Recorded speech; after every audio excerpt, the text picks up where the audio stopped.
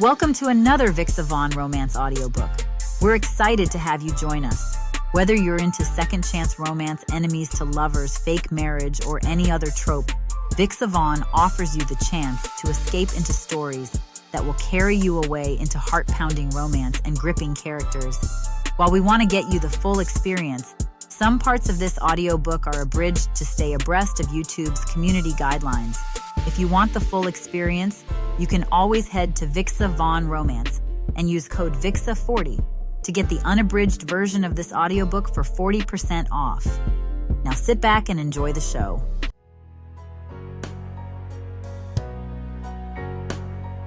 Chapter 1. Talia. I arrived 5 minutes early, just like always.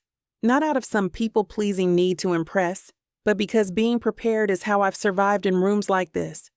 It's how you outwork, outmaneuver, and outperform people who've never had to prove they belong. The conference room smells like overused cologne and expensive coffee, and every seat at the table is already taken. Every seat, that is, except the one at the far end, closest to the double doors, farthest from the head of the table, where Mr. Wallace is already flipping through the printed agenda. I pause, heartbeat steady, smile immovable. I worked all weekend on the briefing packet for this presentation, spent 3 nights building strategy decks to prep for the Wilder merger meeting. So the fact that my name isn't listed on the agenda isn't just a mistake, it's a message. I walk to the empty chair like I don't notice, like it doesn't matter, like I don't hear the whispered, "Hey, Talia," from Cameron across the table.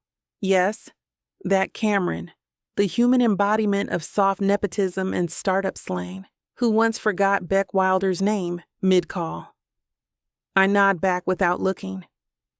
1 page into the meeting, I already know where this is going. And I can't stand that I was right. Mr. Wallace's voice is smooth, practiced, and intentionally vague as he recaps the merger's delicate optics. The room shifts slightly, all subtle nods and sideways glances, as he mentions carefully selected representation and cultural alignment with brand identity.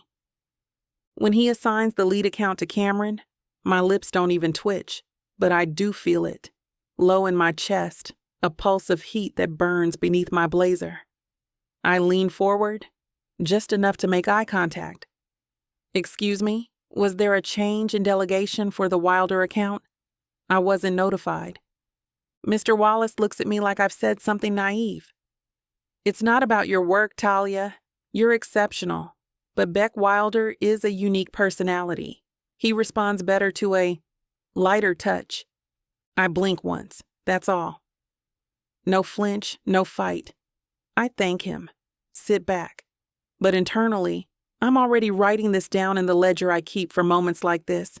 Moments where too serious, too intense, and too black are used as synonyms.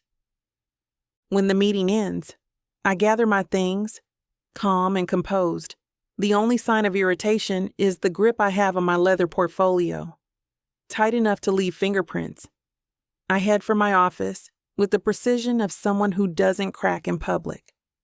Not for them. Not today. The moment the door closes behind the last suit, I move. Not rushed, not rattled, just efficient. My version of angry. I follow Mr. Wallace down the hall, calm expression dialed in like muscle memory. "Was there a change in delegation I missed?" I ask. He doesn't stop walking. "Talia," he sighs like I've just disappointed him. "You're a standout. No one's questioning your capability." I nod, sharp and slow. But Beck Wilder is unconventional. He doesn't operate well under rigidity. He's a billionaire CEO. I assume he's capable of reading a calendar. Wallace chuckles, like I've said something adorable. "You're brilliant. But clients like Beck, well, they like people who can make them feel heard." The implication lands exactly where he aims it. Too serious, too direct, too much. I've heard it all before, coded beneath "not a culture fit." too focused on results, or my personal favorite. A little intimidating for the partners. He leaves me with a pat on the shoulder and a smile that never touches his eyes. I want to scream, but instead, I retreat to my office like a soldier returning from battle, war-wounded and dignified. If I were a man, they'd call it presence. If I were white, they'd call it Polish. But since I'm me, it's always a problem to be solved. I shut the door to my office with more force than necessary, drop my portfolio on the desk, and take exactly one deep breath. My inbox pings with emails about the merger I've apparently been benched from. I start closing browser tabs, each click louder than the last. The one with the projected growth models, the one with Beck Wilder's press profile, and the one I'd opened at 1 a.m. last night, researching what kind of family trust controls his voting shares. Gone. All of it. Deleted like it never mattered. There's a soft knock at the door. My assistant, Karina, leans in, all wide eyes and pink gloss. "He's here," she whispers. I frown. "Who?" "Wilder." That's when I hear it. Laughter echoing from the front entrance. Loud, unbothered male. A few heads turn outside my window wall. The energy in the hallway lifts like someone cracked open a bottle of champagne. And then a voice rings out, bold and unapologetic. "This place is way too quiet. Are y'all always this tense? Or is that just a lawyer thing?" I walk to the door and look out. There he is. Beck Wilder. Barefoot in the center of the marble lobby, wearing a hoodie layered over a wrinkled Bowie t-shirt, a coffee cup in one hand, and someone's dry erase marker in the other. He's drawing a flowchart on the glass wall, smiling like it's a game, like this entire world bends around his orbit. And worst of all, everyone else is laughing. Of course. Of course he can walk in like that and get applause. If I showed up barefoot, they'd escort me out with a restraining order. And yet, I can't look away. He strolls past the receptionist like this is his living room, not the glass and steel headquarters of one of Manhattan's most powerful law firms. The bottoms of his jeans are cuffed and frayed, like he got distracted halfway through dressing. And his coffee. It's one of those artisan places with a logo that looks like a third world passport stamp. He probably paid $14 for it. And yet, every intern in the hallway is starstruck. Even Wallace chuckles when Beck claps him on the shoulder and says, "Didn't recognize you without a yacht and a martini." I don't laugh. I fold my arms and take inventory. Messy hair, easy smile, that dangerous kind of confidence, the kind only rich, charming men who've never been told no in their lives can wear like a second skin. His eyes scan the room, landing on me with deliberate curiosity. "Hey," he says, casual and cocky. "You must be Talia Brooks." I nod once. "And you must be allergic to shoes." He lets out a laugh like it surprises him. "Damn, I like you already." I don't like him. I don't like his lack of respect. I don't like that my stomach flips anyway. The conference room we just cleared out, Beck's already taken it over. The dry erase boards are covered in equations and wild brand ideas that make no immediate sense, but everyone's nodding like he's a prophet. Wallace invites me to stay, probably hoping I'll absorb some of Beck's disruptive magic by osmosis. I sit in the corner. I take notes. I watch. At one point, Beck tosses a pen across the table toward me. It lands perfectly in front of my laptop. "You look like someone with thoughts," he says. I raise an eyebrow. "I'm just trying to follow the performance." He grins, delighted. "See? This is why we're gonna get along." The others laugh, but I don't. Not because it's not funny, but because I refuse to be part of the chorus. Beck Wilder may be charming, but charm has an expiration date. And I'm not here to flirt with a client. I'm here to win. Still, as I gather my notes and stand to leave, Beck calls out again. "You don't like me, do you?" I glance over my shoulder. That would require me thinking about you at all. He laughs, hands raised in mock surrender. Now I really like you. He's trouble. Loud, barefoot, investor-threatening trouble. And the most interesting thing that's happened in my professional life in 6 months. The elevator doors slide shut between us with a clean whisper, sealing Beck Wilder on the other side with his crooked smile and barefoot bravado. I don't exhale until the numbers start ticking down, slowly, like the universe knows I need time to recalibrate. When I reach my floor, I walk the hallway like nothing happened, like I didn't just sit across from a man who behaves like gravity bends for him, like I'm not still hearing his laugh in the back of my mind, unexpected and warm and real in a way I didn't see coming.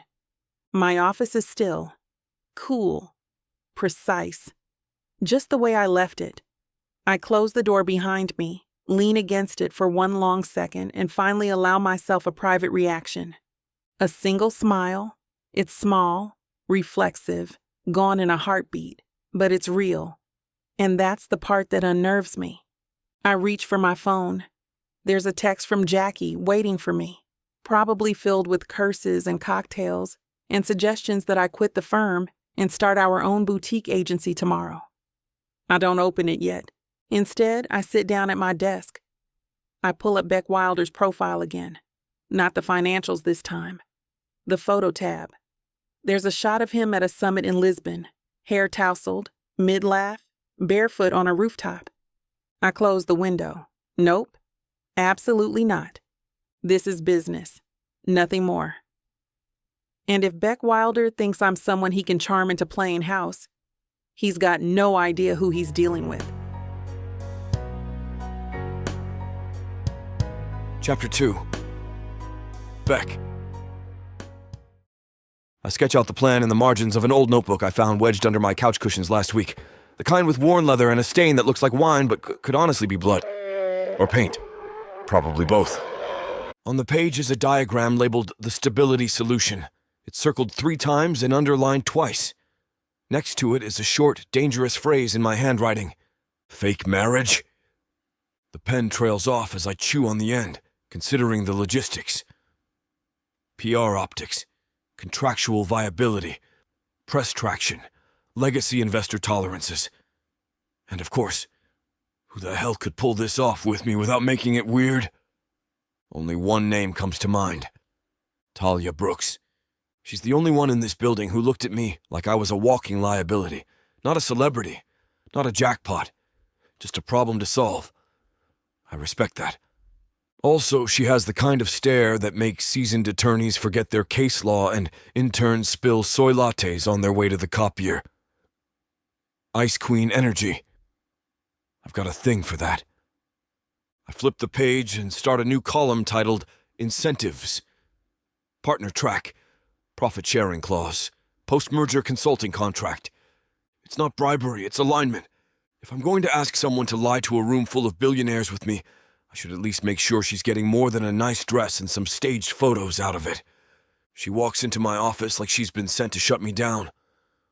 All high heels and low tolerance with a leather folder clutched in one hand and judgment radiating off her in waves. It's not the first time I've been looked at like I'm a walking HR violation. It might be the first time I liked it. I'm sitting on the edge of my desk, barefoot as usual, flipping through a mock-up of a marketing rollout no one asked for. The moment she enters, I toss it aside like a napkin. "Counselor," I say, nodding at the chair across from me.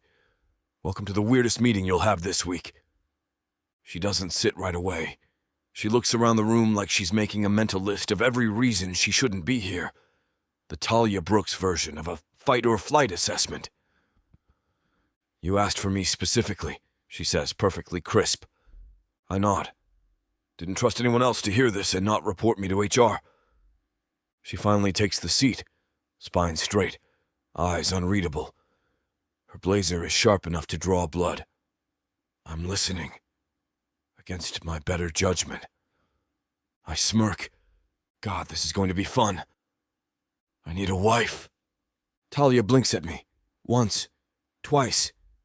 No reaction. Not even a twitch of disbelief. Okay. Maybe a small one, right in the left eye. "Excuse me," she says, her voice as cold and elegant as cut crystal. I lean back, fingers laced behind my head. Just a fake one. Temporary. Think of it as performance art meets high-stakes contract manipulation. "You brought me here to ask me to marry you?" "Fake marry," I clarify, holding up a hand. Important distinction. We'd sell the idea for a month, tops. A few photos, a couple of joint interviews, maybe a fake honeymoon. Her lips press together in a line so sharp, I swear the temperature in the room drops 5 degrees. "Beck, have you suffered a traumatic brain injury recently?" I laugh. I can't help it. This woman is everything they said she was. Ice, intellect, precision. And she's not even trying to flirt. Which makes me want to flirt with her more. Badly. "I'm serious," I say, straightening just enough to meet her eyes without a smirk. "The investors, particularly the international partners, want a sense of long-term stability, family-oriented branding, settled CEO energy. You know, all the crap I've avoided my entire adult life. And you thought someone with an actual career and reputation to maintain, would be a good match for that particular hallucination? Is that incense I smell in your office, or something stronger?" "I thought you were the only one who could pull it off and not lose control of the narrative." Her eyes narrow. "You're pitching a rom-com scheme to a woman who can have your company audited in 6 clicks. And yet," I say, tipping my head, "you haven't walked out." She stares at me, long enough that I start to wonder if I actually did cross the line. Then she shifts in her chair, slow and deliberate. "You'd need legal protections," she says. "Non-disclosure, morals clause, timeline limitations."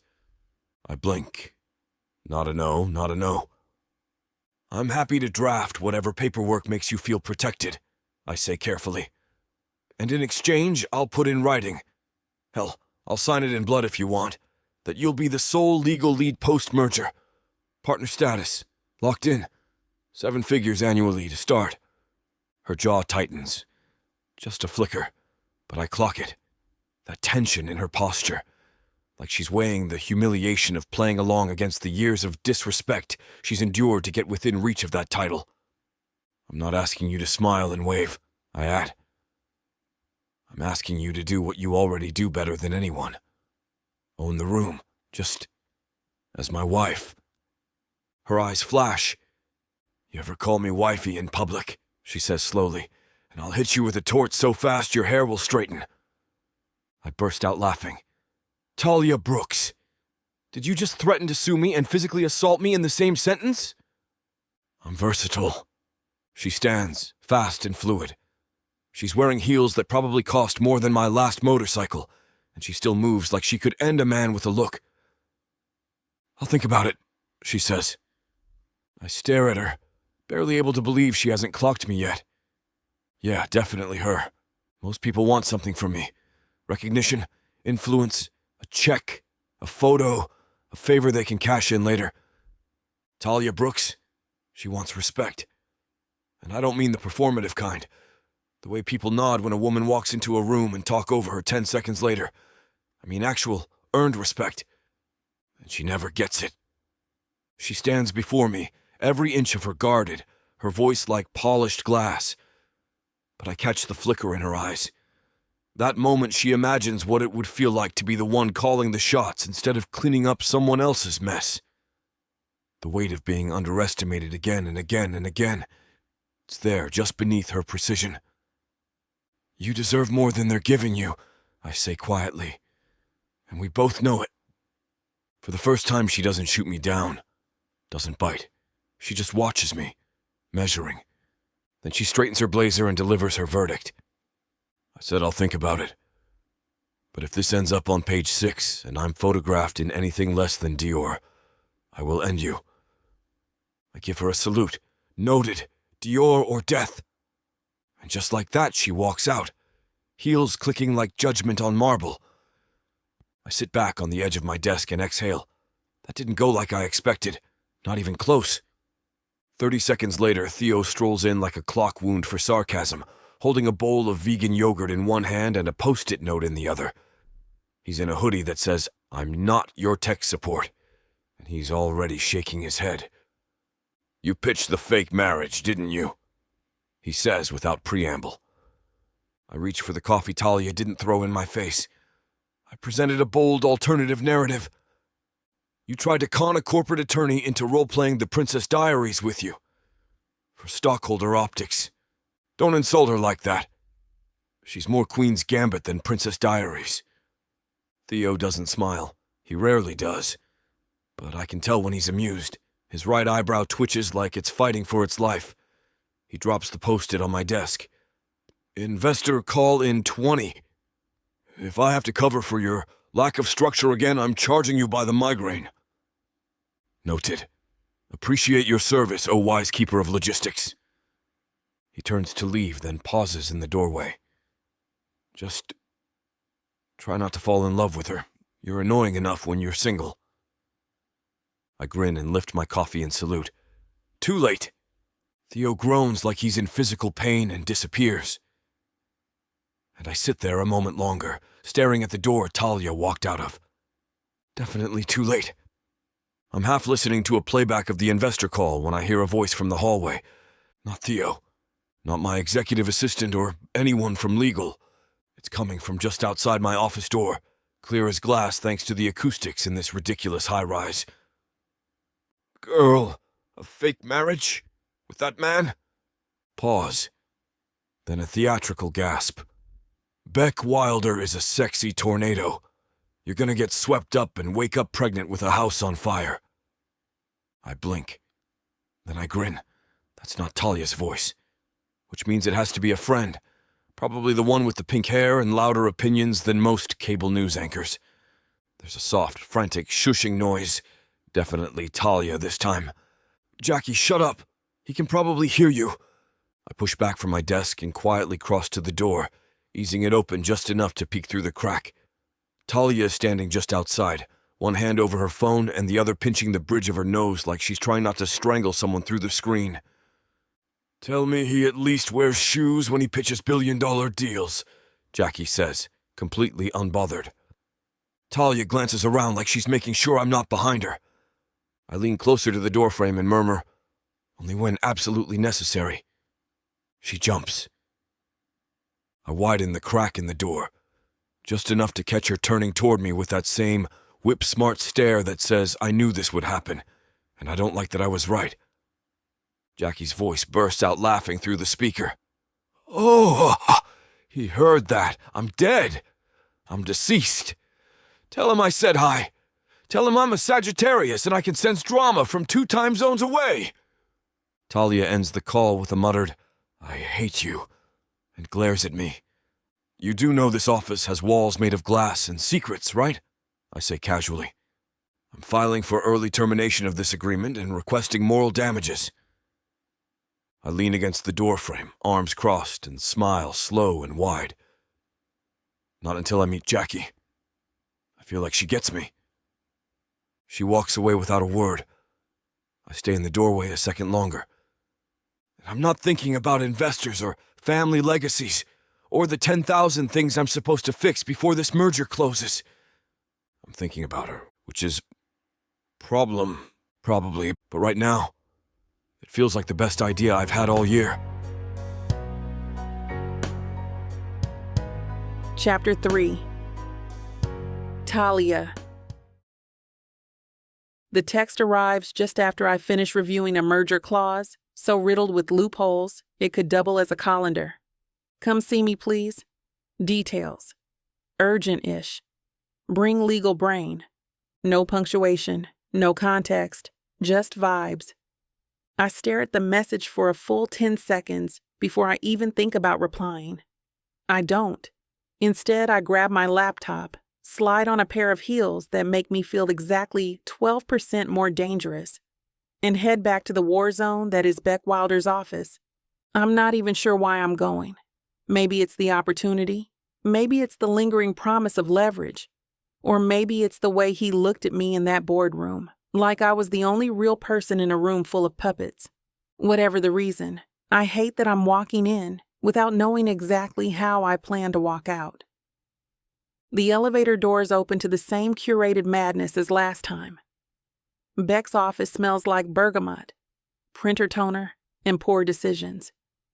I brace myself before stepping through the glass doors, ready to negotiate terms, assert boundaries, control the next hour.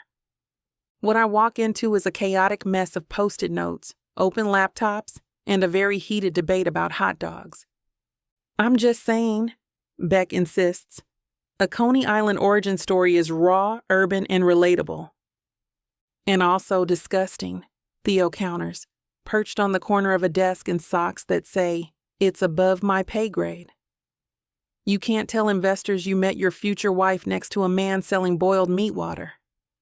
I freeze in the doorway. What exactly is happening in here? They both turn to look at me, Beck with a grin, Theo with the expression of someone whose soul has left his body. "We're workshopping our meet cute," Beck says, like it's the most reasonable thing in the world. "You're just in time for the flashback sequence." I glance at the dry erase board behind them, which is split into 2 columns. How we met and why we're soulmates. There's a drawing of 2 stick figures surrounded by floating grapes and what I think is a dove. "You called me back here," I say slowly, "to write fan fiction about us? Only if it gets us through the investor pitch." Theo sighs without looking up. "This is my 13th reason." I drop my bag and open my laptop like I'm drawing a weapon. "No offense," I say, already opening a doc titled Wilder Marriage Agreement Draft 1, "but you two are dangerously unserious." Beck leans in, practically glowing. Dangerous is such a strong word. I prefer creatively nimble. Theo glances over my shoulder. She titled the doc. She's already too invested. This is how it starts. I keep typing. "You're getting a real agreement with enforceable clauses, a clear timeline, non-compete parameters, and moral expectations. This isn't a social experiment, it's a legally binding charade." Theo lets out a quiet hum of approval. I like her. She terrifies me. But I like her. Beck nods, still staring at the screen like it's the most beautiful thing he's ever seen. "Look at that structure. That's hot." I glance up. "Do you flirt with everyone who tries to clean up your messes?" He flashes that maddening, lopsided grin. "Only the ones who scare me a little." "Okay," Beck says, clapping his hands once like we're about to play a game. "Let's run through our backstory." I blink. "Our what?" He tosses me a laminated flashcard. It has bullet points, underlined words, and, dear God, a timeline. "This is our history," he says cheerfully. "Where we met, what we love about each other, the moment we knew it was forever." "I don't even know your middle name." "That's okay," he says, shrugging. "It's Alden. Now you do." I narrow my eyes. "You have a prep school middle name." He winks. "Don't judge me by my WASP origins." Theo doesn't even look up. He also had a tortoise named Gregory in boarding school. "Talia, if you need to get out now, blink twice." Beck slides into the seat across from me, his expression unusually sincere. "We can't just fake a vibe. We need chemistry. We need to look at each other and make people believe we're in love." "You want me to fake an affection?" "I want you to trust that if you give me 1 inch of charm, I'll give you 10 of sparkle." I close my eyes and exhale slowly through my nose. I'm going to need hazard pay. And tequila. Beck leans back in his chair and gestures to the room. "Welcome to the honeymoon phase." "So picture it," Beck says, standing now, arms gesturing like a TED Talk speaker in the middle of a creative breakdown. I drop a bag of grapes. Organic, obviously. Outside of Whole Foods. You, kind, generous, dangerously hot stranger, help me pick them up. Our fingers brush. You laugh, maybe toss your hair. Boom. Soulmates. I don't toss my hair, I reply flatly. And I don't pick up produce for strange men. Theo, still typing something into what I assume is a personal doomsday journal, says without looking up, "You strike me as someone who would report a fruit spill to store management and then email corporate about liability risk." Beck beams at me like I've just handed him a bouquet. See? She's perfect. That's why it works. It's subversive. You, the structured, stoic legal mind, stopping to help a barefoot tech nomad with his runaway grapes? It's practically Netflix bait. I press the heels of my palms to my temples. Why do the grapes keep coming up? Symbolism, Beck says with zero shame. They're round, delicate, unexpected. Like you. Did you really just say that? Theo mutters, "This is why I drink oat milk with vodka in it." The ridiculousness continues for another 20 minutes. Beck spinning elaborate backstories, me shooting holes in every scenario, and Theo casually editing a Google Doc that includes a line about emotional synergy achieved through shared citrus trauma. At some point, I stop arguing and just watch. Beck is annoying, infuriating, completely unserious. But there's a precision to his chaos. He knows how people work, how stories shape decisions. It's not an accident. It's a weapon. And then he looks at me, not the smirking public Beck, but something quieter. And for a second, it feels real. Too real. I sit back and close the laptop slowly. Theo stands, walks to the sleek bar cart in the corner, and pours a very healthy glass of wine. Without a word, he crosses the room, sets the glass in front of me, and slides it forward. "Godspeed," he says. Then he walks out like a man who has seen enough. Beck raises a brow at me. "Too early for a toast?" I'm not toasting to anything. Not even to surviving dinner tonight? I glance at the wine glass, then at him. I might need the whole bottle.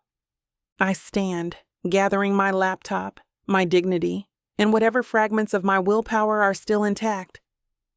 "This dinner," I say carefully, "is for strategic rehearsal purposes only. No flirting, no improvisational affection, and no more fruit metaphors." Beck rises with me, hands in his pockets, that maddening grin already forming. "Totally professional. I'll even wear shoes. Maybe a tie if I'm feeling generous." "You're insufferable." "And you're agreeing." I move toward the door, fully intending to keep walking, to hold on to the detachment I've worn like armor since the moment this idea was pitched. But just before I reach it, I feel his hand brush lightly across my back. Not possessive, not pushy, just there, warm, intentional. I pause but don't look at him. "We'll work through the story," he says, voice lower now. "Get our timeline straight. Make it believable." My hand tightens on the doorknob. "We don't need to make anything believable," I say, forcing my tone back into neutral. "We just have to make them believe it." Behind me, I hear his quiet exhale. Amused? Impressed, maybe. "Exactly," he murmurs. I open the door and step into the hallway, like I haven't just agreed to walk into a lion's den, wrapped in silk and spreadsheets. Only once the elevator doors have closed do I realize I'm smiling. And that's when I know. This isn't just a strategy meeting. It's the beginning of a problem. Chapter 4. Beck. I don't set the table. That feels performative, desperate. Not that I'm not desperate, because if this merger falls apart, I'll have half of Europe's old money circling like debt collectors. But tonight needs to feel easy, unscripted, believable. Instead, I set out 2 mismatched ceramic bowls, a bottle of wine, and 4 containers of takeout from my favorite Thai spot. Talia doesn't strike me as a red curry kind of woman, but I ordered it anyway. Maybe she'll surprise me. I have a feeling she will. My penthouse is cleaner than usual, which is saying something. I live with minimalism not because I'm tidy, but because clutter makes it hard to think. So the walls are bare, the furniture is intentional, and the light from the floor to ceiling windows spills across the concrete like something out of an architect's dream. There's a typewriter near the bar cart, an old one from the 40s still functional. My father called it sentimental trash when he saw it. I've kept it ever since. The contract she sent me is open on my tablet, annotated but untouched. I've read it 3 times. It's bulletproof, brilliant, brutal. There's a clause about image damage, a section on public intimacy boundaries, and a hilariously formal line that reads, "Client shall refrain from initiating spontaneous physical displays without verbal or contractual consent." So no kissing without permission. Damn. The knock comes at exactly 6:59, of course it does. When I open the door, Talia is standing there in a tailored wrap coat and ankle boots sharp enough to slice glass. Her hair's pulled back in a low twist, her lipstick deep red, her energy somewhere between "try me" and "I dare you." I exhale, slow and quiet. She's dangerous. Worse, she's not even trying to be. "Hey," I say, stepping back. "Welcome to the lair." She steps inside like she's entering a crime scene. Her eyes scan the space with surgical precision. The living room, the wine, the typewriter. No shoes again? I'm consistent. Or allergic to professionalism. I grin and take her coat. It's warm from her skin. I fold it over my arm and gesture to the couch. Food's still hot. Contracts are still terrifying. Wine's still open. Pick your poison. She moves past me, all grace and ice, and sits like she's staking her claim. God help me, I really want to tell her everything. But for now, I'll settle for starting with dinner. She takes the wine first, like a woman who knows better than to trust a man with no shoes and a $1 billion inheritance. Smart. I hand her a glass and gesture to the containers spread out across the low black marble coffee table. Pad thai, red curry, spring rolls, and something with cashews that smelled like heaven. "Is this your idea of romance?" she asks, settling into the corner of the couch, contract in hand. "This is my idea of survival." We eat in comfortable silence for the first few minutes, the kind that feels oddly domestic, like we've done this before, like we do it every Tuesday. Then she opens the doc on my tablet, stylus in hand. "You tried to sneak a loophole past me in Section 8.2. I blink innocently. I have no idea what you're talking about. "The clause about shared property in the event of early termination? You left it vague on purpose. Vagueness is interpretive artistry. Vagueness is how people end up on Dateline." I take a sip of wine. Spoken like someone who already has a forensic accountant on retainer. She doesn't smile, but her eyes flick with amusement. Close enough. She's halfway through reorganizing a clause about mutual social media responsibility when I set my wine down and shift slightly toward her. "This merger isn't just a power play," I say. "It's a bloodline chessboard." Talia pauses, looks up. "They want to cut me out," I continue, "or at least control me. My father's board still sees me as the kid who got kicked out of Stanford and sold his first company in a hoodie. They don't trust me. Not really." Her eyes narrow slightly, not with suspicion, just that razor attention she turns on problems she's about to solve. "And if the board pulls power during the restructure, I lose controlling interest. My sister Celeste steps in, and whatever I've tried to build over the last 5 years, gone." Talia leans back, letting that sit. "You could have picked anyone for this," she says finally. "Why me?" I study her. The way she sits. Flawless posture, bare skin at her collarbone where the wine's warmth is finally starting to settle.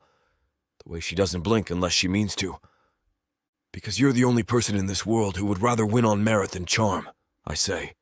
"And you're the only one I've met who'd terrify a room full of legacy investors without breaking a sweat." A long silence stretches between us, You're still not wearing shoes. I grin. You're still here. We shift from contract edits to origin story rehearsal, like it's a normal Tuesday night activity. Talia resists at first. She tries to act like it's beneath her, until I point out how essential backstory consistency is for narrative cohesion. She glares. Don't weaponize my vocabulary. I grin and keep going. So, we met in a coffee shop on the Lower East Side. You were reading Baldwin. I was ordering something obnoxious with oat milk and lavender foam. No one drinks lavender foam. I feign offense. I do. It's subtle, floral, a little chaotic. Like me. She rolls her eyes. Fine, you spilled it on my briefcase. I threatened to sue you. You laughed. I didn't. Oh, but you wanted to. She pauses just for a second, then, I never want to. But there's a smile now. Small, slightly off-center. The kind that hits harder because it's real. I lean back, watching her. Okay, now tell me your favorite thing about me. Absolutely not. It's in the rules. Page 4. Section 11. We need 3 go-to compliments in public. She lifts her wine glass. Fine. You have a decent grasp of brand strategy. Wow, so generous. You're also a surprisingly competent liar. I raise my glass in return. And you, counselor, are my favorite terrifying genius. My phone buzzes once on the table. Then again, I ignore it at first. We're in the middle of fabricating a story about our fake anniversary trip to Montreal, where I allegedly wrote her a love poem in French using phrases I definitely Googled under pressure. But on the third buzz, I glance down. Celeste. Talia notices the shift in my expression immediately. You can take it, she says, tone casual. Too casual. I nod and step out onto the balcony, city lights stretching like a circuit board beneath me. The skyline is calm. I'm not. I answer, What? Celeste doesn't waste time. You're playing with fire. Not now. You bring her into this and it all goes sideways. Don't say I didn't warn you. She's a lawyer. She knows how to play the game. Don't confuse control with trust, Beck. I don't respond. Because Celeste has always known how to cut right where it matters. When I step back inside, Talia's sipping her wine slower now. She doesn't look up when I sit down again. The laughter from 5 minutes ago is gone. I don't know how to bring it back. She doesn't ask who was on the phone. She doesn't need to.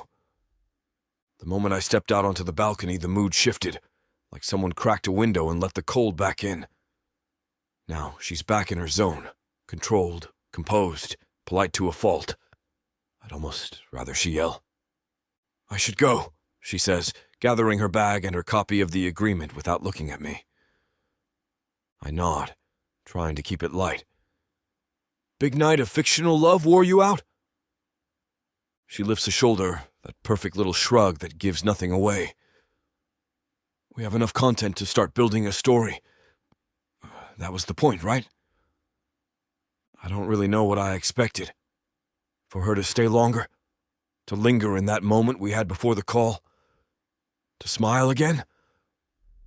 Instead, she heads toward the door. I follow, not because I need to, but because I want to. Because something about the sound of her heels on my floor makes this place feel less empty. Thanks for dinner, she says when I open the door for her. Anytime. She stops on the threshold, turns back just slightly. You said something earlier, she says, about this arrangement giving you a fighting chance. I nod. Just make sure you know who you're fighting. She walks out before I can respond, and I just stand there for a second, listening to the echo of her heels in the hallway, the door swinging gently behind her, the silence sliding back in like it owns the place. I return to the couch, sit in the spot where she curled her legs under herself just an hour ago, and stare at the half-finished story on the tablet screen. A fake romance never should have felt that real, and now I'm not sure if I'm lying to everyone else, or just to myself. Chapter 5. Talia. I don't believe in emotional hangovers, but if I did, this would be one. There's no reason for it. Last night was just business. Dinner, a few fabricated memories, one exceptionally curated playlist, and maybe a little too much wine. But I didn't kiss him. I didn't stay. I didn't cross any lines. So why does it feel like I did? Beck texts me at 7:15 a.m. my office, 9 a.m. Final pass on the contract. Wear something intimidating. I do. Not for him. For me. The car ride over is quiet. My head's clear. My heels are high. And yet, the moment I step off the elevator and see him barefoot with a smug little grin and 2 coffees in hand, something in me shifts off center.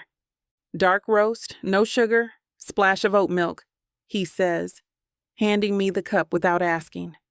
I take it, sip, and hate that he got it right.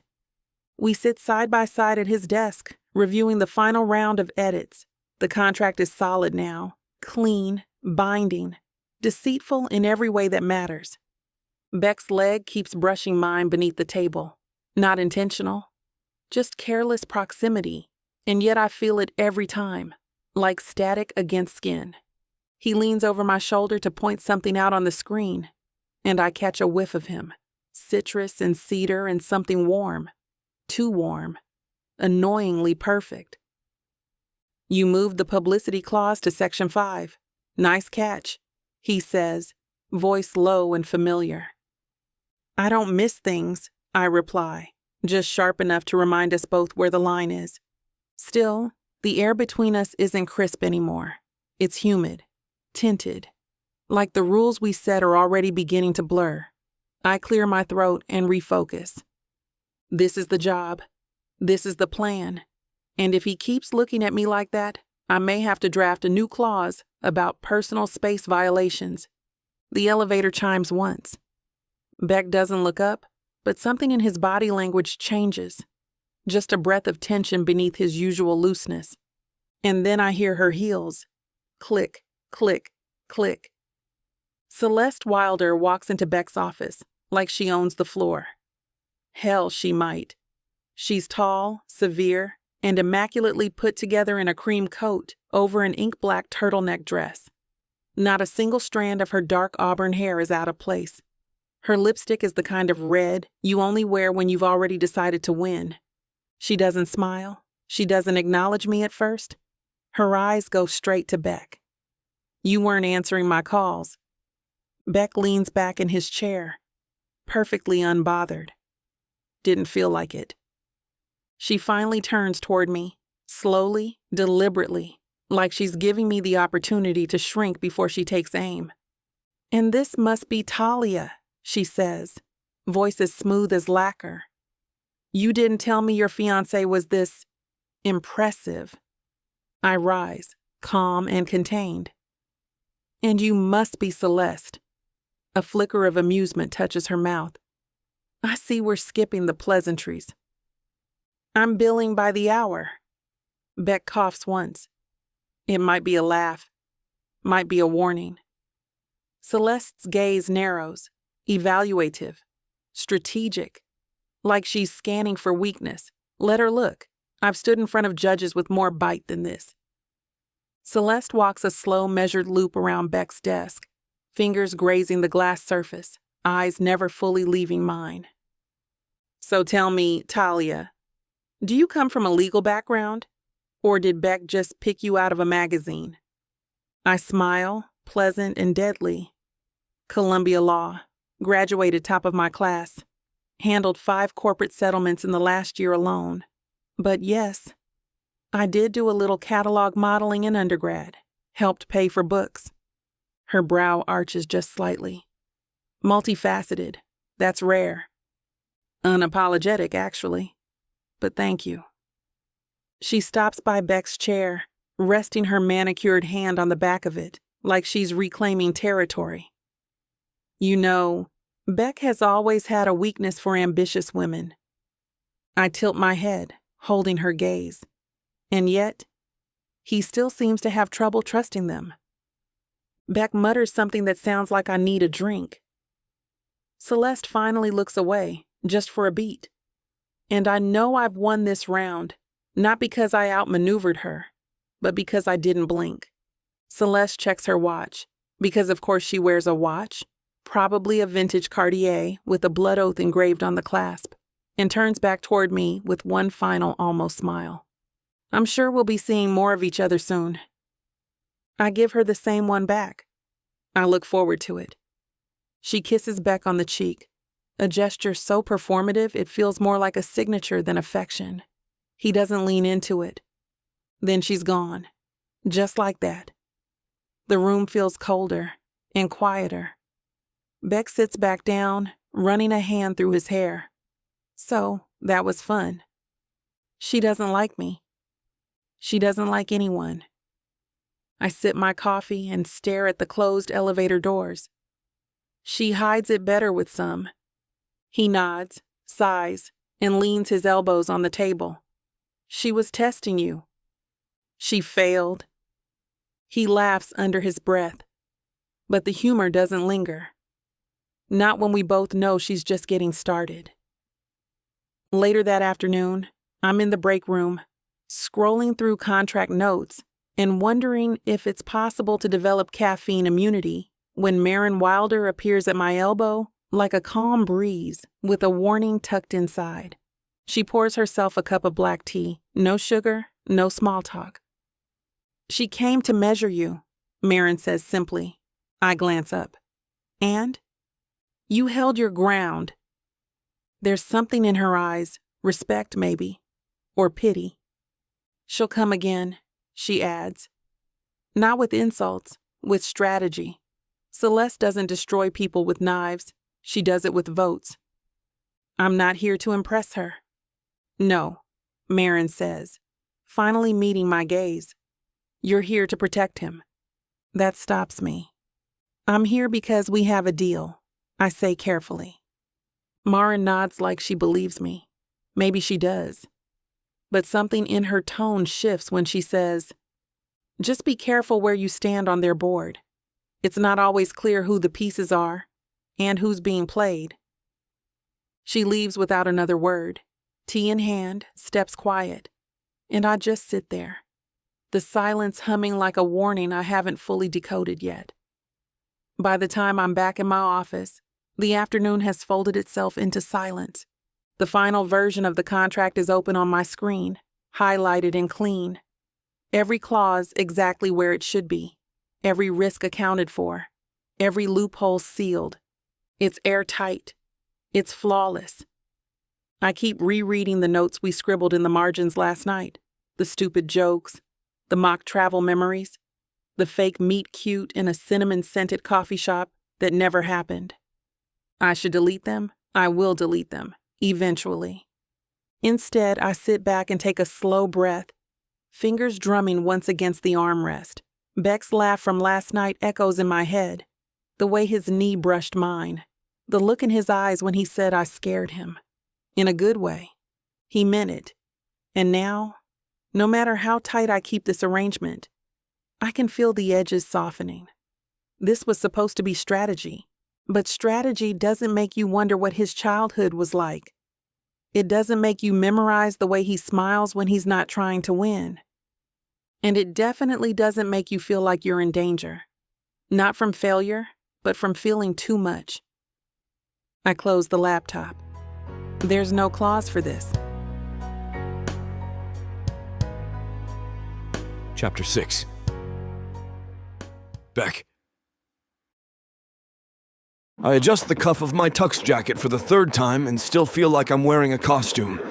It's custom courtesy of Theo's personal tailor. Black velvet lapel, silk-lined. Probably costs more than some of the cars I crashed in my 20s. It fits perfectly, of course. Everything does when Theo's involved. He left a note with it that just said, "Try not to embarrass us." I pour a glass of whiskey I don't really need, trying to keep my head clear. Tonight's the first public appearance. Not a soft launch, not a whisper campaign. A high-profile charity gala with photographers, shareholders, and board members who still think I wear my rebellion like a badge. It's where Talia steps out beside me, where the image of us becomes currency. It should feel like strategy. But all I can think about is how she's going to look when she walks through that door. The knock comes. I open the door, and I forget how to speak. Talia stands there like a headline. A prophecy. A weapon custom forged to ruin men who thought they had power. The gown is midnight blue, sleek and architectural, hugging her waist like it was poured onto her body. Her makeup is soft but commanding, her hair twisted into something regal. She's not trying to be sexy. She is, and she knows it. Jackie stands just behind her in a feathered shrug, chewing gum like this is all her doing. "You're welcome," she says, brushing past me into the penthouse. Talia follows, calm and lethal. I told her not to overdo it. "You didn't listen," I murmur, shutting the door behind her. She turns, lifting one brow. "Is it too much?" I take too long to answer. Because yes, it is. And I want everyone in that room tonight to know she walked in with me. "I'm gonna need a minute," I say instead. She smirks, just slightly, and walks toward the bar like she owns the place. She doesn't. Not yet. Talia crosses her legs with practiced ease and sips the whiskey I poured without asking. She hasn't said much since she walked in, but she doesn't have to. The way she moves, the way she watches, it's like she's collecting every detail and weighing it for use later. Theo enters with a tablet, completely unfazed. Okay, the room is going to be crawling with investors, minor royals, and people who think philanthropy means funding tax shelters. Talia nods once. "Got it." He scrolls. "Elliot Bramhall, real estate legacy, owns half of Tribeca, loves power couples and attention, smile big, get photographed. He leaks faster than a White House intern." "Subtle," I murmur. "Claudia Myers, media executive. Will hate you on sight. Call her by name and compliment her husband. He's the one with the vote." "Ugh," Talia mutters. Theo looks pleased. "You're a natural already." We run through a few more names, some political donors, a couple of magazine editors who hold too much social capital for people who've never created anything. I watch her absorb it all like oxygen. When we're done, she stands, adjusts the simple sleeve of her gown, straightens her posture, and I realize suddenly she doesn't need us to prepare her for this. She's just being polite. The second we enter the ballroom, it's like a film score swells under her heels. People turn, not just to look, but to see. And Talia lets them. She walks beside me with the effortless grace of someone born for the spotlight, only she wasn't. She earned it, and it shows. Photographers flash. Guests pause their champagne mid-sip. Someone whispers her name like it's already trending. I introduce her to a hedge fund executive with a glass eye and a bad habit of touching sleeves. She shakes his hand and answers his question with a well-placed quote from The Economist and a smile that could cut glass. The man walks away looking faintly dazed. She glances at me. "Too much?" "Perfect," I say, not even bothering to hide it. For the next hour, she handles the room like she's been doing it her entire life. Every conversation is surgical. Every move is intentional. She speaks just enough to command interest, and never too much to give anything away. And the more I watch her, the more I forget this is supposed to be fake. Because I'm not acting. Not anymore. I lose her for maybe 10 minutes. Not unusual. We're working the room in tandem, splitting and circling. I assume she's talking with one of the Bramhall twins or charming a journalist over by the donor wall. Until I see her. Just for a moment. Moving out of the powder room, chin lifted, eyes sharp, body still composed. But something's off. Following behind her like a ghost in Louboutin heels is Ava Sinclair. My stomach drops. Ava and I were nothing serious. A few champagne-fueled evenings, mutual favors during a brief stint of emotional recklessness. She'd wanted more, I'd wanted out, and I'd ended it without finesse. Celeste had invited her tonight. Of course she did. I start walking toward Talia, but she veers away without seeing me. Straight to a circle of investors from the West Coast who all look like they own tequila companies and stress ulcers. She smiles, but it doesn't reach her eyes. She finds me 10 minutes later, near the bar. Slides back into place like nothing happened. Like she didn't just walk through a social landmine. "You disappeared," I say, offering her a fresh glass of wine. She takes it without hesitation. "Had to powder my nose." Her tone is smooth, her posture perfect. But there's a frost to it now, just enough that I feel like I'm holding a stranger's hand. We make our way around the rest of the gala like a choreographed routine. We say the right things, laugh at the right times, pose for the right angles. But I keep watching her from the side, waiting for a crack to show. Something. Anything. Instead, she turns to me after a round of handshakes and says with polished sweetness, "Ready for one last lap around the room, darling?" It sounds like affection, but it feels like strategy.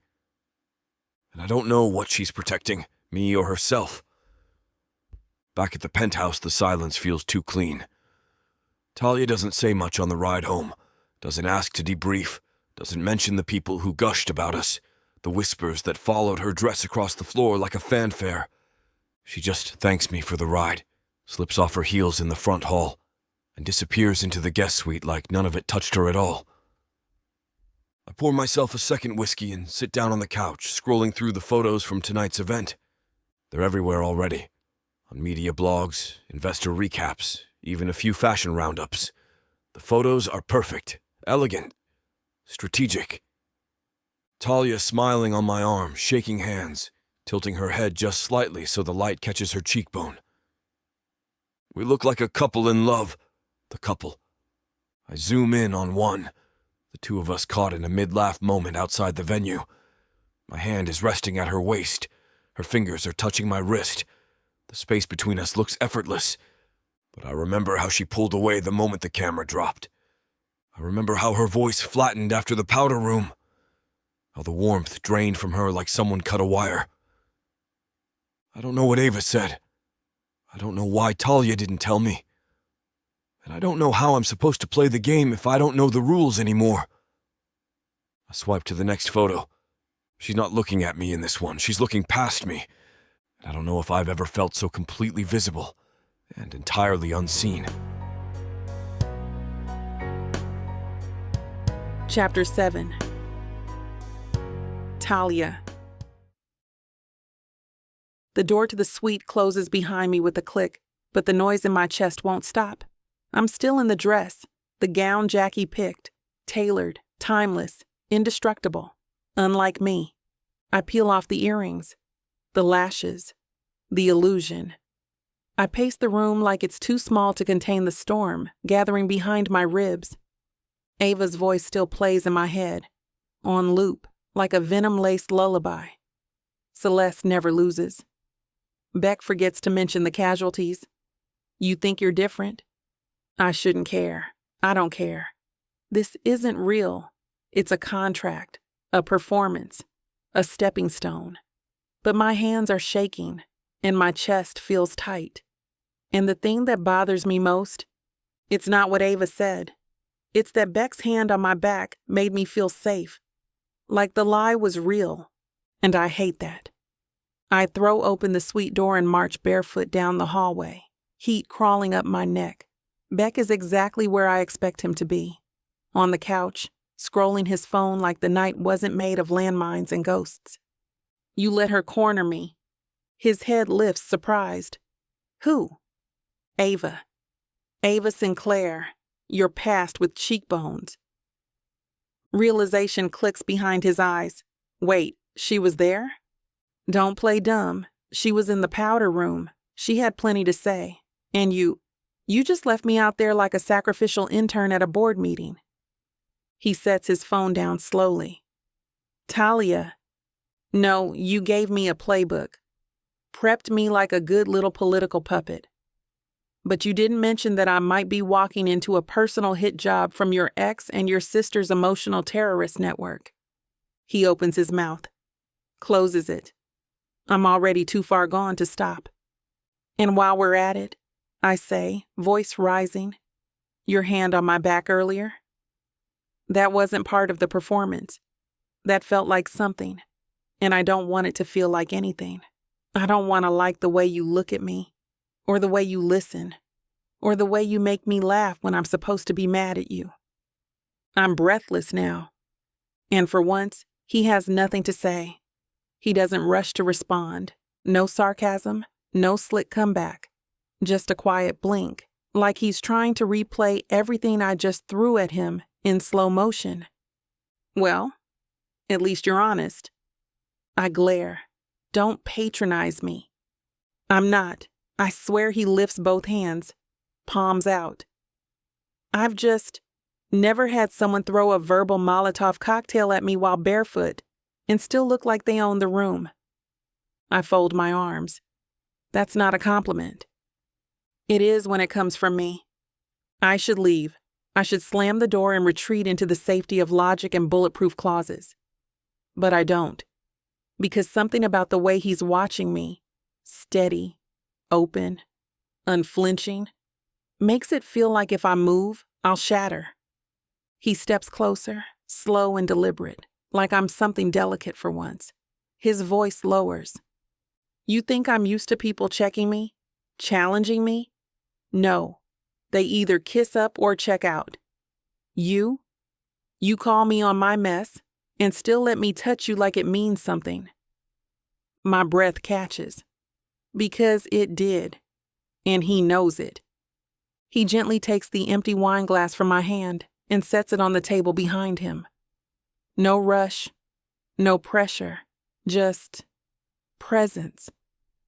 You think this is just a performance for me? He says. It was. At first. His voice is softer now. Honest in a way I'm not used to hearing from him. But you walked into that gala and took every one of those legacy vultures by the throat with a smile. You owned that room like it had your name on the deed. I've never seen anything like it. I cross my arms tighter. So what? I'm a strategic asset. No, he says, stepping closer. You're a meteor. That stops me. He smiles a little crooked. A beautiful, terrifying, unstoppable force. And yeah, maybe I got too close. Maybe I'm starting to forget which parts of this are real. I open my mouth, then shut it, because I'm not sure if I want to correct him or confess the same. I don't know what happens first, the look on his face or the absurdity of what just came out of his mouth. A meteor? I snort. Not a delicate, demure sound, a real, inelegant, unfiltered laugh that bubbles up before I can stop it. Beck grins like he's won a trophy. I'm serious, he says, hands spread. I've been hit by less force from a luxury sports car. You're ridiculous. But you haven't left yet. I shake my head, still half laughing, half sobbing on the inside. I'm barefoot, tipsy, emotionally compromised. And now I'm being compared to catastrophic space debris. I think that's the most accurate summary of our dynamic so far. My arms slowly uncross and I breathe. Really breathe. Since the gala. Something inside me loosens. Not completely, but enough. He didn't give me answers. He didn't fix anything, but he stood there while I unraveled and didn't flinch. The elevator dings just as I swipe under my eye to check for mascara streaks. Of course. Theo strolls in holding a protein bar, a tablet, and a look of smug observation, like he's walked into a scene he's been expecting all along. He looks at Beck, then me, then the discarded heels by the sofa. Oh, he says flatly, this is fun. I straighten, suddenly self-conscious. Beck just smirks. Theo pulls out his phone. Nope, I say instantly. Absolutely not. Smile, he says, already lifting the camera. Or don't, I'm posting it either way. Beck leans into frame, arm slung casually around my shoulder like he belongs there. I don't smile, but I also don't move. Click. Theo glances down. Perfect. That one's going viral. I roll my eyes, but I don't ask him to delete it. I need some space and some sleep, I say, my voice quiet. We'll clarify things tomorrow, huh? And without another word, I pad back down the hallway and close the guest suite door, making sure it's locked. The guest suite is quiet again, but it doesn't feel the same. I slip out of the dress slowly, like I'm peeling off someone else's skin. The makeup's already gone, the earrings tossed on the nightstand.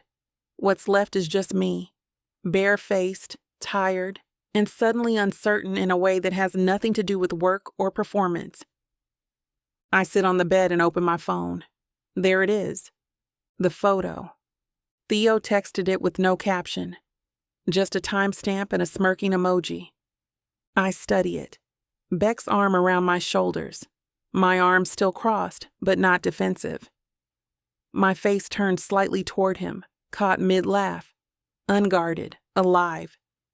It's the kind of photo people post to announce engagements. And it's fake. Except it doesn't look fake. It looks like a woman who trusts the man beside her, who likes him, who maybe wants something she won't admit yet. I lock the phone and set it down. I don't trust Beck. Not all the way. Not yet. But I don't feel like I'm pretending anymore. And that might be the scariest part of all. Chapter 8. Beck. There's a specific kind of silence in a boardroom right before the meeting begins. The kind that smells like money and subtle warfare. I lean back, hands behind my head, jacket open, fingers loosely threaded together, while the wolves file in. The long walnut table gleams under the overhead lighting.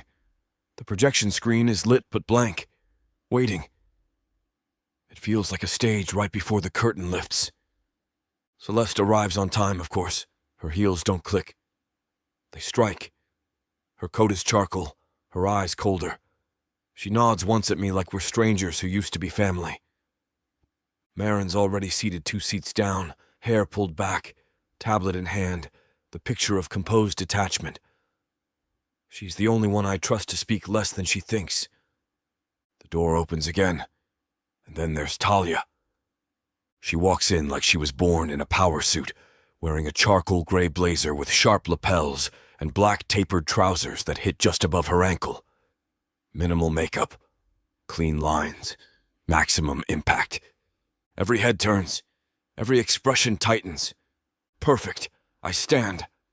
Everyone, I say calmly, this is Talia Brooks, my fiancée, and our legal advisor for the merger transition. A few throats clear.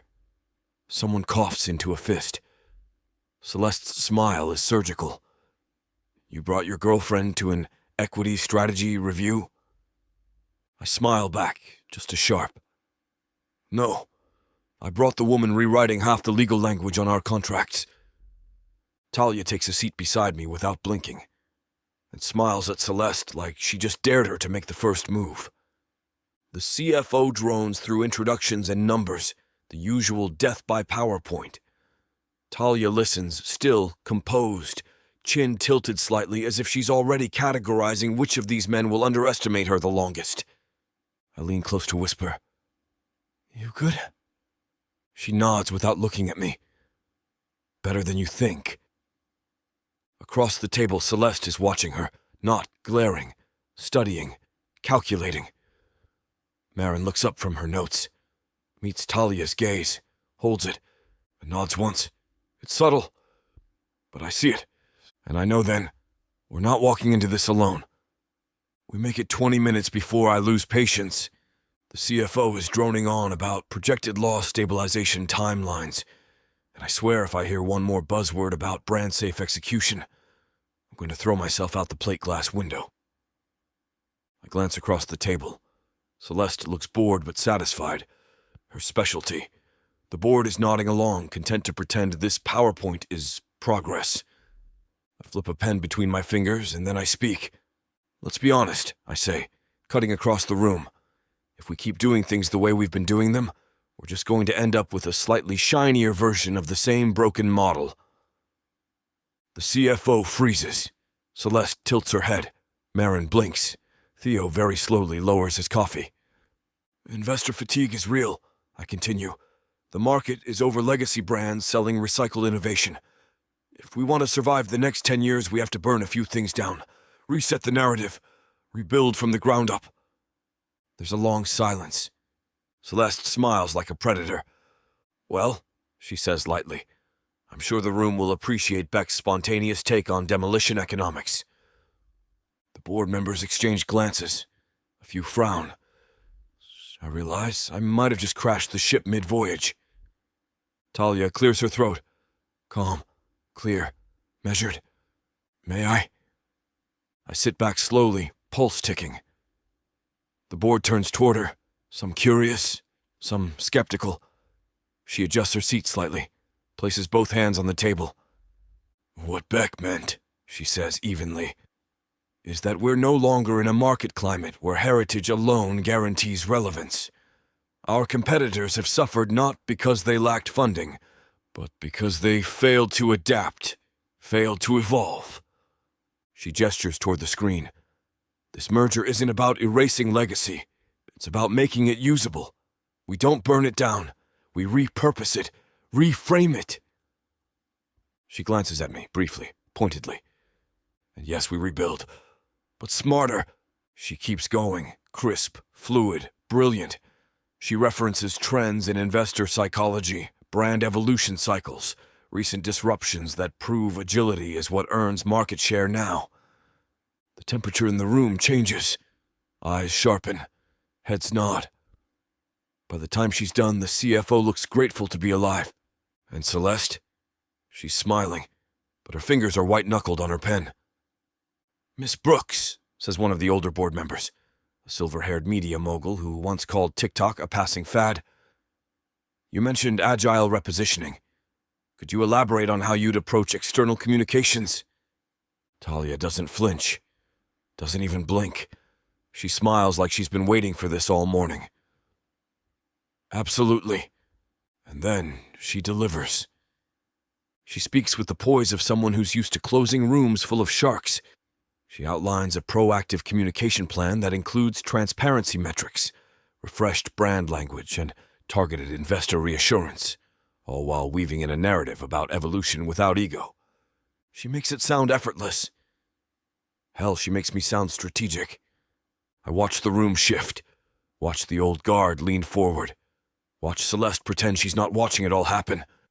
And right then, right in the midst of the most cutthroat professional setting I've ever walked into, I realize something. Talia doesn't just belong here. She elevates everything. My name, my legacy, my damn oxygen supply. She's the calm inside the cyclone dot. And I don't know how I ever thought this fake thing was a good idea. The meeting ends. Warm handshakes, polite applause. Even the CFO looks like he wants to hug someone, which is concerning. People begin to file out.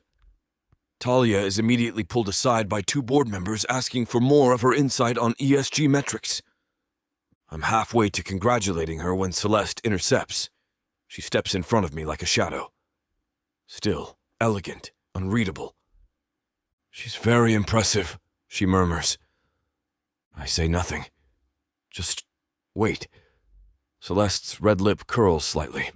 Not quite a smile. But meteors burn out, Beck, eventually. And with that, she's gone. No further threat. No raised voice. Just a whisper she knows will follow me down the hall. I don't flinch. I don't chase her. Instead, I look across the room. Talia's still there, calm, unshaken, already fielding questions with that dangerous sparkle in her eye. And I know exactly who's burning brighter. The hallway is half empty when I catch up to her. Talia's leaning against a polished column, thumb tapping through a few messages on her phone, jacket off and slung over one arm. Her lipstick's worn off, but her eyes are still sharp, focused, wired, glowing in that quiet after-the-kill kind of way. She doesn't look up when I stop beside her. So, I say. So, she echoes. You saved that meeting. She finally lifts her head, arching one brow. You nearly tanked it. I exhale a quiet laugh. Only because I knew you'd pull me out of the fire? Her expression flickers, half disbelief, half something else, something softer. You trust me that much? She asks. I meet her eyes. I'm starting to. There's a silence between us, not heavy, not uncomfortable, just full. Like we both know this moment means more than either of us planned. She tilts her head, voice lower now. That wasn't just performance back there. No, I admit. None of it was. I expect her to step back. She doesn't. Instead, she studies me like she's trying to decide whether to hand over another piece of herself. Then, quietly, like a dare, she says, Don't make me regret this. I nod once. I won't. Even if I already know I'm in deeper than I ever meant to be.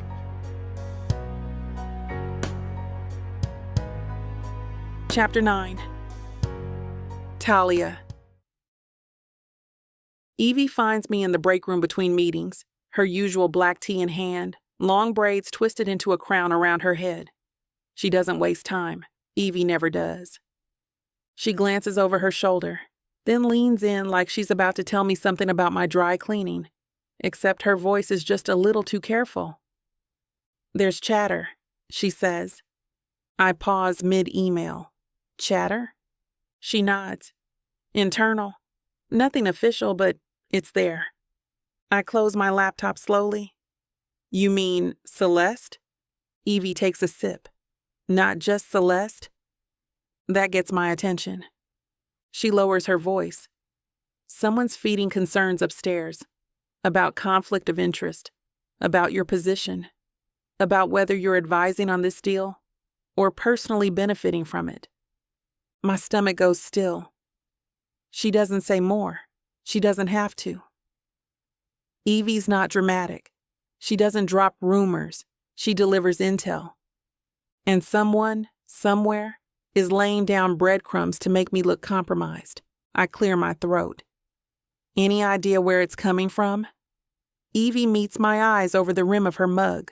Close. Then she pushes off the counter and walks away. Back at Beck's penthouse, the silence feels like a vacuum.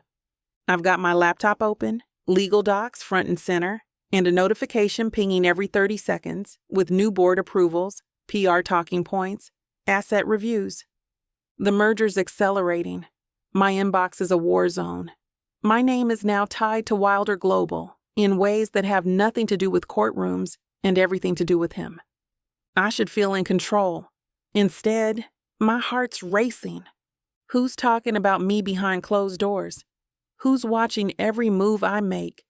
Who's building a narrative that makes me look like I used this man to climb? The door opens. Beck leans into the room, casual as ever. Hey, they're ready to mic us for the interview. I glance up. My head's spinning with clauses and worst-case scenarios, but my feet are already moving, because despite everything, part of me wants to see him, and I hate the fact that I don't know why. The room is warm and softly lit, muted tones, wide windows, clean lines meant to look casually aspirational.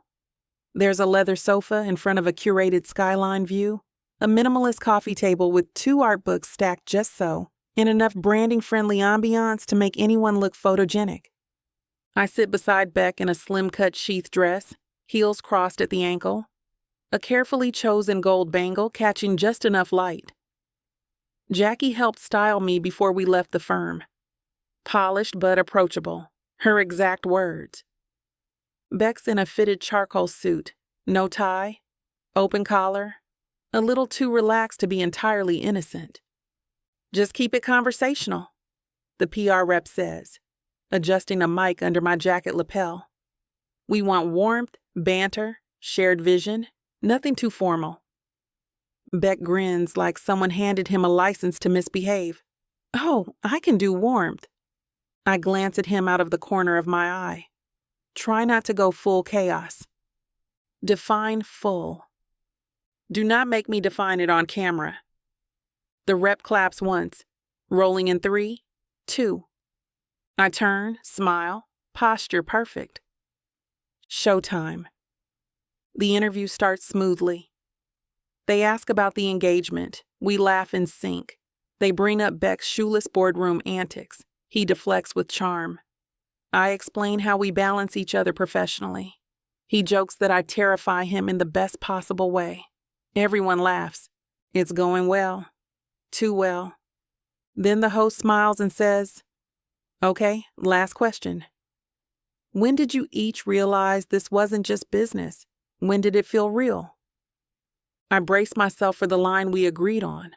Something light. A coffee shop story. A meeting that turned into a spark. But Beck doesn't go there. He doesn't even blink.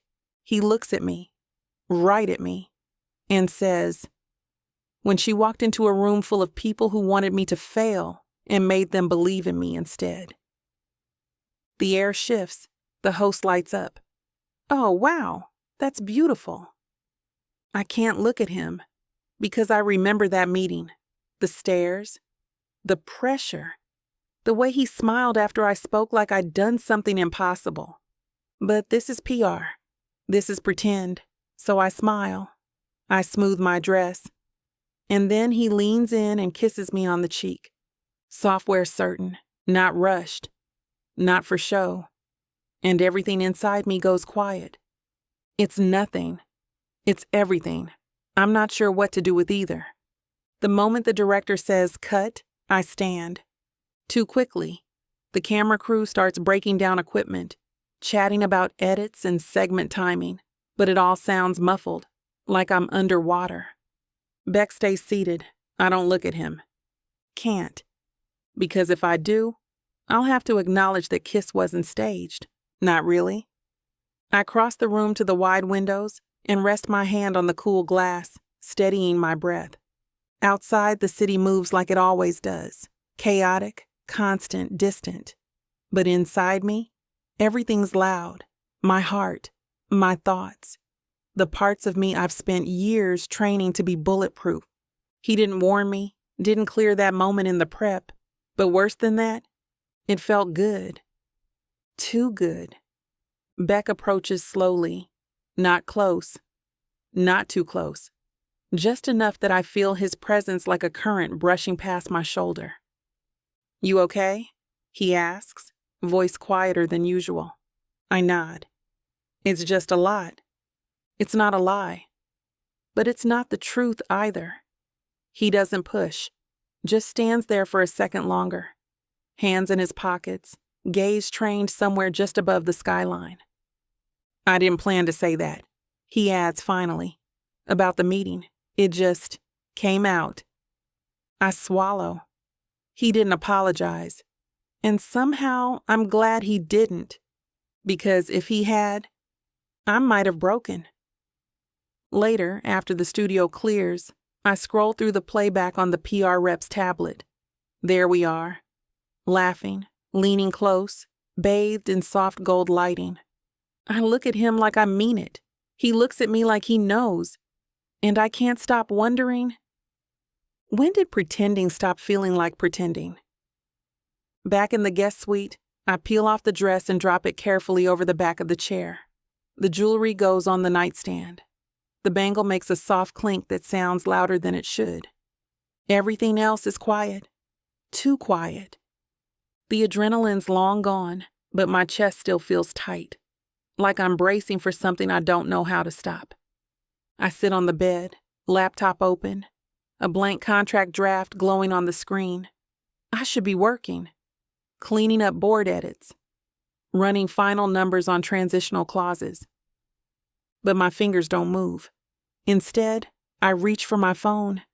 The photo Theo took at the penthouse, the one where we're mid-laugh, Beck's arm slung casually over my shoulders, still sits in my camera roll. I open it, look at it. I see what everyone else sees now. Two people, relaxed, magnetic, happy, and damn it, it looks real. I could still lie to myself. I could call it branding, image alignment, PR strategy, but it doesn't feel like any of that.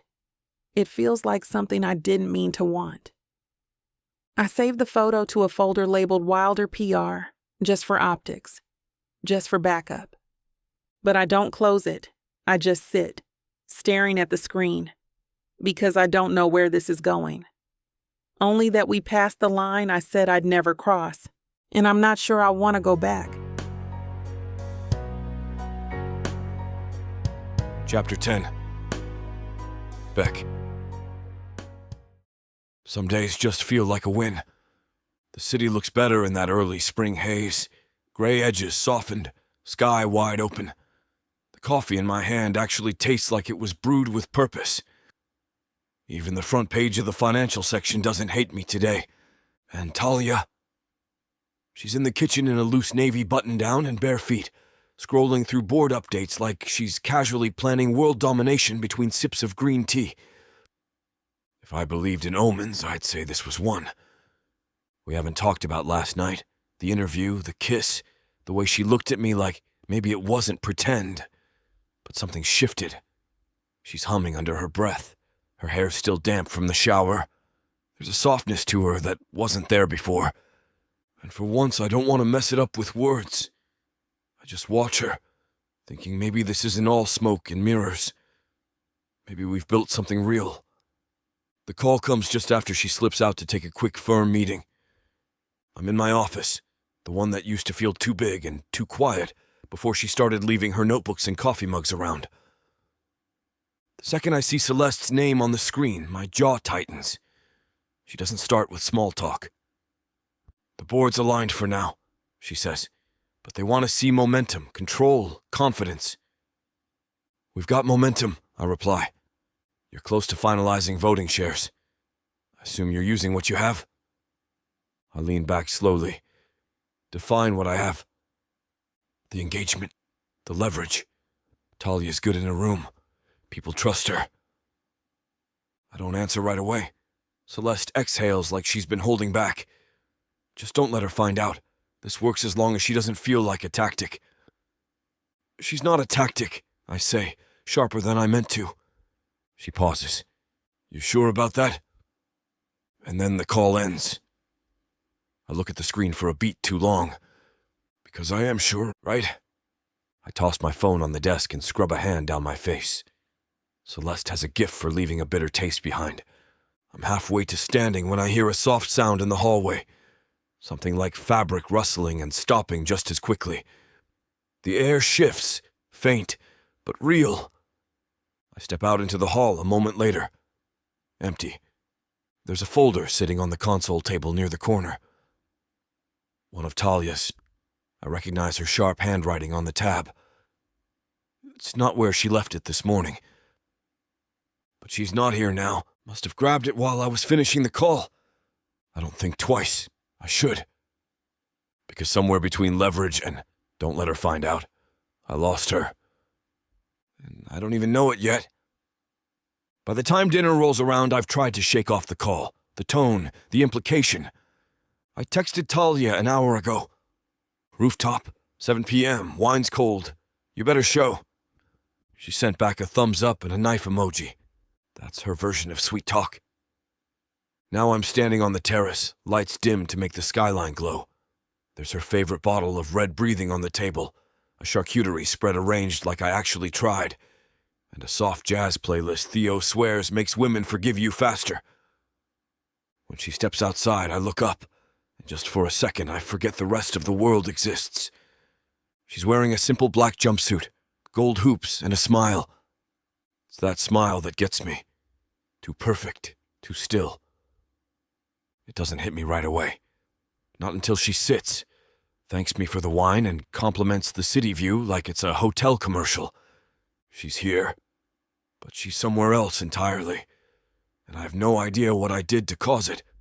We eat, we talk. On the surface, everything is fine.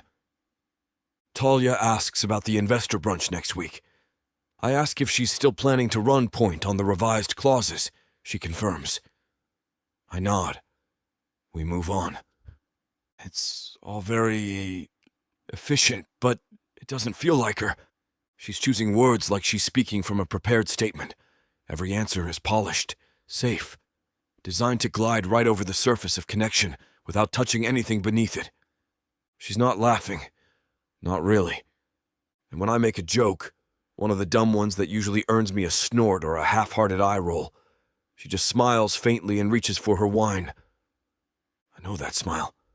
It's the one she uses in press photos. And I don't have any idea what I did to deserve it. Halfway through dinner, I reach for her hand across the table.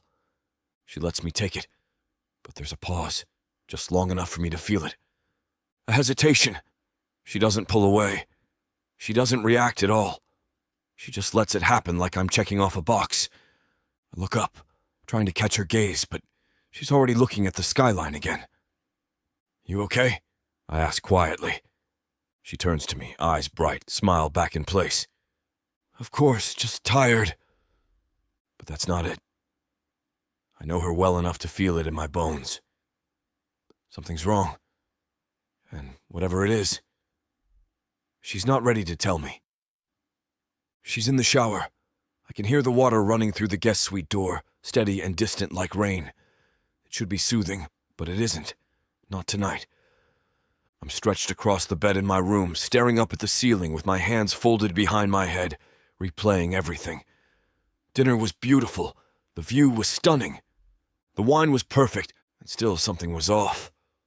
I felt it in the spaces between her words, in the way she smiled with her mouth but not her eyes. In the moment, her hand hesitated under mine, like it had to think twice about staying. I've known Talia long enough to recognize when she's guarding something. But tonight, I don't know if she's protecting herself or pulling away from me. I tell myself, it's pressure, stress, the weight of deals and headlines and public perception. I tell myself she just needs time.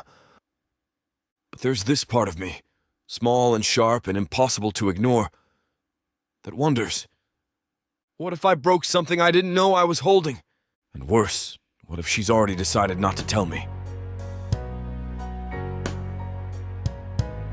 Chapter 11. Talia.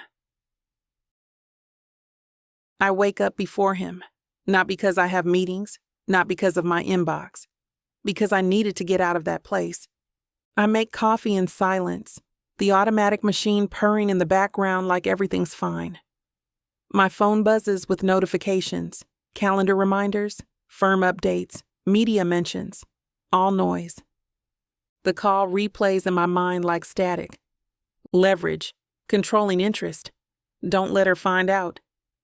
Beck walks in 15 minutes later, barefoot and grinning like he just wandered out of a dream. He stretches, yawns, presses a kiss against my cheek like everything's still easy. His hand settles low on my back. I smile, and I hate that I flinch just slightly. He doesn't notice, or maybe he chooses not to. A few hours later, I get a message from his assistant. Reminder: charity brunch, Fairmont rooftop. Press on site, donor event. Dress for media coverage. Of course. I gaze at the screen for a long time before I reply. Beck walks past me, on a call, laughing about something one of the board members said. I watch him for a moment. The way he gestures. The way he moves through this life like it was tailored to fit him. I wonder if I ever fit in it. I get dressed in silence. Monochrome cream from head to toe. Sleek bun, red lips, gold hoops. Polished, controlled, bulletproof. He doesn't ask why I'm quiet in the car, and I don't offer. The Fairmont rooftop is all cream linens and curated floral arrangements. The skyline glittering like someone dimmed the world to make the money sparkle louder. Photographers move like ghosts between champagne flutes and foundation executives. PR reps hover, whispering name pronunciations and press angles. Everyone smells like money and minimalism. I stand beside Beck in tailored glory that makes me look calm and controlled. My name is already trending. There's a photo of us from last night's gala that's been shared over 70,000 times. I'm smiling in it. I can't remember if it was real. Today, I lean into it. I shake hands. I make a joke about our first fight being over breakfast smoothies and nutritional ethics. Everyone laughs like I'm the most relatable woman alive. Beck looks at me like he's proud, and part of me wants to believe it. The other part wonders how much of this he rehearsed with Celeste. She enters late. Of course she does. A soft champagne silk wrap dress, pearls at her throat, and that expression that says she's here to praise and bury you, whichever gets more applause. She kisses Beck's cheek, smiles at the donors. Then her eyes land on me like she's saving dessert for last. "You're glowing, Talia," she says, with a voice like syrup over glass. "The board has certainly taken notice." I nod politely. I'm glad they're pleased. Oh, they're beyond pleased, especially with how smoothly things are transitioning. Once the vote on controlling shares passes, everything will be aligned, including strategic partners. My smile doesn't falter, but something behind my ribs splinters. She doesn't explain the comment. She doesn't have to, because she's watching me too closely when she says it. And I know she wanted me to hear it. I excuse myself 5 minutes after Celeste walks away. Not too fast, not too obvious, just enough to pass as a wardrobe check, a call to return, anything polite and forgettable. In the women's restroom, it's cool and quiet. Frosted mirrors, marble counters, a diffuser in the corner blowing bergamot and self-deception. I grip the edge of the sink with both hands and stare at myself. Lipstick still perfect, hair sleek, brows arched like I didn't just get eviscerated over sparkling rosé. She said strategic partners. She meant you were never just a plus one. I breathe once, then again. I don't cry. Tears are for betrayal. I haven't earned the right to feel that yet. Not until I know for sure. Not until I decide what to do with it. When I return to the table, the sun has shifted slightly. Photographers are repositioning for golden hour. Beck is standing, laughing with a hedge fund chair, whose last name graces half the hospitals in Manhattan. He sees me. His smile softens. He reaches for me like nothing happened. And I let him. Because I'm not ready to show the world what happened yet. We pose for another round of photos, his hand on my waist, my head angled just right, our future glittering in the background like a promise we've already broken. Someone compliments my shoes. I compliment the dessert. And I keep smiling, all the way into the car, all the way home. Until I kick off my heels and tuck my legs beneath me on the far side of the seat, my body angled toward the window, the city blurred by glass and distance. He asks if I'm okay. I say I'm just tired. And I wonder if it's the first lie I've ever told him, or the last one I'll get away with. The guest suite is quiet when I close the door behind me. I don't take off my makeup. I don't shower. I don't crawl under the blanket and pretend I'm okay. I open my laptop. The glow of the screen fills the room like a spotlight, like truth. New document, untitled. Then, Wilder engagement termination, draft. I type slowly, deliberately. The language is clean, professional, no emotion, no theatrics, just exit pathways. NDAS, asset separation, clause 10.1, if either party breaches the agreement's spirit of mutual trust and respect. My fingers don't shake. This isn't panic, it's clarity. When I'm done, I read it twice. The cursor blinks at the bottom of the screen like it's waiting for a verdict. I don't hit send. I don't even save it. I just sit there, staring at it. This clean, surgical undoing of everything we've built. Because I need to know. If I have to walk away, I'll be able to. On my terms. And maybe that's the only power I have left. Chapter 12. Beck. There's a new sound in the penthouse. It's not the hum of the espresso machine or the soft roll of city traffic below. It's the sound of distance, quiet steps, unanswered glances, and the door to the bedroom closing just a second too early. Talia's been moving like she's got somewhere to be every second we're in the same room. Efficient, professional, impeccably dressed, hair perfect, tone neutral. She hasn't asked how I slept in 3 days. And when I asked her if she wanted Thai for dinner last night, our usual fallback, she just said, "Whatever you want," without looking up. This morning I walk into the kitchen and find her already dressed in navy slacks and a slate gray blouse, earbuds in, phone in one hand, stirring coffee with the other like she's ticking tasks off a list. "Morning," I offer, low and careful. She doesn't remove the earbuds, just gives a nod and a small, non-committal, "Hey." My heart sinks a little. It shouldn't. I don't get soft over nods. I don't crave eye contact, except now I do. She moves past me, clicks on her laptop, and dives into whatever doc she's working on without another word. I stand there for a minute, watching her from behind. She's still here, but I can feel her leaving. I take the elevator down to Wilder HQ alone. Theo's out sick. Marin's tied up in a pitch with our sustainability division. That leaves me facing Celeste in one of the frostiest conference rooms on the 31st floor, with no buffer and no bourbon. She closes the door behind her with her signature soft click. It's worse than a slam. "Congratulations," she says. Media sentiment is shifted back in our favor. I roll my eyes. So glad I've met the minimum quota of smile for the camera duties. She doesn't smile back. We're within 5% of solidifying controlling interest, but it's not locked. And it won't be if the board starts sensing instability, personal or otherwise. I fold my arms. Let me guess. You're hearing whispers.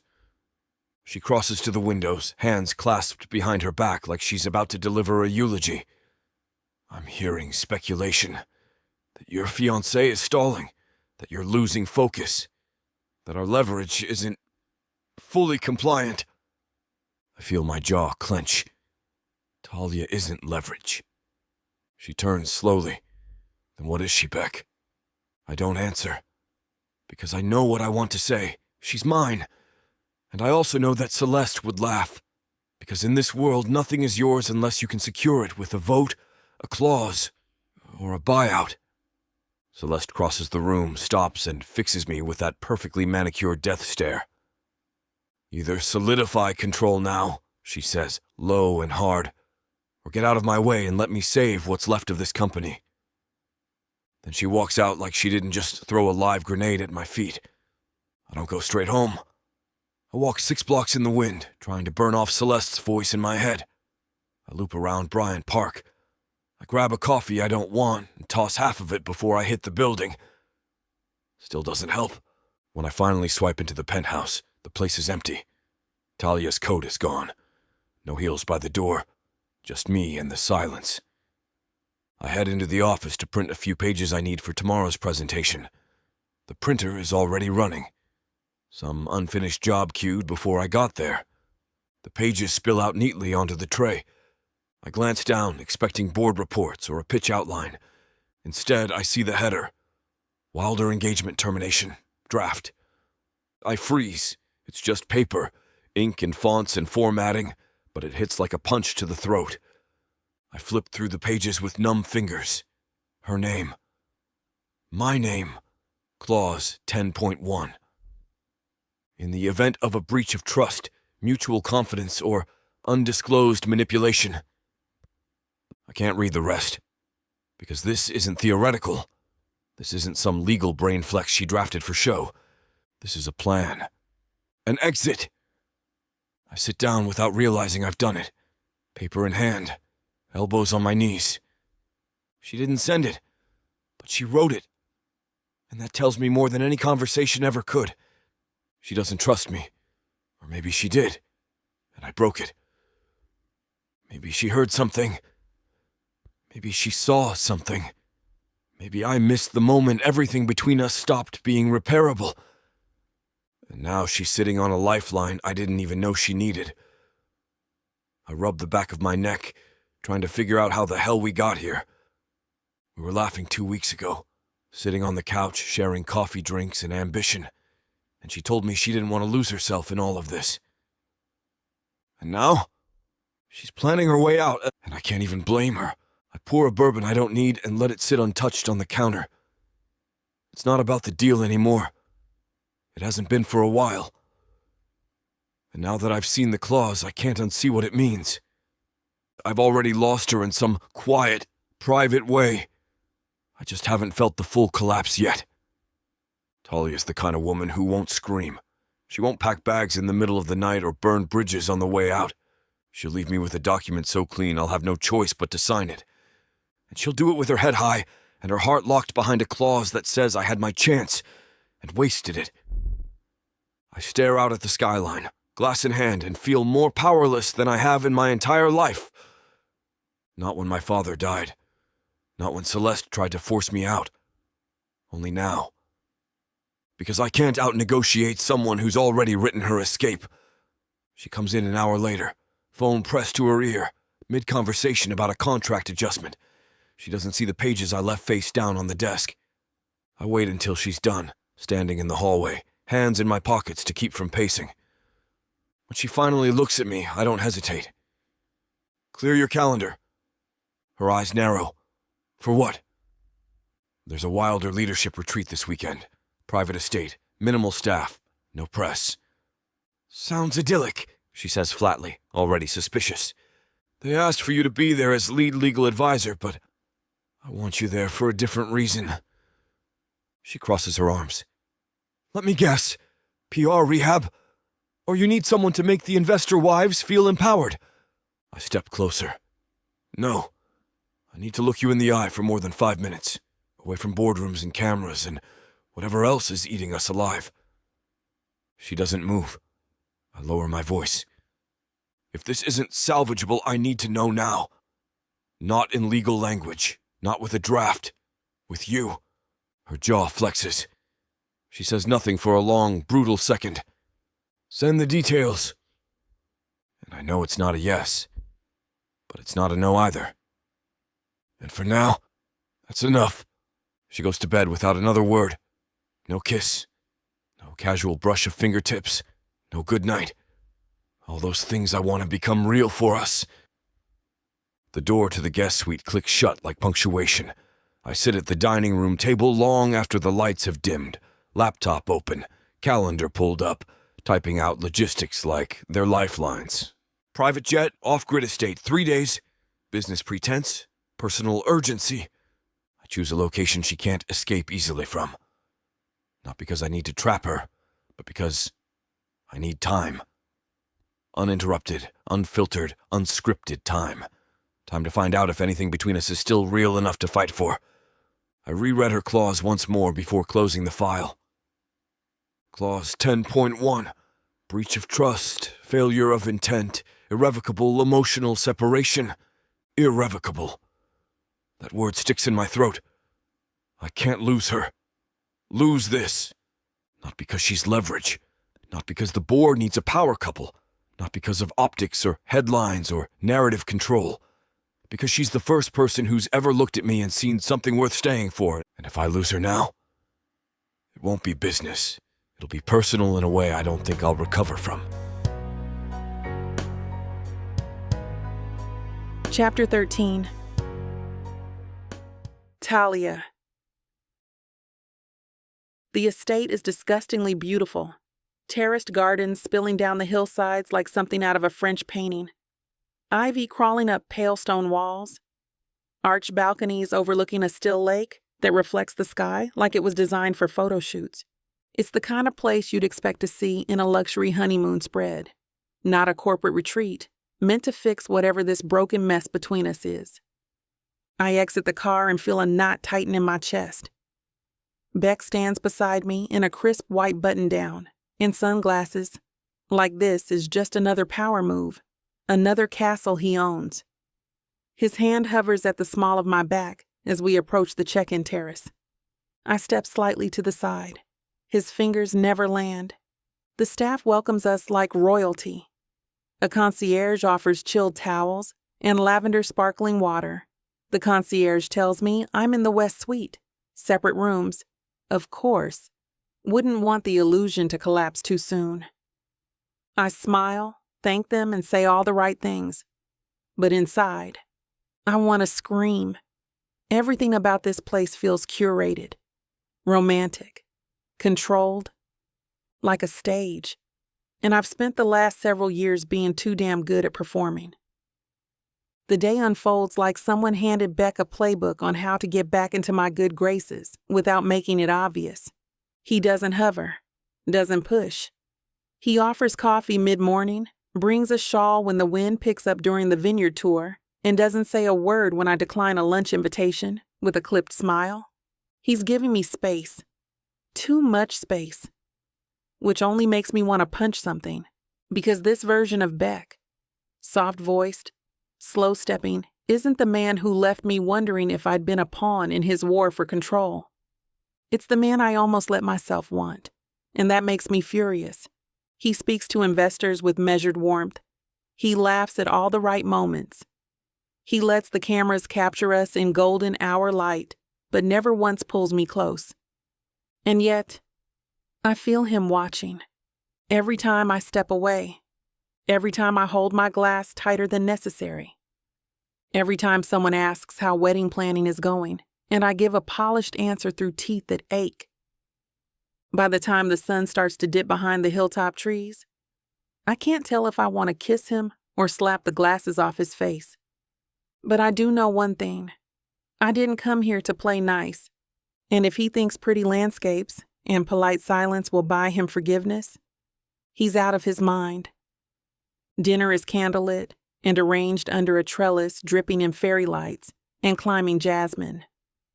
Our table is set for two, while the rest of the group mingles fireside, sipping wine and comparing yacht investments. Beck has said less than 100 words to me since this morning. He pulls out my chair, offers a napkin, pours me a glass of something that tastes like it costs more than my first car. It's all fine. That's what gets me. Everything is fine. I'm dressed in navy silk. I haven't smudged my lipstick. The lighting is flattering. The air smells like herbs and char. Beck is looking at me like I'm the only person here. And I want to scream. Because he's treating me like I'm breakable now. Like I'm someone he has to tread lightly around, but not someone he has to fight for. And I can't tell if that means he cares. Or if he's already let go. I don't plan to drink more than one glass of wine, but when the bottle gets low, Beck gestures for another. And I don't stop him. He talks about vineyard ownership, something bland and polished, probably from a PR script, and something inside me just snaps. Is this what you do? I ask, voice low, biting. Buy silence with vintage wine and atmospheric lighting? Beck blinks, caught off guard. Talia? No, I'm curious. Did you run this exact play with your last strategic asset? Or was I a special occasion? The second bottle hasn't even been uncorked yet, and the air between us is already searing. He leans forward slightly. You want to talk about this here? I nod once, jaw tight. I want to talk about it now. Tell me what I was. From the beginning, because I'm tired of pretending I don't already know. His mouth opens, then closes. And that hesitation? That's worse than a confession. Because now I know there's more he's not saying. Beck exhales slowly, like he's been bracing for this since the moment I stepped out of the car. I never expected it to become real, he says. I arch a brow. Not exactly comforting. I'm not trying to be comforting. His voice is rougher now, honest. I was trying to keep the board stable. Celeste had the numbers. I had nothing but chaos. The engagement gave me time. It gave us a narrative. So I was leverage. His jaw flexes. At the beginning? Yes. And I hate that. But it's not what this is now. Really? I lean forward. Because from where I'm sitting, the only thing that changed was how well I played the role. Beck stands. Slow, deliberate. Like if he moves too fast, he'll shatter whatever thin thread we're hanging by. I didn't want it to happen like this, he says. quieter now. But the way you walked into that boardroom, you didn't just save the deal, Talia. You changed it. You changed me. I didn't know how to stop it once it started.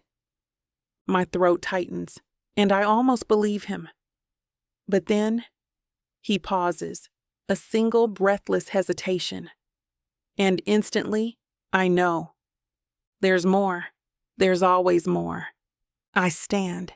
His hand twitches at his side, like he wants to reach for me but doesn't.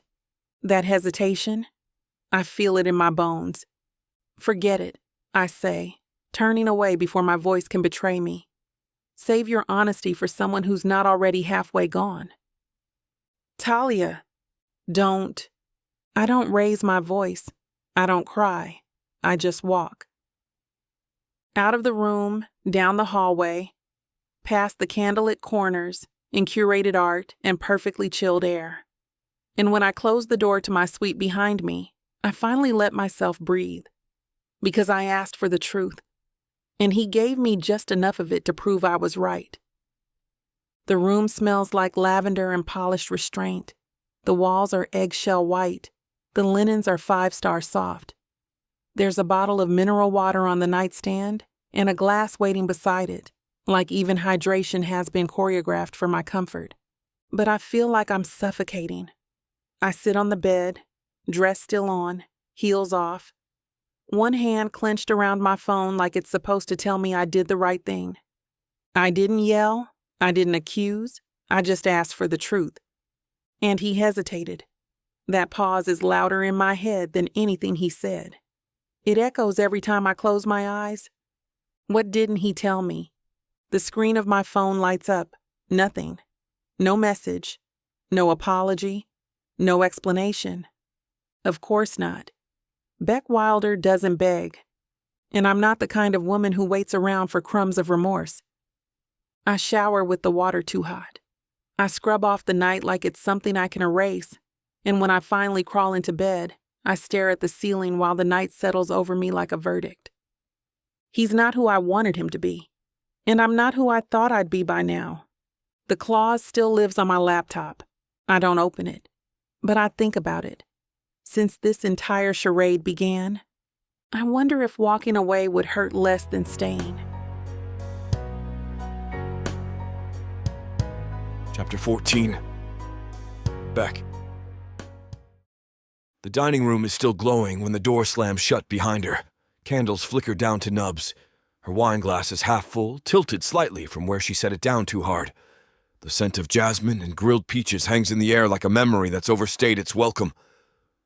I don't move. I don't clean up. Don't pour another drink. Don't try to rationalize what just happened, because I know exactly what I did. I held the truth too long. Thought I could protect her from it by rationing it out. A half-confession here. A softened edge there. Just enough to keep the peace. Just enough to stall the end.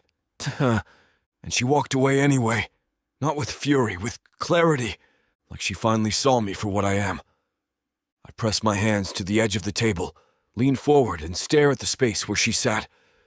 The chair still turned slightly toward mine. She almost stayed. But almost never built a damn thing worth keeping. I grab my phone and stare at it longer than I should. There's no message from her. No footsteps in the hallway. No slam of her door loud enough to shake the walls. Just silence. I open a new text and type, "You up?" The reply comes faster than expected. Always. Theo walks into the dining room 10 minutes later, barefoot, hoodie pulled over his head, sleep in his eyes. He takes in the untouched table, the empty chair, the tension practically curdling the air. He says nothing, just pulls out her seat and sits in it. "I think I finally broke it," I say quietly. Theo lifts a brow. "The deal or your own damn heart?" I don't answer. I don't need to.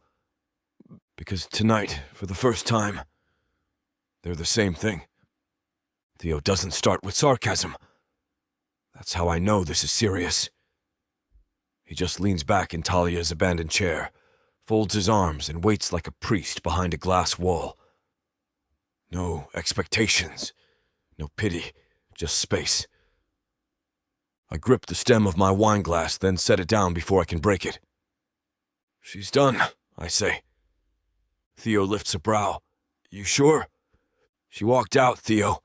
He nods slowly. "And you let her?" "She didn't give me a chance to stop her."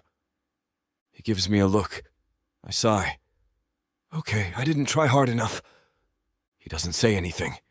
He doesn't need to. He's been watching this unravel longer than I have. I let Celeste use our relationship, I admit, voice low, steady like a blade pressed flat instead of aimed. At first it was just a headline, just momentum. Then the board started reacting. Investor confidence shot up, and I told myself it was temporary, that I'd tell Talia once things stabilized. Theo just watches me. I can't stop now. But I didn't. I let it ride, because I was afraid that if I told her the truth too early, she'd leave. And if she left, I'd lose her and the company at the same time. I rake a hand through my hair. She was the one thing that made it all feel like it mattered, and I weaponized her. Theo exhales slowly. "You can't keep both, Beck. You never could. The woman or the empire. You had to choose." I thought I could delay the choice long enough to make it work. "Well," Theo says quietly, "you ran out of time." I sit back, staring at the candlelight flickering over silverware, and feel the weight of every moment I kept the truth from her like a shield. Turns out, it was a sword, and I pointed it at us. I wake before the sun. The silence in the suite is heavier than it was last night, like something settled in overnight and decided to stay. Her door is still closed, her presence behind it both unmistakable and completely unreachable. I don't knock. I throw on a t-shirt and jeans, pull on my boots, and leave the house through the side entrance before I can talk myself out of it. The cliffside trail curves above the lake, mist curling through the trees like secrets that didn't quite clear the air. My breath is sharp in my lungs. Every step is quiet, cautious, like I'm walking into a place I don't belong. And then I see her. Talia! Standing near the edge of the trail, hoodie zipped, hair loose, arms folded like she's holding herself together, one breath at a time. I almost stop walking. But then she hears me, and she doesn't run. So I keep going, until I'm close enough to stand beside her, close enough to say something that matters. She doesn't look at me, just keeps her gaze fixed on the horizon, the pale gold of sunrise washing over her skin like something holy and untouchable. I let the silence stretch, then finally speak. "When I was 15, I say quietly, my father left me in a conference room at the peninsula while he flew to Florence. No warning, no explanation. Talia doesn't move, but she's listening. I found out later it was for a woman, someone he loved, someone he couldn't be seen with, not while building Wilder, not while married, not while appearances were everything. I pause, my throat's tight, but I keep going. He promised himself he'd come back for her, that he'd fix it once the timing was right. Legacy first, love later. I glance at her then. She still hasn't turned. She died 2 years later. Never got the apology. Never saw him circle back. The wind picks up, tugging her sleeve, her hair. I told myself I wouldn't be like him, I say, but I waited too long anyway. She looks at me, eyes dark, mouth pressed into a line, but she's here. And that's enough for now. We stand there, shoulder to shoulder, the lake below us still in silver. She doesn't say anything. Neither do I. Not because I'm waiting. Because for once I don't need a strategy. I said what I came to say. I told her something no one else knows. Not the board, not Celeste, not even Theo. And now?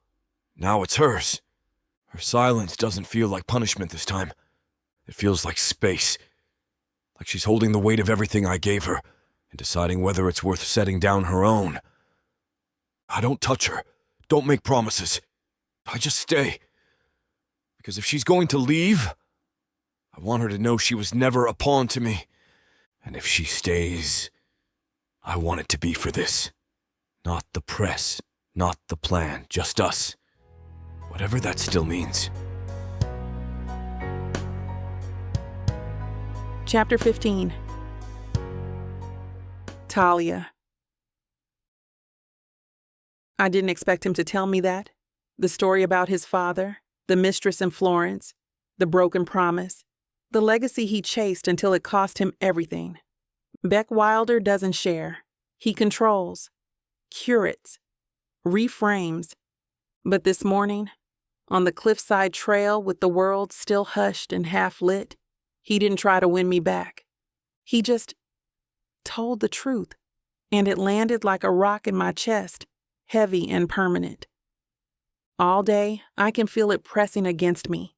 When he reaches for the car door first, when he refills my water glass without a word, when we pass each other in the hallway and he doesn't flinch or retreat.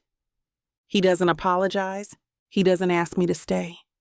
He just shows up. And after everything we've been through, that scares me more than any lie ever did. We spend most of the day in a kind of truce. No grand gestures. No pressure. Just quiet. He suggests a walk after lunch, and I go. We talk about food, movies, the ridiculousness of elite investor wine pairings. He makes me laugh once. Actually laugh, the kind that pulls a breath from your ribs. I catch myself watching the way he moves. How he stands a little too tall when a Wilder investor passes by.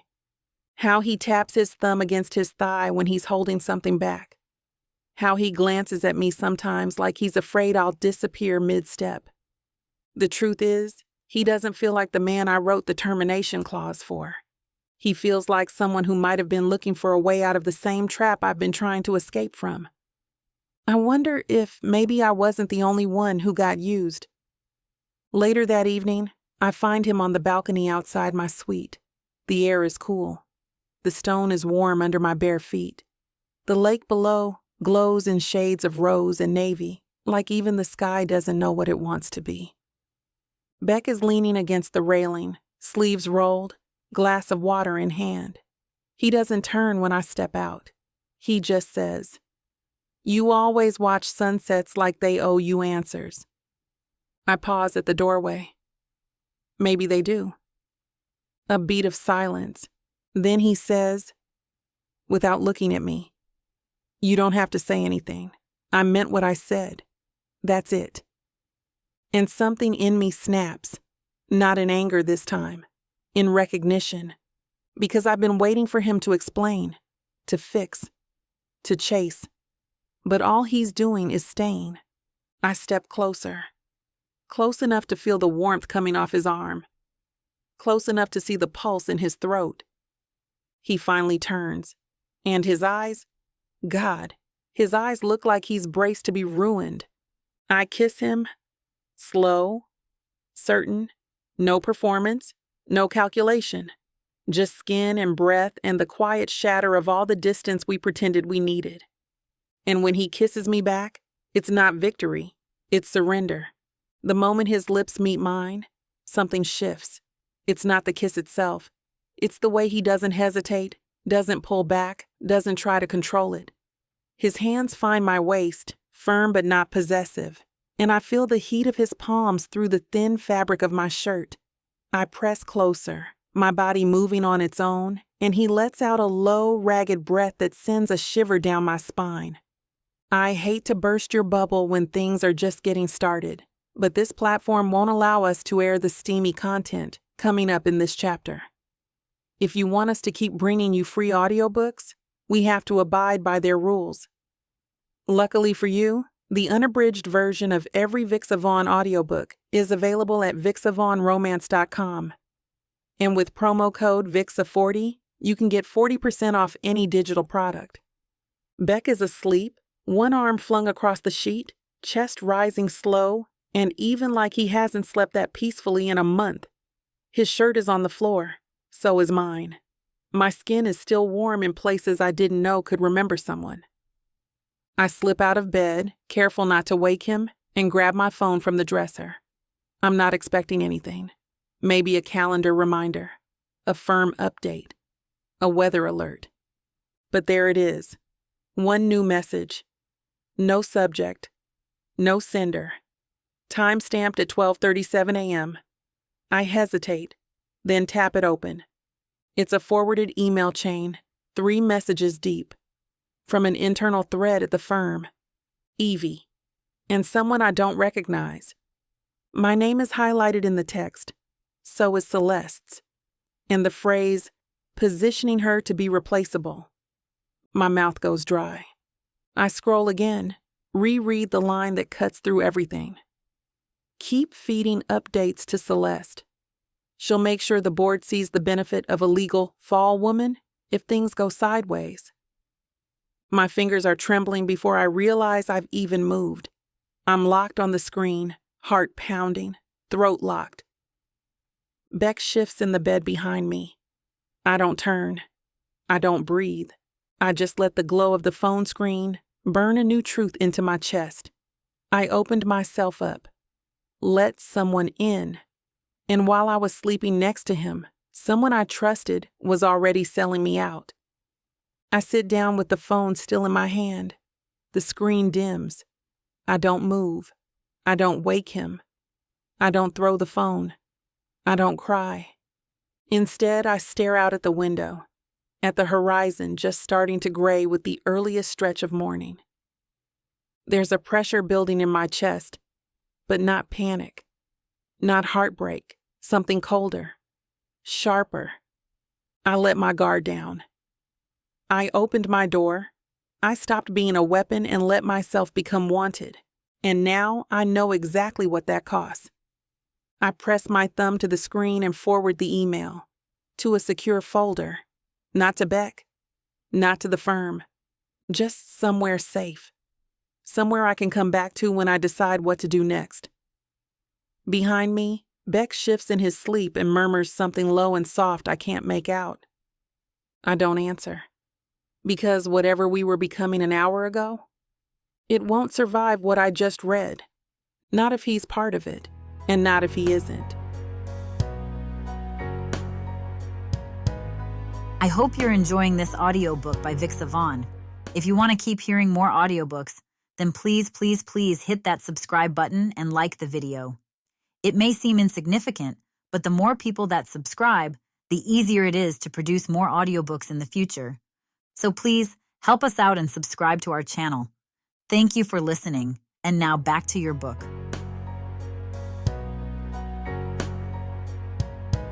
Chapter 16. Beck. I wake to the scent of lavender and citrus shampoo, the sun pouring in through gauzy curtains, and a bed that feels entirely too empty for what last night meant. Talia's side is cold. Her blouse is gone from the chair. Her earrings are no longer on the nightstand. And when I sit up, there's a steaming cup of coffee waiting on the table with a note tucked underneath. But it's not a love note. Not even a thank you. Just meeting at 9. Left early. T. I stare at it like it's written in another language. We held each other until she fell asleep. We laughed. We breathed like the air between us finally made sense. I hadn't planned on saying anything last night, hadn't dared to call it anything real, but it felt like something real. And this feels like a door closing without the courtesy of a sound. Back in the city, I can't focus on anything. Not the numbers, not the call with our global partners, not even Theo's snide commentary about how marriage keeps you interesting in the press. I sit in meeting after meeting and still catch myself checking my phone. No messages. Talia hasn't followed up. No let's talk. No thank you for the wine. No anything. And that's when it hits me. Maybe it wasn't just one night of closeness. Maybe it was a test, and I failed it.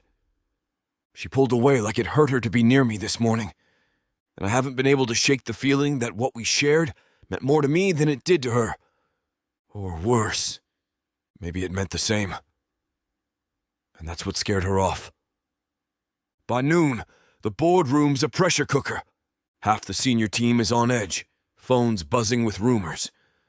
Legal is scrambling to trace a leak that landed one of our pending development strategies in a competitor's hands. Press already has wind of it. Investors are asking for explanations Beck doesn't have. Celeste stands at the end of the table, all polish and composure, flipping through a printed report like she's skimming brunch menus. She clears her throat. This isn't the end of the world, of course, but the source of the breach must be identified before the vote. We can't proceed under the shadow of uncertainty. Her eyes flick toward me, only for a second. But it's enough. Oh, the chill runs all the way down my spine. She knows something, or she's planted something. And the way the room shifts as she speaks tells me the whisper campaign's already begun. After the meeting, I step out for air. I'm halfway down the hall when I feel someone fall into step beside me. Marin. Calm. Sharp. Deadly when she wants to be. I'm only telling you this because you didn't flinch in there, she says, voice low. I raise a brow. Meaning? Meaning you didn't look like a man trying to bury someone. You looked like a man trying to find the landmine under his own feet. My heart thuds once, loud and cold. She slips a folder into my hand, slim, discreet. Talk in the office is that the leak came from inside her firm, or at least, it's being framed that way. Someone on her team has been whispering to Celeste for weeks. I stop walking. Marin doesn't. She just says, if you care about her, Beck, be careful, because Celeste already has the board where she wants them, and she only needs one scapegoat. Then she's gone, and I'm standing in the hallway holding a folder that feels like a loaded weapon. Back in my office, I shut the door and drop the folder on my desk like it's something contagious. I don't open it. Not yet. I just sit still, staring at the skyline, trying to reconcile the woman who kissed me like she meant it last night, with the one who walked past me this morning like I never touched her. What if she saw something? What if she found out? Not about me, about the leak, about Celeste. What if Talia thinks I'm the reason this smear campaign even started? My phone buzzes. A message from the board. All hands tomorrow. Final vote pending resolution. Resolution. In other words, sacrifice. I lean back and press my hands to my face. Talia's silence isn't cold anymore. It's strategic. She's pulling away to protect herself, or worse, because she thinks she can't trust me to do it. I'm still in my office an hour later when Celeste walks in uninvited. She doesn't sit, doesn't smile, just closes the door behind her and leans one manicured hand on my desk like she's sealing a deal with gravity. I'm giving you a final out, she says calmly. I don't answer. She slides a printed summary across the desk. Headlines, board member statements, a projection of market volatility tied to the leak scandal. You want control, Beck? You want the vote to go your way tomorrow? She taps the paper once. Then we give them someone to blame. I stare at her. She's already chosen the name. I can see it in her eyes. She's just waiting for me to nod. Waiting for me to let Talia burn for a fire Celeste started. I swallow the fury rising in my throat. Because this isn't about strategy anymore. This is the moment where I find out who I really am, and what I'm willing to lose to keep what actually matters. I sit in the dark, long after Celeste leaves. The city is pulsing outside the windows, a blur of glass and ambition, like it doesn't care who it devours next. It never did. I stare at the documents she left behind, the summaries, the bullet points, the elegant, bloodless language that makes betrayal sound like leadership. All I have to do is say yes, name the leak, sign the strategy, let the vote go through, let the market stabilize, let Talia take the fall like it was her idea all along. And I'll win. I'll get the company. The board, the press, the future I've spent my entire life chasing.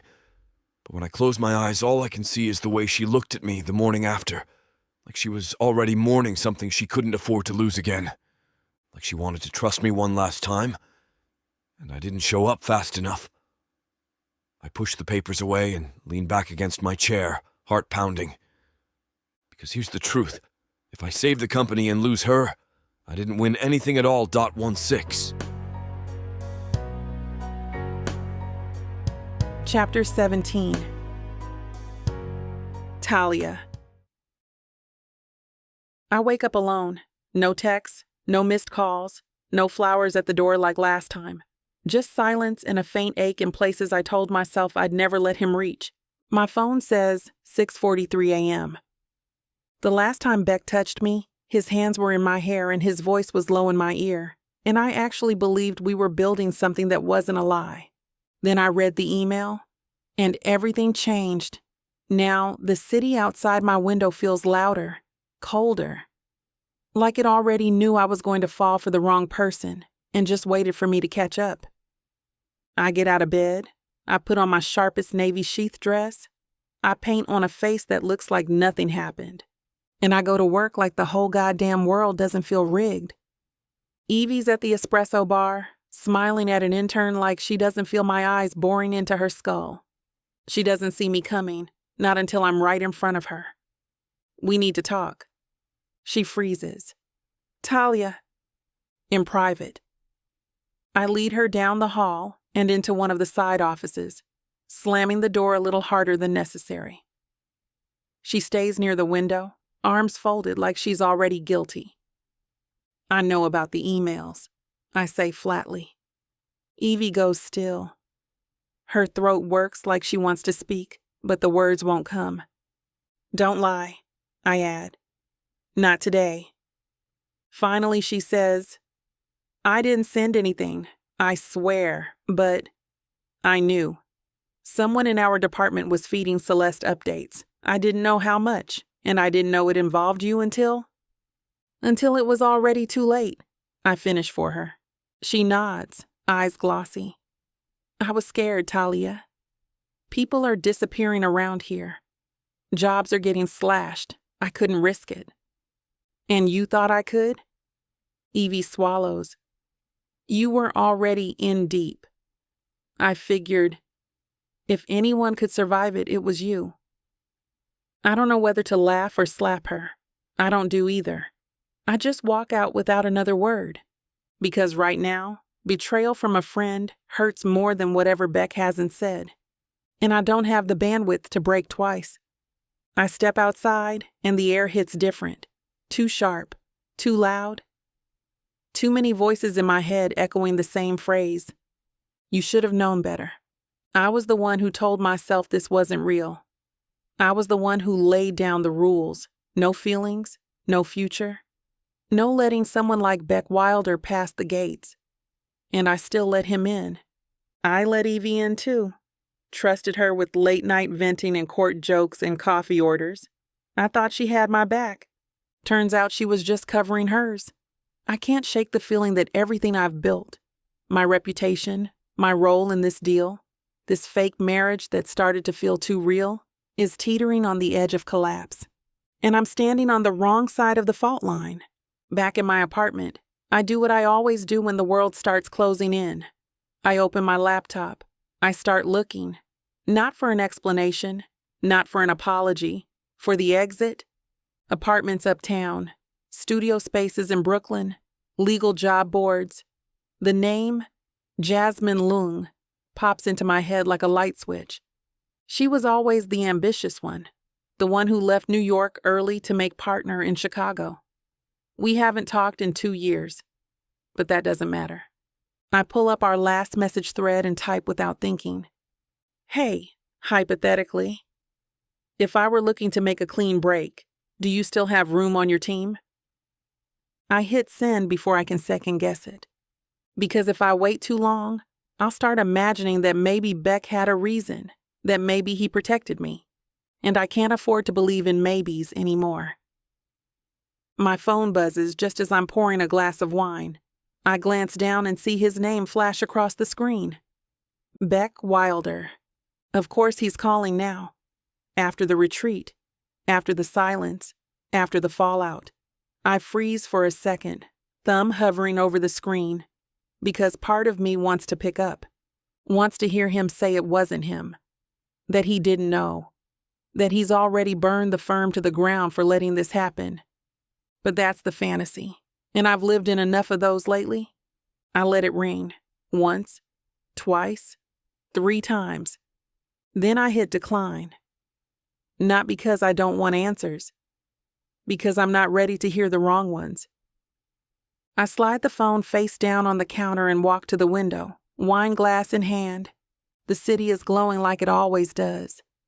Neon lies in glass towers. Promises flickering on billboards no one reads anymore. I tell myself it doesn't matter, that I don't care why he's calling, that what happened between us was convenience, chemistry, nothing more. But my body remembers the way he held me like he was afraid to let go. My mouth remembers how he tasted when he stopped trying to be strong. And my heart remembers too much. So I drink the wine, leave the phone untouched, and breathe in the lie. He's just like the rest. Because believing that is easier than admitting. I was starting to fall for him. I spend the rest of the night cross-referencing leases and drafting what I'll say in my resignation letter. Not to Beck, to the firm, to the people who stood by while my reputation was twisted into strategy. I tell myself I'm preparing for a clean break, no fireworks, no public fallout, just a quiet exit before the damage gets carved into stone. His silence feels like an answer, and I've already started packing. Chapter 18. Beck. I meet Celeste in the old strategy room on the 28th floor, the one Dad used to call the war room. Fitting. She arrives 5 minutes late in a cream pantsuit and heels that click like punctuation. Calm, composed, unbothered. I don't offer coffee. I don't sit. You're going to call off the board narrative, I say flatly. You're going to shut down every whisper about Talia's involvement in the leak. Her brow lifts, but she doesn't interrupt. If you don't, I continue, I walk, and I take Riverton with me. Cooper, Tanaka, Spencer. I've got the numbers, Celeste. You lose the vote. And Wilder loses half its international pull before the quarter closes. She stares at me for a long moment. Then she smiles. That slow, glacial curve of her mouth I haven't seen since we were kids, and she caught me stealing back a toy she'd already hidden. You always did get dramatic when your heart was involved, she murmurs. She doesn't argue, doesn't flinch, just reaches into her leather briefcase and pulls out a file, thick, sealed, stamped with the Internal Audit Division's mark. She slides it across the table. Go ahead, she says. Read it. I hesitate. She taps the folder once, like she's daring me. I open it. At first it's just tech speak. Internal logs, timestamps, server entry patterns. Then I hit the decrypted name. Evie Marks, Talia's friend. Her work sister. The woman who's probably held more of her secrets than anyone alive. My blood goes cold. That's not the worst part, Celeste adds too casually. She flips one more page for me and taps the last entry. Evie's recipient. A recruiter at Kingswell and Keene. Talia's rival firm. The one she's rumored to be speaking to. I look at Celeste. She doesn't look triumphant. She looks satisfied. I never needed to frame her, she says softly. She built the gallows all by herself. And then she walks out, leaving the folder in my hands and a question burning behind my ribs. What the hell do I believe now? I don't remember walking out of the room. 1 minute I'm staring down Celeste's polished smile. The next, I'm standing in the executive lounge with the folder still in my hand and a bourbon I don't remember ordering. Evie. That's the name echoing in my skull. Evie Marks, Talia's inner circle, the one who always looked at me like she was waiting for the punchline. I never liked her, but I didn't think she'd undermine an entire deal. And Kingswell? That's where Talia's been quietly eyeing escape. I drop into the nearest chair, elbows on my knees, head in my hands. I don't know what hurts more. That someone near her sold us out, or that she might have known and didn't say anything. No, that's not fair, that's not Talia. Except she's been distant, cold, ghosting me since the retreat. And if she's looking for a way out, this leak might have been the match someone else lit. But she's the one walking away from the fire. I was supposed to be standing next to her tonight. Black tie, press line, glossy smiles, power couple perfection. But I can't. I take out my phone and text Marin. Cancel the gala appearance, kill all press. Then I power down the phone. Not because I'm afraid of what she'll say. Because I already know she won't say anything. Not tonight. And the small part of me that wants to call her and ask if it's true, if she's planning to leave. If Kingswell has already rolled out the red carpet. If she knew about Evie and said nothing. That part is screaming. But the louder voice, the one I haven't heard since I was a kid, it's the one saying, "You let someone in again. And look what it cost you." So I pull off the tie I haven't worn yet. Drop the phone on the table and disappear. I don't leave a message. Not for Marin. Not for Theo. Not for the board. I take the service elevator to the parking garage, sign out a company vehicle under a dummy exec ID, and start driving north with no destination in mind until I remember the lake house. My father bought it before he got serious about building Wilder. Before everything became Image and Empire. It's barely even on the books now, tucked inside a trust he probably forgot existed. No security detail, no press vans, just pine trees in a place where no one expects me to be. I get there around midnight. No lights, no reception. Just enough firewood for a night I don't plan to sleep through. I don't drink. I don't write. I just sit in the dark with the truth. I tried to protect her.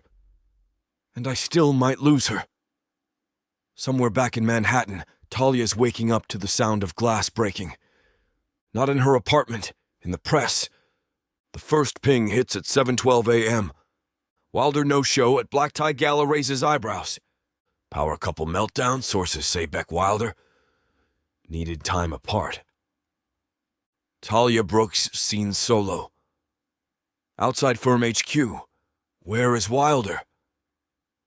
By 7:45, it's trending. By 8:15, her inbox is flooded with interview requests. And me? I'm still sitting in a chair by the lake, staring at water that reflects nothing. No plan, no phone, no exit strategy. Just a question I can't shake. What if protecting her wasn't the same as choosing her? By noon, the media has already decided for us. The headlines have softened into assumptions. Wilder and Brooks. Engagement on pause? Power duo facing internal turmoil amidst leak scandal. No comment from either party. Split confirmed? No one knows what actually happened. No one knows that I offered Celeste my vote. That I walked away from the empire I spent half my life building just to keep Talia's name clean. No one knows that I disappeared. Not because I gave up on us, but because I don't know what we are anymore. And maybe the scariest part, I don't think she knows either. She hasn't called. She hasn't texted. And for all I know, she's already halfway out the door, walking into a corner office with her name on the glass and no space left in her life for someone who made her bleed this much. So I stay gone. Not because I want to be. Because I don't know if there's anything left to come back to. Chapter 19. Talia. There's a specific kind of pain that comes with waiting for someone who's not calling. Not because they forgot, but because they chose not to. My phone's been quiet for 4 days. No messages. No missed calls. Just the ghost of Beck Wilder in my notifications. The man who kissed me like he meant it. The man who vanished like I never existed. I've watched the press circle like vultures. Every time I step outside, I see the looks. Pitying, like they've already decided I've been dumped. And maybe I have. But until I hear it from him, I'm not giving the world that headline. I'm still wearing the ring. But God, it's getting heavy. My cocktail dress fits like it was made to win wars. Black, off the shoulder, slid high enough to remind people who the hell I am.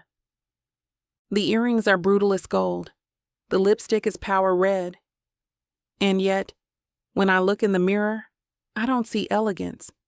I see anger, effort. Effort not to cry, not to crack, not to give in to the little part of me that still wonders if he's coming back. I pin my hair up tighter than necessary and reapply the lipstick I've already redone twice. This gala wasn't supposed to be mine alone. We were supposed to walk in as a unit, as a headline, as a threat. Now, I'm walking into the fire solo, and I swear to God, if one more journalist asks where he is, they're going to find out exactly how sharp my teeth can get.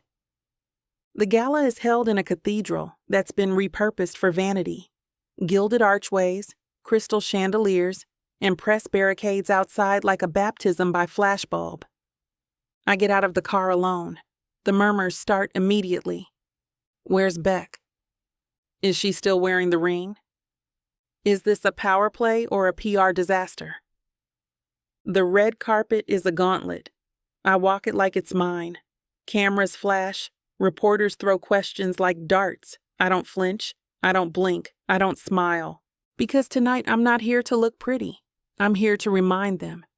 Even if he left, I'm the one who'll survive it. Inside, the space is glowing. Gold walls, orchestral strings, and the kind of filtered lighting that makes even backstabbers look divine. And then she appears. Celeste Wilder. All bone structure and soft menace, holding a champagne flute like it's a weapon.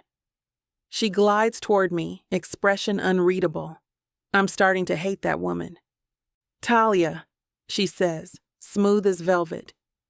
You're positively radiant. The single look suits you. I tilt my head. Jealousy's an unusual tone for you. Her eyes sparkle. Not jealousy, admiration. Most women wouldn't show up at all. I sip my champagne without breaking eye contact. Most women haven't been forged in fire. She laughs. Of course. And I suppose heartbreak makes the best fuel. I don't reply. I don't give her the satisfaction. But then she leans in just slightly, so no one else hears, and murmurs, "He didn't protect the company. He protected you." My grip on the glass tightens. The world tilts. She pulls back with a smile so sweet it rots, and walks away, leaving me with a truth I wasn't ready to hold. The second I'm alone, I step out onto the balcony. My heart's pounding so hard I swear it echoes in my teeth. My ears are still ringing from Celeste's voice. He didn't protect the company. He protected you. I lean against the railing, trying to breathe, trying to stay still while my world shifts under me. He didn't leak the deal. He didn't ghost me for PR. He didn't throw me to the wolves. He sacrificed himself. And the whole time, I thought he was choosing silence over me, when he was choosing me over everything else. My eyes sting, but I refuse to cry. Not here. Not in this dress. Not in front of this skyline that's seen me claw my way to every win. I press a hand to my stomach like I can hold myself together with sheer will. Because I was wrong. And now, I don't know how to handle the pieces. I should feel grateful. I should feel moved. But I'm angry. Because he let me spiral. Let me think I'd been cut loose. Let me spend the last week preparing my own escape hatch while he was burning his to the ground behind him. He didn't tell me. He didn't trust me to fight beside him. And that's what hurts the most. Because I could have handled the truth. I've handled worse. But he made the choice alone. Like I was something to be protected, not someone to be trusted. And now I'm not sure if I want to thank him. Or find him and scream until I shatter something permanent. I take another sip of champagne. It tastes like sugar and steel. Then I check my phone. Still nothing. Just the weight of his silence. And the knowledge that somewhere out there, he thinks what he did was love. And maybe it was. But it still broke me. The party behind me swells. String quartets, laughter, the clink of expensive glass. Everyone's dancing inside a cathedral full of legacy and illusions. And I'm still on this balcony, stuck in a moment that changed everything without asking permission. He protected me. He sacrificed for me. He never asked if I wanted that. And now I'm the one left standing in the fallout, wearing the armor, holding the story, carrying the weight of a decision I didn't get to make. I glance at my phone again. One missed call, no voicemail, just his name, like it's waiting for me to choose what happens next. I press the phone to my chest, close my eyes and whisper, "Don't you dare be gone when I'm finally ready to talk." Then I slip back inside. The ring is still on my finger. But for the first time, the story isn't his to control. It's mine, and if he wants to be part of it, he better be ready to meet me on my terms. Chapter 20. Beck. The city doesn't look different. Same skyline, same restless pulse, same glass towers reflecting ambition and artifice. But I feel different. My name's still on the Wilder building, but my grip on the company, gone. I gave it up to protect her, and it still might not be enough. No one greets me when I walk through the lobby. Marin doesn't even pretend to be surprised when I step into the elevator. She looks at me and says, "She's still at the gala." And that's all I need. I nod once, and I turn right back around. The city lights blur past the car windows, but my focus doesn't break. Marin texted the address. It's the same gala from the headlines. The one where she showed up alone. The one where she faced every reporter and rumor without a single word from me. I see the photos now, circulating online, her jaw set, her eyes distant, her body language screaming one thing. She was left holding everything. I almost ask if she wants to see me, but I don't. Because I already know she deserves better than a question. She deserves an answer, and I'm going to give it to her, publicly if I have to. Let the press watch. Let the board watch. Let the whole damn city watch. For once, I'm not hiding. The gala is in full swing when I get out of the car. Floodlights sweep the entrance. Reporters hover in clusters, half bored, half hungry. The moment they see me, it's like someone lit a fuse. Flash, flash, flash. "Mr. Wilder, where have you been? Are you and Miss Brooks still engaged? Did you really surrender the vote to your sister?" I don't answer. I walk through the chaos with no security detail, no PR shield, no damn plan. Just the truth in my chest and her name ringing in my ribs. Inside, the crowd parts in slow motion. Some people stare. Others whisper. And then I see her. Talia, in a sleek black dress that makes her look like vengeance and vulnerability wrapped in velvet. She turns mid-conversation, champagne glass in hand, and her entire body freezes. She doesn't blink. Doesn't move. But the color drains from her face like she wasn't expecting to see me again. Ever. For a second, we're just staring at each other across a sea of curated people and curated lives. Then I move. The crowd barely breathes as I cross the floor. I don't break eye contact. I don't care about the stairs or the cell phones or the string quartet faltering in the background. I stop 2 feet in front of her. "Talia," I say, voice low, steady. "Can we talk?" She doesn't answer right away. Her lips part. Her brows knit. She looks at me like she's still deciding if I'm real, or just another headline she didn't approve. And then she nods. Not with warmth. Not with relief. Just with resolve. She puts down her glass, turns without a word, and I follow her through the crowd like a man chasing fate. Because no matter how this ends, I'm done hiding from her. The moment we step onto the balcony, the noise fades. It's just the two of us now, framed by gold light and city skyline 100 feet above the lives we've been pretending to lead. She doesn't say anything, so I do. "I didn't leave to punish you," I say, "and I didn't stay away because I was ashamed." She folds her arms, the wind lifting the edge of her dress. I keep going. No scripts, no polish. I left because I knew what was coming. The leak, the board, the vote. I knew Celeste would burn everything if she thought you were in the way. Her jaw clenches. I gave up control of Wilder, I say quietly. I tanked the merger. I let her take the win. Her eyes widen slightly, but she doesn't interrupt. I thought if I took the hit, you'd be safe. I thought silence was protection. I take a breath, shaky, uneven. But I was wrong. I didn't protect you. I isolated you. I made you carry the weight alone. I wanted you to be part of the legacy, not the collateral damage. Talia just stands there. No tears, no forgiveness, just silence. And honestly, I deserve it. I came here to give her the choice I should have offered weeks ago. Not to win her back, not to spin the story, but to finally let her decide what comes next. She turns toward the railing, her expression unreadable. I don't move. I don't press. I just wait, with every inch of me braced for the answer that might not come. Because at last, I'm not trying to control the outcome. I'm just hoping I'm still in it. I take one step back, not away from her, just back enough. Enough space for her to breathe, enough space to prove that this time this isn't about me choosing for her. I'm not here to fix it, I say softly. Not unless you want me to. The wind moves between us. She doesn't look at me, doesn't nod, doesn't run. And somehow the silence cuts deeper than any no. But I hold it, because I need her to know. If she walks, I'll let her go.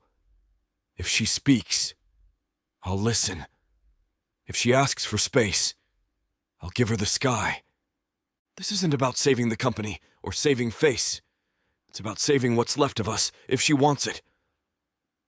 Then I turn and walk away. Not because I'm giving up, but because the next move, it's hers. Chapter 21. Talia. The door closes behind him with a soft click that feels louder than any slammed exit ever could. I don't move, not because I'm frozen, because I don't want to chase him. For the first time, he didn't try to sell me anything. No charm, no pitch, no curated version of the truth. He gave it to me raw, unpolished, terrifyingly human. And then he left. Not as punishment, as a gift. He left the silence behind for me to fill or not. So I stay, still, silent, holding the moment like it's glass. The wind is cooler now. The city below, glittering, humming, stretching outward like a restless pulse I can't slow down. I press my palms against the balcony railing and close my eyes. He didn't ask for forgiveness, didn't plead for another shot. He just told the truth and walked away. And I'm still here, letting that truth settle into me like something warm and uninvited. The last time we were on a balcony together, I felt abandoned. This time, I feel like he finally saw me, and that might be worse. Back inside, the gala is still in full swing. Laughter swirls like perfume. Crystal clinks. Someone's giving a toast I'm not listening to. A few heads turn when I re-enter, but no one stops me. And yet, I can feel the weight of eyes. The where did she go? The was that really Beck Wilder? The is it over? I smile once. Brief? Dismissive? Let them speculate, because I'm not here for headlines. I'm still standing on that balcony. In my head, I'm still watching him say, I didn't want you to be collateral damage, still hearing him breathe like it hurt to speak it aloud. And even now, surrounded by the noise of people who never cared, I can feel him more clearly than I ever did before.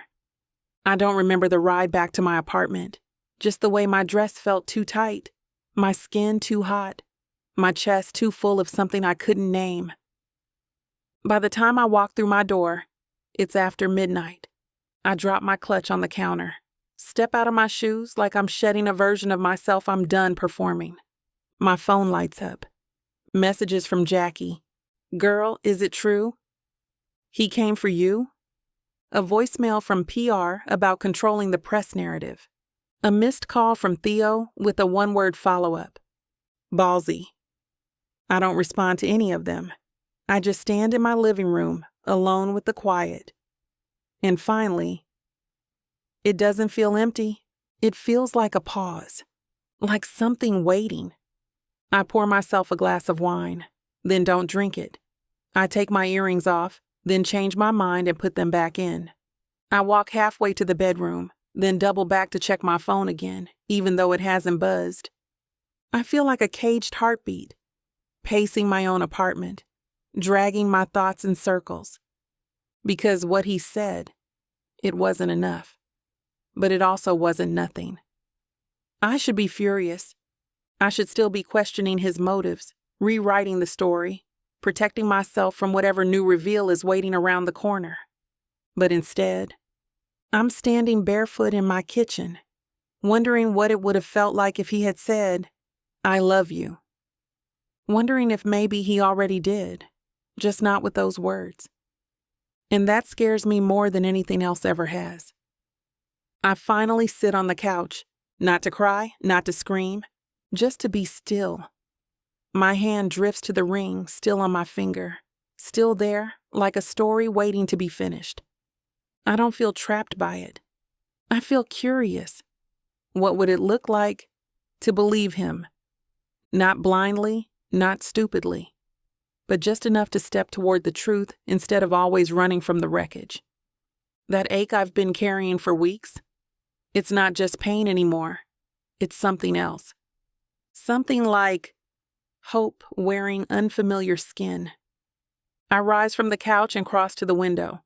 Outside, the skyline glows like a city that never stops watching. Gilded glass and whispered stories lit up for everyone but me. But tonight, I don't feel invisible. I feel seen. Not by the world, not even by him, but by me. The version of myself I almost forgot.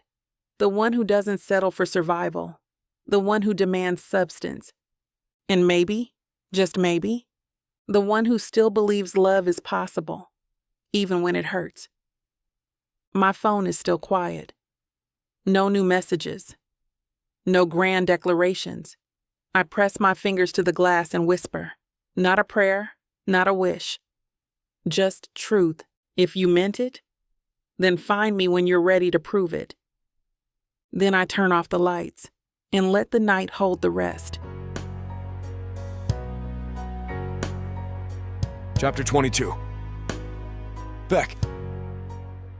I've opened the same spreadsheet 3 times. My inbox is a battlefield. Board memos, 3 investor alerts, and 1 passive-aggressive update from Celeste about the importance of stable leadership optics. I type 2 words. Delete them. Try again. Nothing sticks. The office is too quiet. Or maybe I'm just too loud inside. All I can hear is her voice on repeat. Don't ask me to choose you now. I scrub a hand down my face and stare at the blinking cursor. There's no saving this quarter.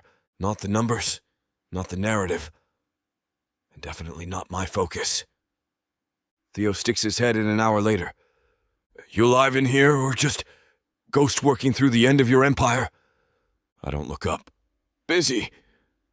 You look like you lost a poker hand to death itself. I grunt. He grins like a wolf. There it is. When he's gone, Marin stops by too. Doesn't even pretend it's business. She didn't call, huh? I shake my head once, eyes still on the screen. She didn't chase you down either. My silence confirms what she already knows.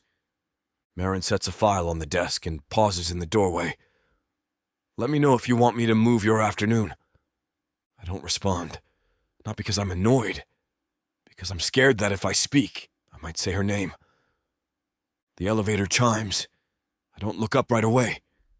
I assume it's Marin again, or maybe someone with another fire for me to put out. But then the room goes still. That pin drop kind of still. The kind that makes your skin tighten before your brain catches up. And then she's there. Talia. Standing in the doorway like a storm made of silence. No warning, no assistant announcement, no text. Black blazer, hair pinned up. Lips neutral, eyes anything but. I stand too fast, my chair rolling back with a scrape. She doesn't blink. Neither do I. For a heartbeat, we just look at each other like the room is a wire stretched between us, ready to snap. She came, and I have no idea why. She doesn't sit, doesn't move toward me, just folds her arms and says, "I'm not here to fight." Her voice is low, clear, controlled, but I know her well enough to hear the current underneath it. "I wasn't sure I'd see you again," I say, quieter than I mean to. Her expression doesn't soften. Neither was I. And damn, if that doesn't hit harder than I expected. I want to close the space between us. I want to tell her I haven't been able to breathe since I walked away. But I don't, because she's not here for declarations. She's here for something else. And if I'm smart, I'll let her give it to me on her own terms. "I needed to see you," she says, breaking the silence first. Not I wanted to. Not I missed you. Just that need. I nod once, like I understand, even if I don't fully. "Closure?" I ask. She lifts a brow. "Do you think this is closure?" "I don't know," I admit. "You're here. I wasn't expecting anything." She exhales. Just a breath, but I feel it. Her eyes scan the space, my desk, the windows, the skyline behind me. Her gaze lingers on the wall I punched a few years back and never repaired properly. "I'm not sure what I want from you, Beck." I swallow hard. Okay. But I know I don't want to pretend this didn't happen. My heart does something it hasn't done in days. Ache with something that doesn't feel like regret. She walks to the window, her fingers grazing the edge of the frame like she needs something to anchor her. "I keep thinking," she says softly, "about how many ways you could have lied to me, and how many times you didn't. That's not how it felt on my end." She half smiles. "You're not good at being bad." It's the first real thing she said that feels like us. I step toward her, just enough to be near, but not enough to touch. "If I could do it all over again, I'd bring you in. Day one. No fake marriage, no pitch deck, just me, asking you to be part of this." She turns to face me. "That's not how it happened." "No," I say, voice low, "but this is how it can start. The air shifts, not heavy, not rushed, just charged, like possibility warming up in the space between us." She holds my gaze a second longer than necessary.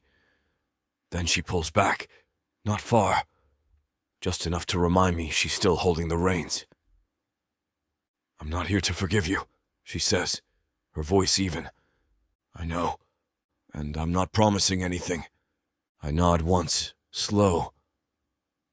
"I'm not asking for a promise."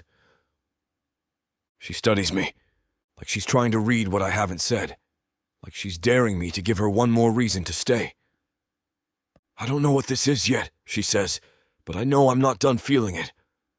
Something twists in my chest, hope and hunger and the sharp-edged ache of almost. Then stay," I say softly. "Just for now." "I might." She walks to the door, and when she opens it, she doesn't look back. But she doesn't close it either. Chapter 23.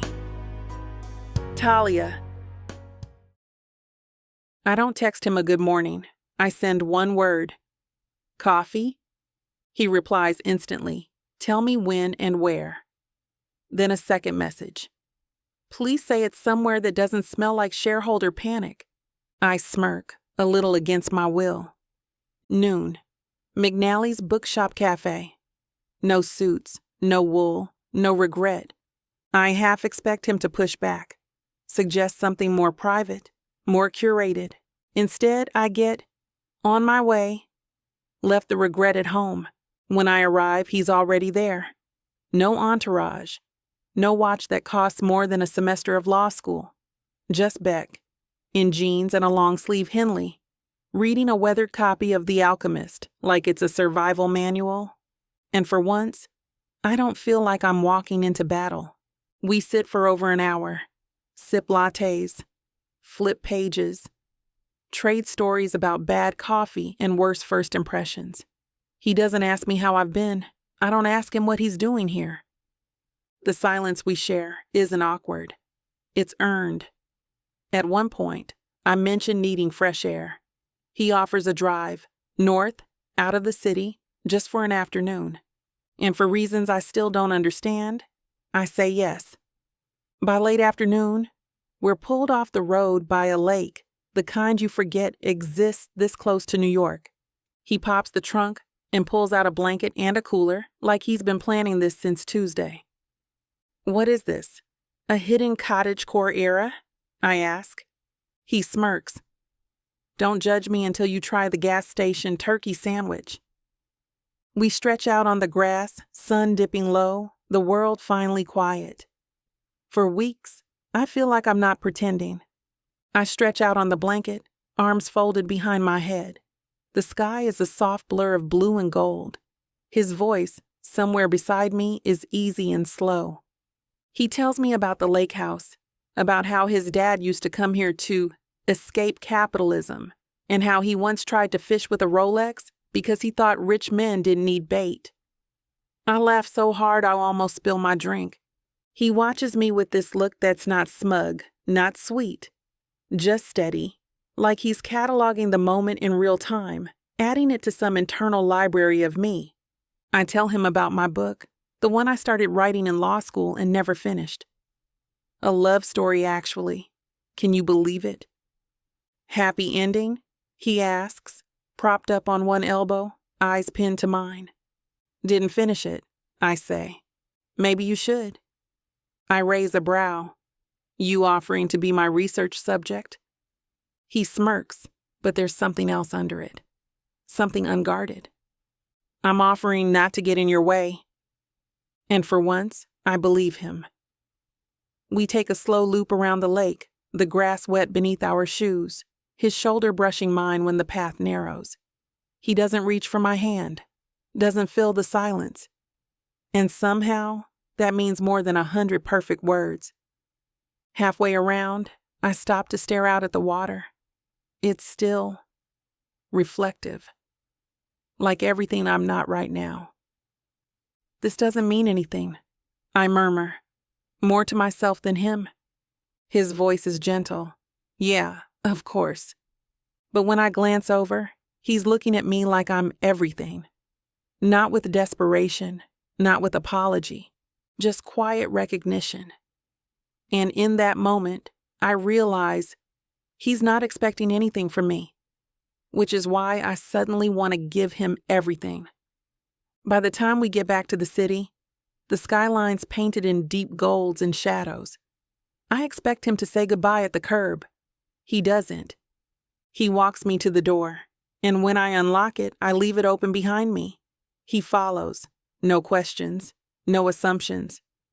Inside, the lights are low. The playlist from earlier in the week hums from the speakers. Soft jazz, no lyrics, just mood. I slip off my shoes. He watches me like I'm unwrapping something sacred.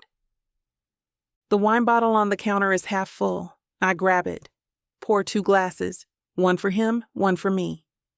When I hand it to him, our fingers graze. His eyes drop to the touch, but he doesn't push it. Neither do I. We sit on the couch, side by side. No kisses, no lines, no performance, just space. And heat, and knowing. His knee brushes mine. I don't pull away. He shifts toward me, slow, respectful, waiting for a cue that hasn't been spoken. I don't know what tomorrow looks like, I say quietly. I'm not asking you for tomorrow. That pauses me. He's not angling. He's not baiting me with promises. He's just here. And suddenly, it's not about protecting myself anymore. It's about choosing this moment, because it's honest, because it's earned, because it's mine. He's sitting beside me, hands loose around his wine glass, breathing steady, eyes trained on mine like he's waiting for a signal he'll never ask for. I could draw this out. Keep pretending the air isn't thick enough to taste. But I'm done pretending. I set my glass down on the coffee table, turn toward him. He doesn't move, just watches me, patient, reverent. I don't want to talk anymore, I say. His jaw flexes. His grip tightens on the glass. Still, he doesn't lean in. I do. I close the distance between us slow and sure. When our mouths meet, it's not a kiss. It's a decision. One I don't explain. One he doesn't question. And when we rise, his hand finding mine tugging him down the hall, I don't look back. Because what waits behind that bedroom door isn't an ending or a beginning. It's a choice we're making together. No promises, no definitions. Just this. And for tonight, that's enough. The moment the bedroom door clicks shut behind us, the air shifts. It's not just the dim light or the way his hand still grips mine. It's the way he looks at me, like he's been waiting for this moment longer than he's willing to admit. I don't give him time to overthink it. I step into him, my hands sliding up his chest, fingers curling into the fabric of his shirt. He doesn't hesitate. His mouth crashes into mine, and it's not soft or tentative. It's hungry, desperate, like he's been holding back for too long. If you want to know where this naughty scene is headed, you'll have to get it from BWWM, This platform has rules and guidelines that we have to follow in order to keep these free stories coming. Find any Vixa audiobook on her website and use code VIXA40 for a 40% discount to make up for these interruptions. Let's return to the story. We collapse together, our breaths ragged, our bodies tangled. He doesn't pull away, his forehead resting against mine, his hand brushing a strand of hair from my face. His weight presses into me, warm and solid, and I don't want him to move. My fingers trace lazy patterns across his back, feeling the rise and fall of his breathing. The room smells like us. Sweat, skin, and something faintly sweet, like the wine we left on the coffee table. You're thinking, he murmurs, his voice low and rough against my ear. Am not. You are. I can hear it. He shifts slightly, propping himself up on one elbow to look down at me. His hair's a mess, and there's a faint sheen of sweat on his forehead. He looks like he's been thoroughly wrecked, and I can't help the smug little smile that tugs at my lips. What? He asks, catching it. Nothing, just, you look like you've been through a war. He grins. That slow, dangerous grin that always makes my stomach flip. You're not exactly unscathed yourself. I glance down at the marks on my skin, his fingerprints on my hips, the faint red scratches on my shoulders. Fair point. He leans down, brushing his lips against mine in a kiss that's soft, almost tender. It's the kind of kiss that makes my chest ache, because it feels like more than just physical. But I don't say that. Instead, I pull him closer, my legs tangling with his. And he settles back against me, his head resting on my chest. This doesn't have to mean anything, I say, my voice quiet. He doesn't respond right away. His fingers trace idle circles on my stomach, and I can feel the steady rhythm of his breathing. It doesn't have to, he finally says. But it could. I really don't know what to say to that, so I don't say anything. Instead, I run my fingers through his hair, letting the silence stretch between us. It's not uncomfortable, but it's heavy, like there's something unspoken hanging in the air. You're thinking again, he says, his voice muffled against my skin. Shut up. He laughs, the sound vibrating through me, and I can't help but smile. You're impossible, I mutter. And yet, here you are. Here I am, I echo, my voice softer than I mean it to be. He lifts his head, his eyes meeting mine. There's something in his gaze, something raw and unguarded, that makes my breath catch. But before I can say anything, he leans in, kissing me again, and I let myself get lost in it. For now, that's enough. Chapter 24. Beck.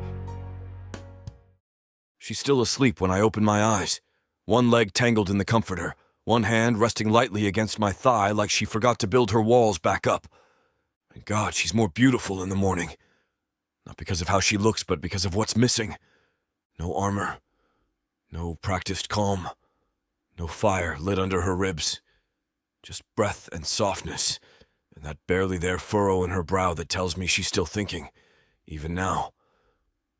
I don't move. I don't want to break it. For once, I'm not preparing a speech or planning a next step. I'm just here. With her. She wakes slowly, stretching like a cat under sun-dappled sheets. When her eyes open, she doesn't flinch, doesn't pull away. She just stares at me and smiles, a small one, the kind you don't give unless you mean it. I get up first, stumble toward her kitchen. It takes me 5 minutes to figure out how to work the damn espresso machine. I hear her laugh from the bedroom, soft, teasing. Need help, corporate? Absolutely not, I call back, burning my thumb on the steam valve. She appears a moment later in a sexy long t-shirt, barefoot and smug. I hand her a mug. She steals half my foam and kisses the corner of my mouth like we've done this 100 times. I let myself believe we'll get a day. Just one. One day untouched by the chaos. I should have known better. The first buzz comes while she's perched on the counter, sipping her coffee and grinning at me like I'm a novelty she hasn't decided to return yet. I check my phone. One new message. Mar 3. N, urgent. Second buzz. Third. Then it vibrates so hard it nearly skids across the kitchen island. I unlock the screen, heart dropping the second I see the subject line. Leak confirmed. Board response immediate. I stop breathing for a beat. Talia notices. What is it? I swallow hard and step away, already pulling up the attached links. My brain kicks into boardroom mode before my mouth can explain. The summary thread's already live. Financial insiders are salivating. The headline punches me in the chest. Wilder vote surrendered. CEO, Beck Wilder. Bows out under pressure amidst romantic distraction. Romantic distraction. I close the article, open the next. A board member's already gone anonymous on record, calling my vote reactionary and emotionally compromised. Another urges executive realignment. And then the final blow. Celeste's carefully phrased statement lands in bold at the top of the trending wire. Wilder Enterprises respects the complex interplay of personal and professional boundaries. And while we value authentic relationships, leadership must remain focused on the future of the company, not personal entanglements. She didn't use our names, but she didn't have to. Talia sets her coffee down slowly. Her eyes meet mine, sharp and unreadable. What did she say? I want to lie. I want to soften it. But there's no soft version of this. They're calling last night a PR stunt. Her jaw tightens. And you? I blink. What about me? Her voice is cool, controlled, lethal. Are you going to let them? I pace her living room like a man who can outrun the internet. Every press alert, every email, every damn op-ed speculation is a dagger I can't dodge. Celeste planned this. Of course she did. The vote was barely cold before she pulled the trigger. I mutter something, half to myself, half to the air. I never should have stayed last night. And that's when everything snaps. Talia, silent until now, turns. Her expression goes flat. Her voice, cold steel. Excuse me? I stop. My heart stutters. I didn't mean, yes, you did. She doesn't shout. She doesn't cry. She just looks at me like I've become every man she's ever had to outthink, outpace, and outlast. And I realize what she's hearing isn't damage control. It's regret. She thinks I regret her, and that guts me. Because if I lose her now, it won't be because Celeste made a move. It'll be because I didn't have the courage to hold on. She disappears into her bedroom. I don't follow. I just stand there, frozen in the wreckage of the morning. I almost call Marin, almost start firing off statements and spin strategies. But I don't, because none of that matters if she walks away. And then, heels click on hardwood. She reappears in a fitted black suit, hair up, eyes fire. Power, control, precision. Everything the headline said she couldn't be. "I'm going to the office," she says, grabbing her bag. "To do what?" I ask, voice hoarse. She looks at me like it's obvious, like she can't believe I even had to ask. "To remind them I don't need your name to take up space." She walks past me, stops at the door. And when she kisses me, fast, unapologetic, not tender, it doesn't feel like a goodbye. It feels like a declaration of war. The press conference streams live. I didn't know she planned one. Didn't know she called Theo in to wrangle the right reporters. Didn't know she walked through the front doors of Wilder HQ like she owned the damn glass they were built from. But here she is, on screen, on fire, on mission. Flanked by 2 senior attorneys and a crowd of cameras, she looks like every headline tried to underestimate her, and now regrets it. She doesn't flinch, doesn't soften. When the first reporter asks if she has a comment on the leak, she lifts her chin and lets the silence hang just long enough to sting. Then she says, "This wasn't a PR stunt, and if it had been, I would have made damn sure we landed better headlines." Laughter bubbles in the crowd. Controlled. Measured. But then she turns, just slightly, to the camera. "What happened between Beck Wilder and me is none of your business. But I'll tell you this, it was real. And if anyone wants to question his leadership because of me, you're going to have to question mine too." She folds the notes she never used, steps away from the mic, and walks back inside like a queen exiting her own coronation. I stare at the screen, heart thudding, hands loose at my sides. Because that wasn't her defending me. That was her defending us. And I've never been more sure. We're not the same people who started this. We're something real now. I think we might actually stand a chance. Chapter 25. Talia. I choose the suit like I'm choosing armor. Black, tailored, sharp enough to slice through nonsense. My earrings are matte gold studs. Minimal, immovable, hair slicked back. Lipstick neutral. This isn't about beauty. It's about power. Theo meets me on the curb, holding a black coffee and a phone that's already vibrating with pre-spin. "You know you don't have to do this," he says, not really meaning it. I take the coffee. "Yes, I do." He nods once. "I'll be just off camera." I walk up those steps. Because I'm not here as Beck's fiancé. I'm here as the woman the media tried to write off and now has their pen back. The flash of the cameras doesn't rattle me. Neither do the reporters calling my name like it's bait. I take the podium. Pause, breathe, and smile just enough to let them wonder if I'm here to charm them or burn everything down. "Let's be clear," I say, my voice ringing out with practiced ease. I didn't get here by dating a billionaire. I got here by outworking, outthinking, and outlasting most of the men who assumed I couldn't. The ripple moves through the crowd, some raised eyebrows, a sharp breath here and there. Good. Let them feel it. I came to play chess, not smile for the headline. They're all waiting for me to blink, to soften, to say something palatable that lets them tuck me into a tidy headline. But I don't flinch.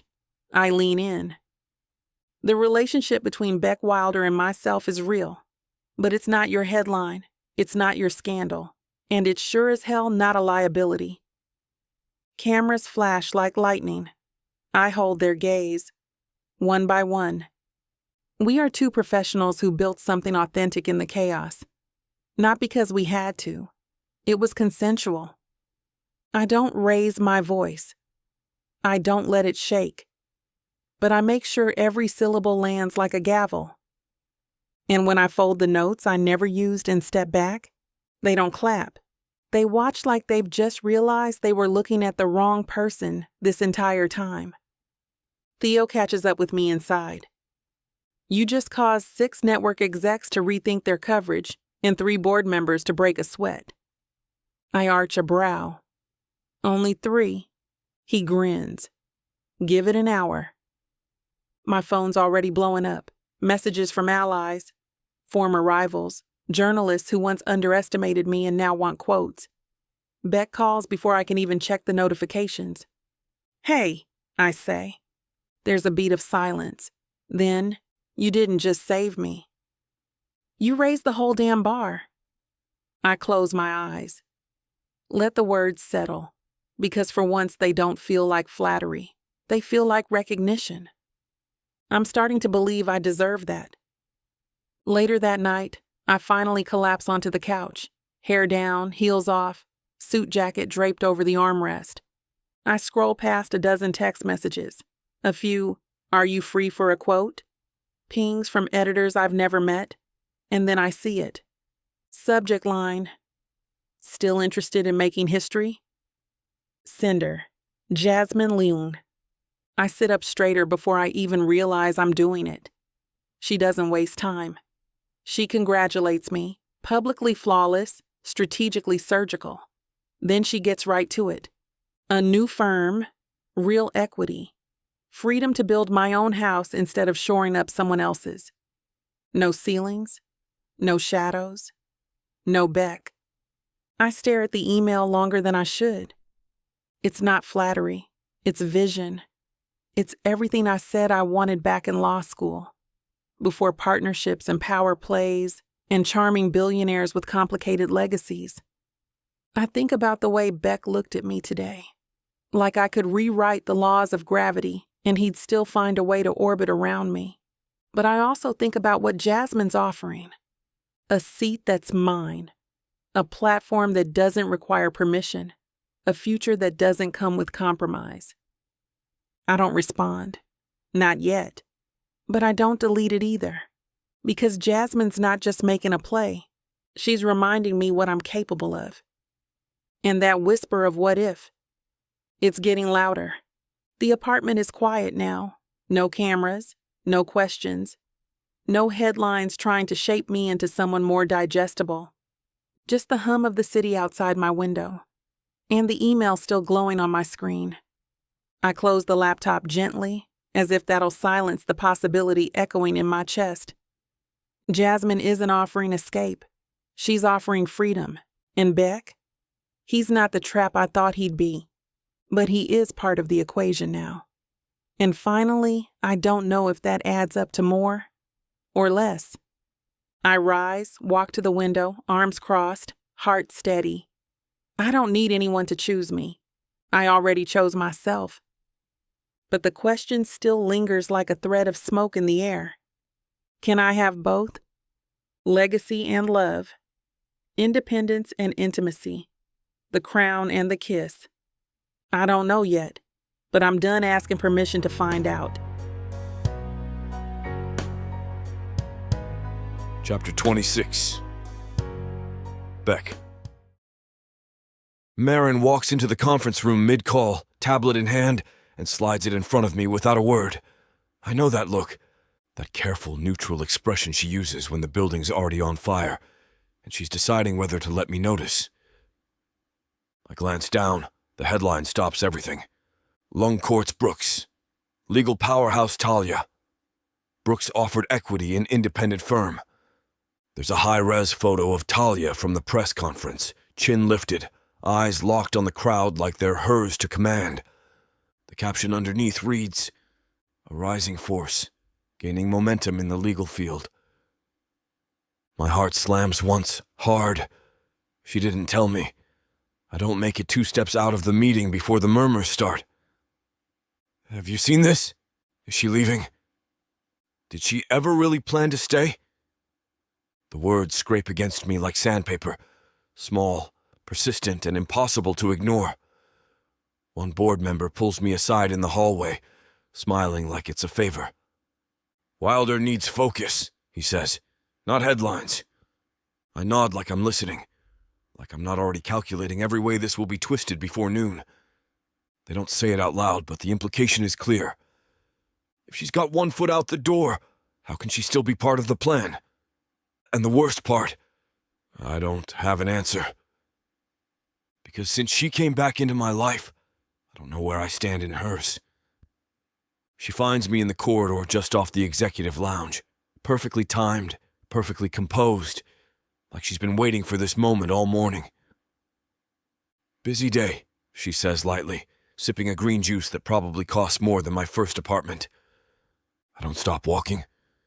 She falls into step beside me like a ghost with impeccable taste. "Do you want to know the whisper going around the board?" she asks, her voice a soft hum. "They think you're in over your head, that you've lost sight of the company."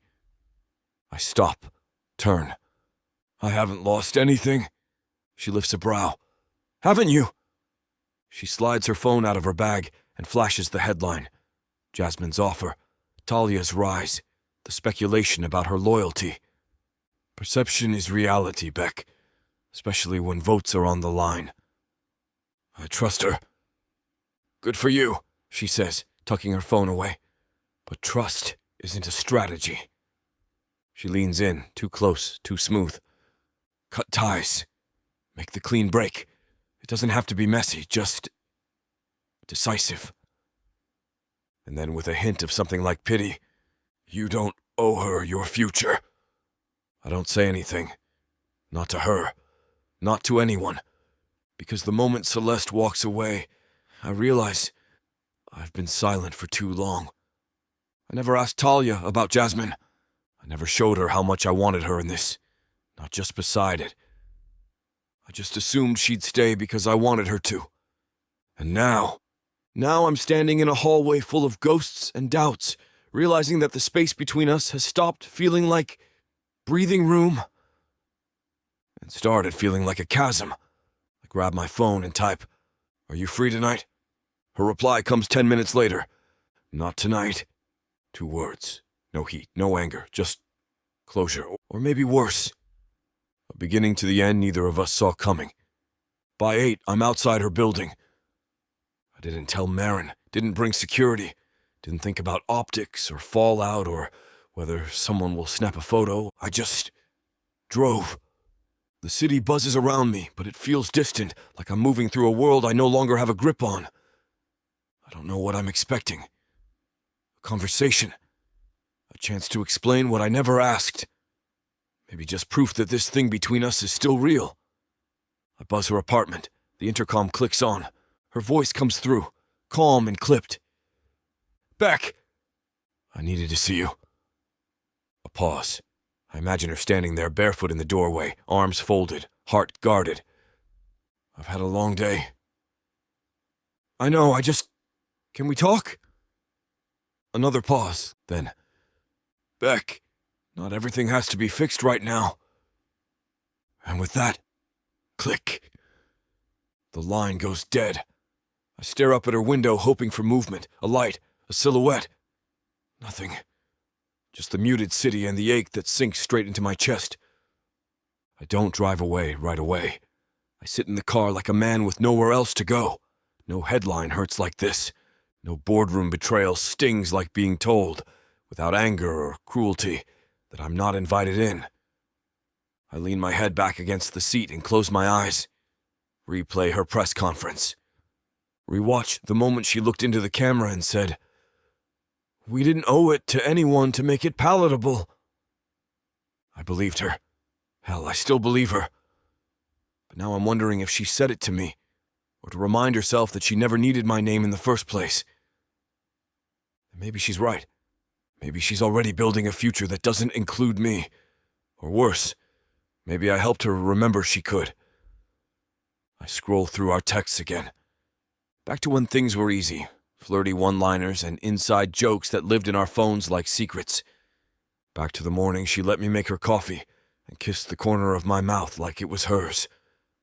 Now it's just, "Not tonight." And somehow that cuts deeper than if she told me to stay away for good. Because "not tonight" leaves room. It leaves hope. It leaves the door cracked just wide enough to torture me. But I don't text her again. I don't call. I don't try to spin it into a grand gesture or a save-the-day speech. Because I finally understand. She doesn't need me to fix this. She doesn't need me to chase her. She needs me to step back and decide if I'm capable of loving a woman who doesn't belong to anyone but herself. I close my phone and drop it on the seat beside me. Not in defeat, in recognition. Because she's not asking me to choose her. She's showing me that she already chose herself. And the only question now is, can I love her without needing to own her? Chapter 27. Talia. It's been 36 hours since I heard his voice. 36 hours since I closed the intercom line on Beck Wilder, and the ache in my chest settled into something heavier. I haven't cried, haven't screamed, haven't called Jackie or spilled it all into a voice memo at midnight. I'm just quiet. Because what hurts isn't that he showed up. It's that he showed up without showing up, still hiding things, still deciding what I should know for my own good, still assuming silence is kindness, still choosing control over clarity. And I know that kind of man. I've dated that man, debated him, outworked him, left him blinking in conference rooms with my foot on his neck and my name on the deal. I didn't think Beck was one of them, but maybe that's my mistake. The email lands at 9 a.m. sharp. Subject line, strategic alignment check-in. I don't need to open it to know what it is, but I do anyway. A meeting invite with the partners.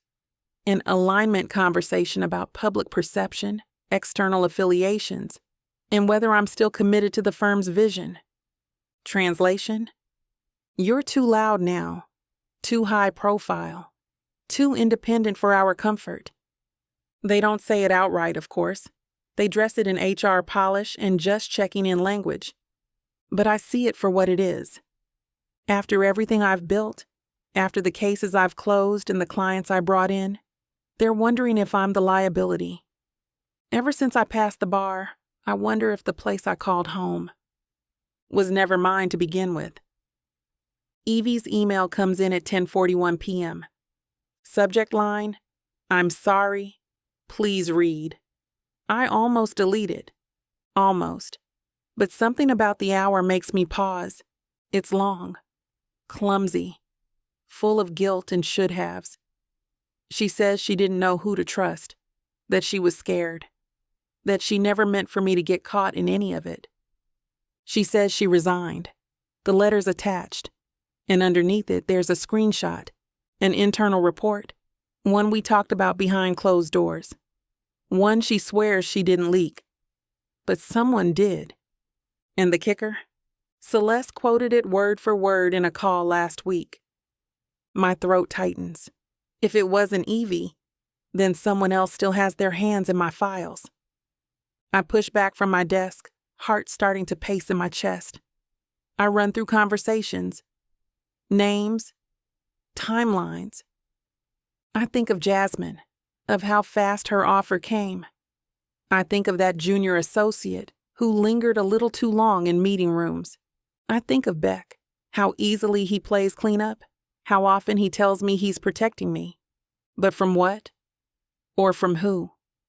And if he knew something and kept it from me again? I'm not sure if I can come back from that.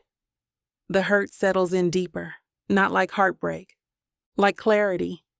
And that, I know how to use. I pour a glass of red wine and take it to the window, barefoot on cold tile, staring out at the city like it might offer answers. I don't scream, don't throw anything. I just breathe, sip, sort, because I'm starting to see it all differently now. It's not the betrayal that breaks me, it's the pattern, the assumption that I'll stay quiet, stay grateful, stay small. That I'll pick legacy or love, but never both. That I'll adjust myself to fit into the space I've already outgrown. I take another sip. Let it burn down and settle. I'm not angry. I'm focused. I open my laptop and scroll to Jasmine's offer. I read it this time like a woman who knows her worth, who doesn't need to beg for a seat at anyone's table anymore. Then I pull up the press conference transcript.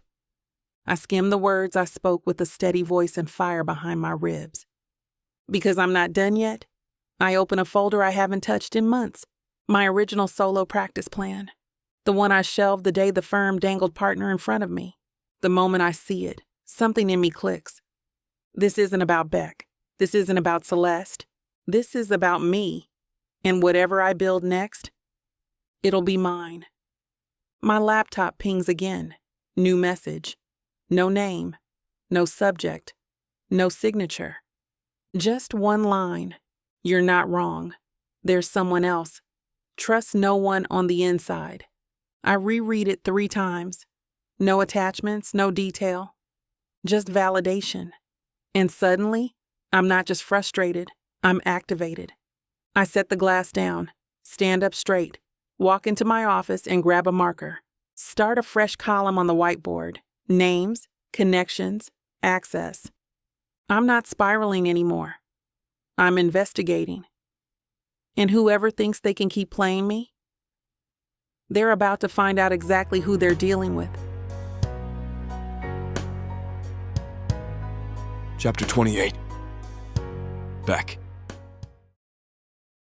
I rarely sit still long enough to notice the quiet, but today I do. The office hums faintly. AC vents, the low buzz of city life bleeding through glass, a muted email chime I ignore. The chair beneath me is too still. The coffee on my desk is lukewarm.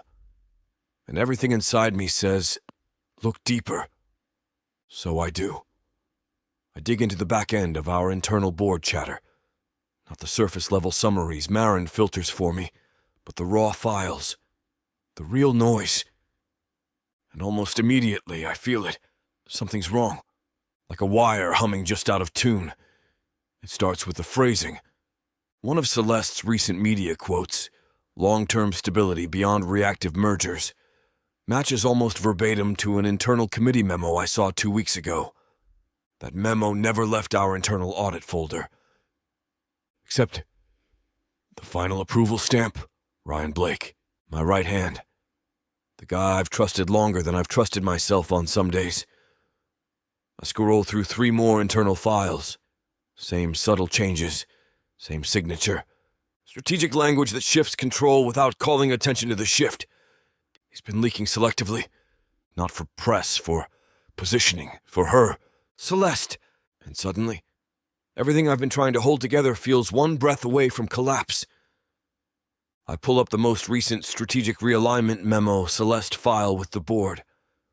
At first glance, it looks like corporate fluff. Talk of streamlining, simplifying, increasing operational clarity. But when I compare it to the merger agreement language, I see it. Clause by clause, she's been planting revisions. Phrases that reassign final sign-off authority in the event of leadership disruption. Language that dissolves shared power in favor of legacy single-point leadership. And those little tweaks, they go live the minute the board votes. She's not undermining the merger, she's setting it up to fail from the inside. And I've been handing her the pen. I walk into her office without knocking. She's mid-email, perfectly calm, not a hair out of place. She doesn't flinch when I toss the tablet onto her desk. Her eyes flick down, scan the screen, and a slow, satisfied smile curls across her mouth. You finally caught up. I was starting to get bored. You've been leaking data, I snap. Manipulating approvals. You used Ryan to move this thing forward, without oversight. Celeste leans back, crosses her legs like we're talking over wine. I guided the board toward clarity. That's what a CEO does. You're not the CEO. She lifts an eyebrow. Not yet. I step closer, the rage simmering now. You've been setting this up for months, positioning to kill the merger without saying a word. She smiles like I just solved a riddle. No, Beck, I haven't been killing anything. I've been correcting a deviation. You're the one who got sentimental. You're the one who let your judgment slip. She taps the tablet gently. And this is me cleaning it up. My palms slam down onto her desk. The glass rattles. I don't care. You used the engagement. You used the board. You watched me build something with Talia and let the wolves circle, because you already knew you were going to tear it down. Celeste doesn't even blink. You handed me the match back. I just lit it. I stare at her, jaw locked, pulse hammering. You want the company to yourself? Of course I do, she says, calm as rain, because I'm the only one willing to do what it takes to keep it intact. Her gaze sharpens. You were playing at reinvention. You thought love and legacy could hold hands and skip into the boardroom, but leadership isn't romantic. It's strategic. She rises slowly, steps around the desk until she's in front of me, arms folded, voice low. You think the board wants a power couple. What they want is certainty, and I am the only one who never stopped offering that. I leave before I say something that breaks everything. Not just the company, not just my position, but whatever's left of the illusion that this could still end cleanly. I take the elevator down in silence. No texts, no calls, no one asking where I'm going. Just the pounding in my chest and the realization that Celeste didn't win today because she outplayed me. She won because I let myself believe. I didn't have to play at all because I wanted something purer, braver, because I thought I could build something with heart. And now, I'm watching her dismantle it, piece by piece, right in front of me. Not because she's evil, but because I was foolish enough to think love could survive in a room built for predators. By the time I reach my office, I've already sent 3 messages. One to Marin, one to legal, one to the board's silent swing voter, the one Celeste thinks she still has in her pocket. I shut the door, lock it, pull up the internal system, and start revoking credentials. Ryan's first. Then 2 assistants flagged in the leak audit trail. I type faster than I think. My hands are steady, but my stomach's a knot of acid in hindsight. This should have happened months ago. The second I saw her shifting language, the second I saw Talia start getting sidelined. But I wanted to believe I could hold both worlds. And now, I'm holding smoke. I message Marin again. Scrub everything. I want full audit logs on my desk by morning. Every shadow thread, every private Slack. Start with Blake. Her reply is instant. Already on it. But you're not the only one cleaning house. I pause. My fingers hover over the keys. Not the only one. Talia. I sit back, the weight of it hitting all at once. She's not waiting for me to fix this. She's not waiting, period. And if I don't move, really move, I won't just lose the company. I'll lose her, too. Because Celeste may be dangerous. But Talia, she's done being underestimated. And the war I thought I was leading, I'm about to find out it started without me. Chapter 29. Talia. It's almost 10 at night when the notification flashes across my screen. Short, sharp. Come in. Now, you need to see this. No name, no pleasantries, no explanation, just urgency. And something in my gut twists. Not with fear, but recognition. I don't think. I don't pack an overnight bag. I don't call Jackie or loop anyone else in. I throw on the first blazer I can grab, shove my feet into boots, and grab my keys.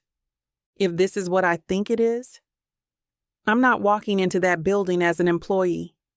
I'm walking in as someone they should be terrified of. The building's deserted when I arrive. Security nods me through without question. There's a single envelope waiting for me at the front desk. Unmarked, except for my name scrawled across it in bold, impatient letters. No message, no instructions. Just a weight that feels heavier than paper should be. I open it right there under the sterile lobby lights. Inside is a thick stack of documents.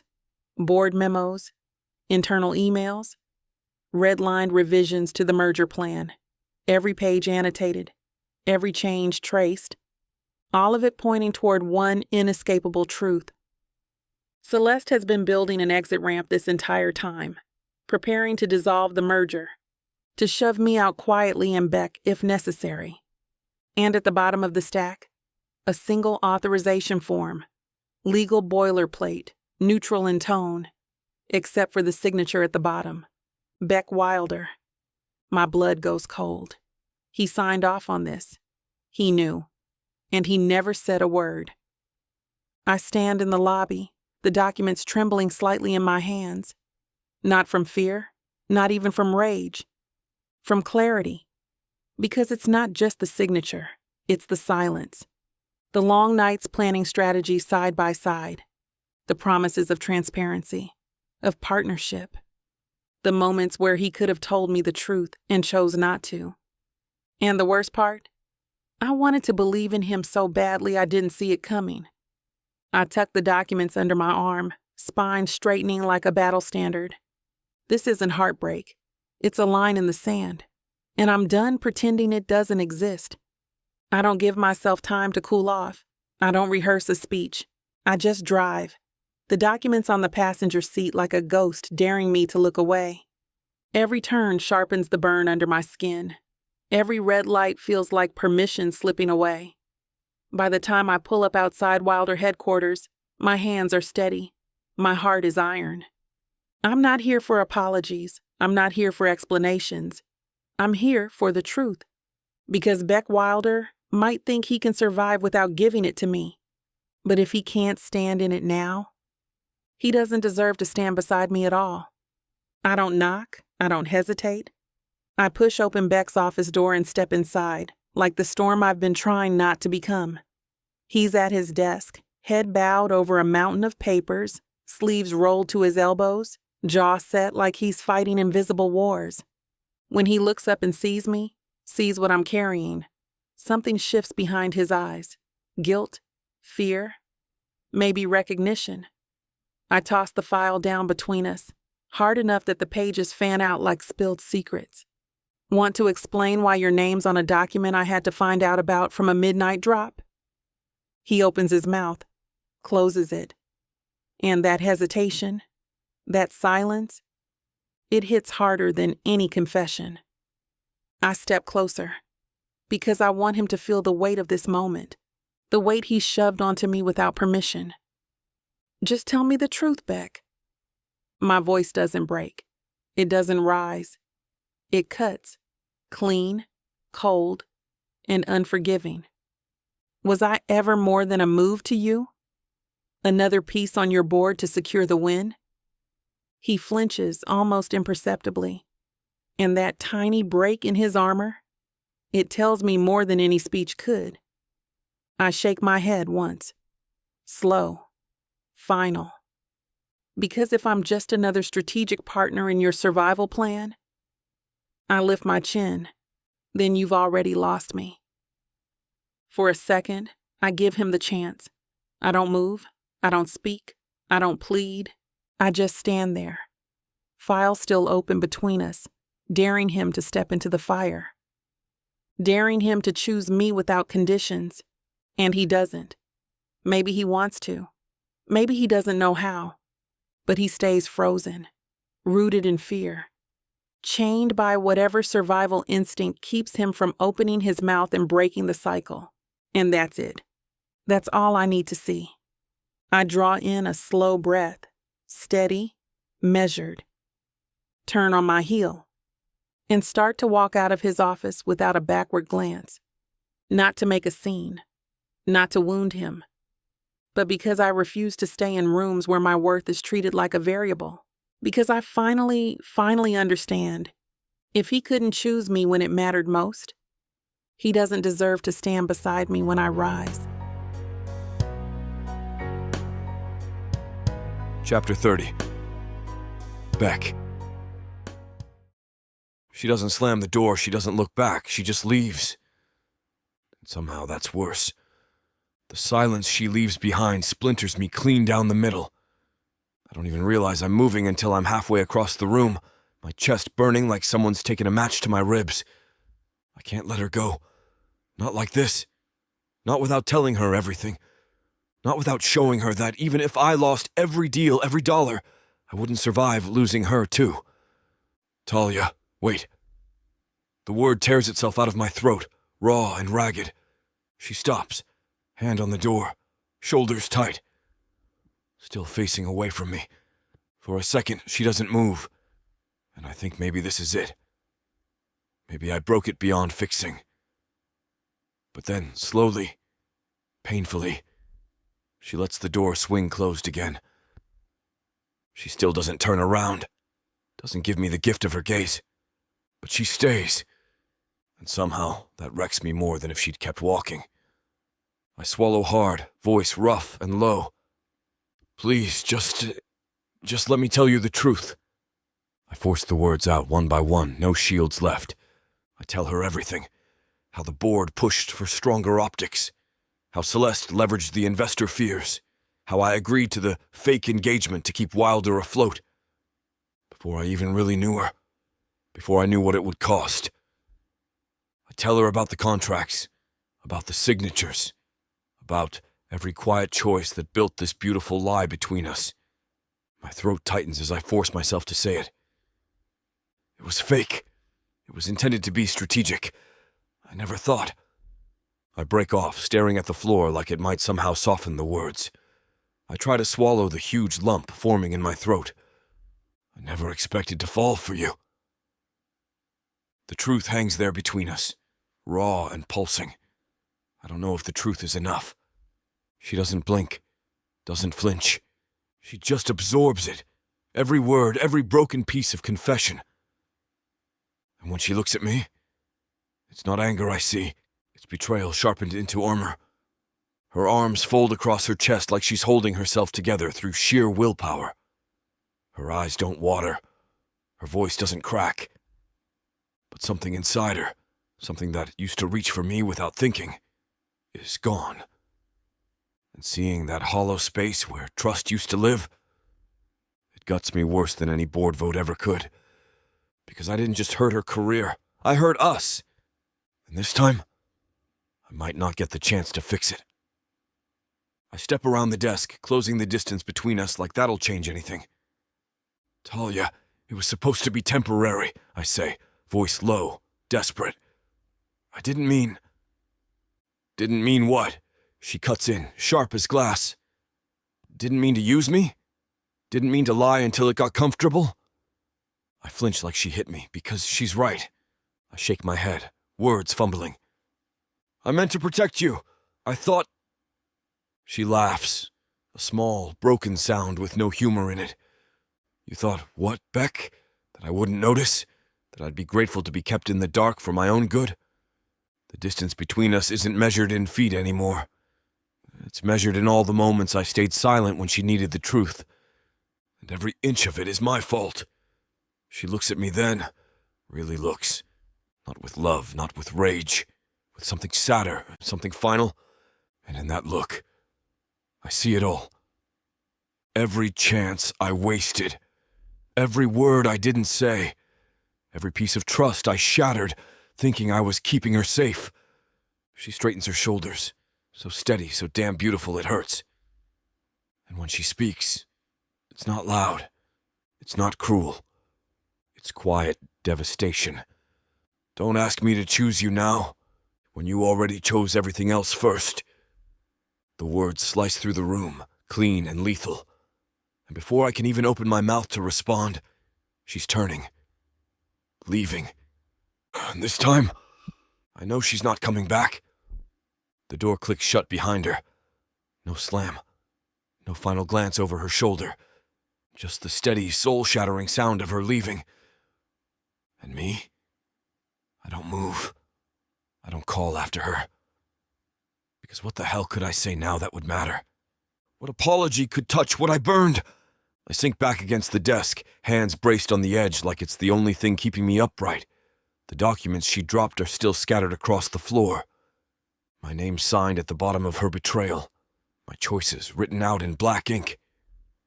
I stare at them, unblinking. Because this isn't a negotiation. This isn't a strategy. This is loss. Real. Irreversible. I finally understand something no merger, no acquisition, no empire ever taught me. When you gamble with something real, You don't always get to win it back. Sometimes, you just get to live with what you lost. Chapter 31. Talia. The coffee shop Jasmine chose isn't slick or polished. No glass walls, no endless marble, no suits murmuring into Bluetooth headsets. Just chipped mugs, battered wood tables, and the rich, steady smell of dark roast and rising bread. It's the kind of place you find if you're not trying to impress anyone, if you just want a moment to breathe. I spot her instantly, seated near the window, sunlight cutting a soft line across her linen jacket. No bodyguards, no fanfare, just a woman who's fought her wars and lived to choose her battles now. She glances up as I approach, offering a smile that's surprisingly easy, surprisingly kind. I feel the tension in my shoulders loosen by a fraction. We don't waste time with small talk. Jasmine gestures to the seat across from her and slides a folder across the table like we're passing secrets, not contracts. The details are clean, crisp, director, executive leadership, equity stake, autonomy, full strategic control over my own portfolio. No committees, no votes, no second guessing from people who only learned my name after it became politically convenient. It's everything I fought for at Wilder, everything I thought would finally mean I belonged. And now, it's being offered freely. No more doors to kick down, just a key waiting in my hand. Jasmine leans forward, elbows on the table, her voice low enough to be lost under the coffee shop hum. "You deserve a future that isn't tied to cleaning up someone else's mess," she says, stirring her tea without looking at me. I nod slowly, but she isn't finished. "I'm offering you a way out, Talia. A clean break. No more battles you didn't start. No more legacy built on borrowed time." Her eyes lift to mine, steady and sure. "But if you stay tethered to Wilder, even out of loyalty, you'll drown with them. You won't even see it happening until it's too late." I feel the words land somewhere deep, somewhere raw, because the truth is, I already know she's right, at least partially. Just as Jasmine rises to leave, her tea barely touched, my phone buzzes against the table. I glance down, heart already tightening. Marin. Urgent. Final board vote scheduled. Celeste gaining ground fast. I blink, the letters swimming for a second before they settle. Of course. Celeste doesn't waste time when blood's in the water. The merger, the dream Beck and I fought to build together, could collapse before I finish my second cup of coffee. And if it falls, everything we worked for dies with it. Everything I worked for. I press the phone face down on the table, pulse hammering against my ribs, because the question is no longer what's being offered. The question is what's worth fighting for. I sit there long after Jasmine's footsteps fade into the noise of the city. The coffee's gone cold. The crowd shifts around me, but I stay frozen, turning everything over in my mind.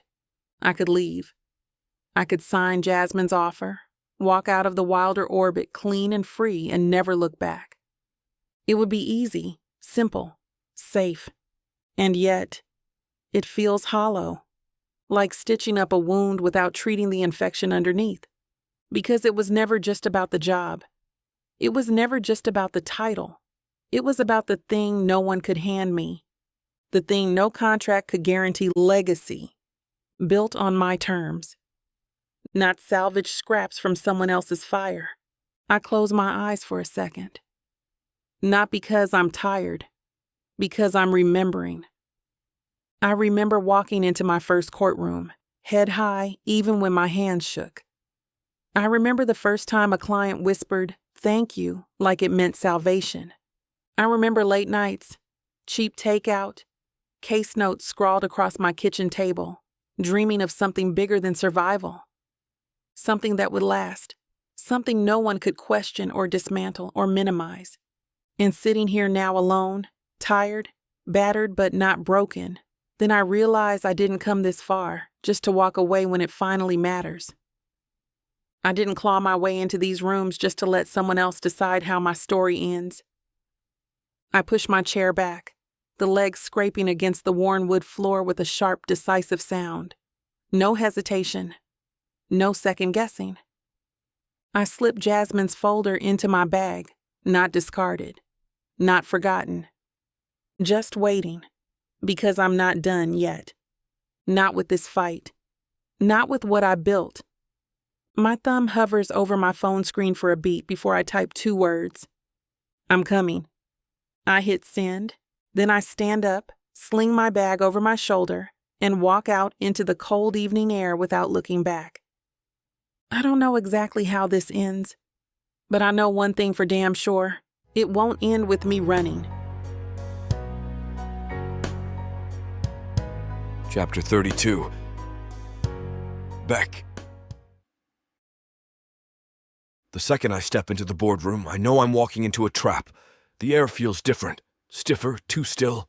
No casual chatter, no sidelong glances of solidarity. Just polished smiles stretched too tight, and an energy that makes the back of my neck itch.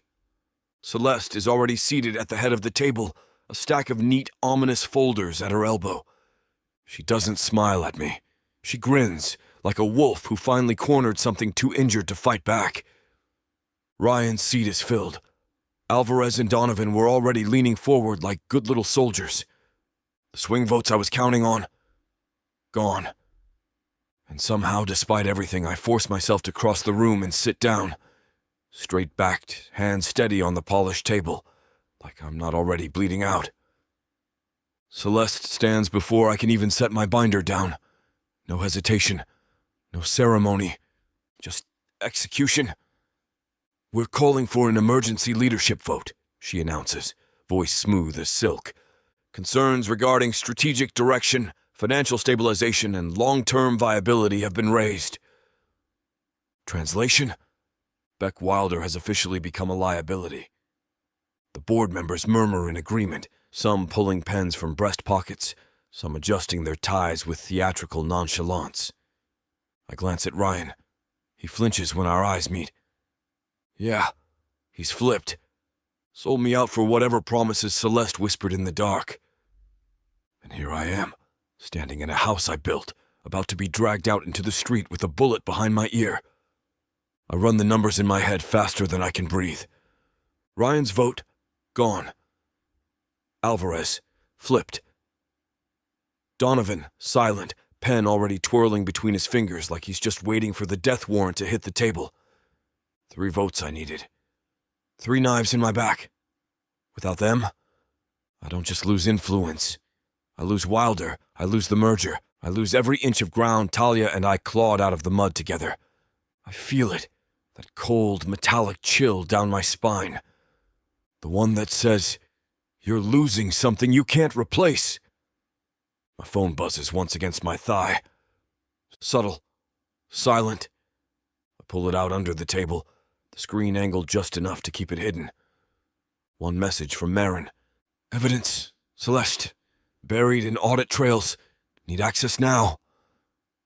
For a heartbeat, I stare at the words like they're in a different language. Evidence. Real leverage? Enough to rip this entire setup out from under her? My heart kicks so hard I nearly miss Celeste's next words about moving to a vote. I glance up at her. She's smiling, confident, certain. Because she thinks she's already won. Good. Let her think it. Because if there's still a knife left to throw, I'm about to bury it. Celeste's voice drones on about transition protocols and stabilization plans, but it's white noise against the roar in my ears. She's dragging it out just long enough to make it look clean. Then she's going to shove the vote down my throat before I can even think. I glance at the board members again, half of them already clicking pens, checking watches. They're not here for a discussion. They're here for a funeral. Mine. And if Marin has the evidence, if she can actually pull it, I need time. Which is exactly what I don't have. I clench my jaw so hard it aches. Because this This isn't strategy anymore, it's survival. Panic claws at the back of my throat, but I shove it down. I text Marin back under the table. Pull everything, get it ready. Buy me 5 minutes. Seconds later, her reply flashes. Already moving. Incoming backup. Backup? What the hell kind of backup could she possibly... I don't get time to finish the thought, because Celeste straightens her jacket, smiles with all the warmth of a hanging judge, and says, "Shall we move to a vote, then?" Pens uncap around the table. Hands shift toward ballots. I push back from the table slowly, rising to my feet. My voice cuts through the room like a blade. Before any vote, I think the board deserves to hear the full story about recent breaches in ethical oversight. The room stills. Celeste's smile flickers, just for a heartbeat. Good. I'm still dangerous.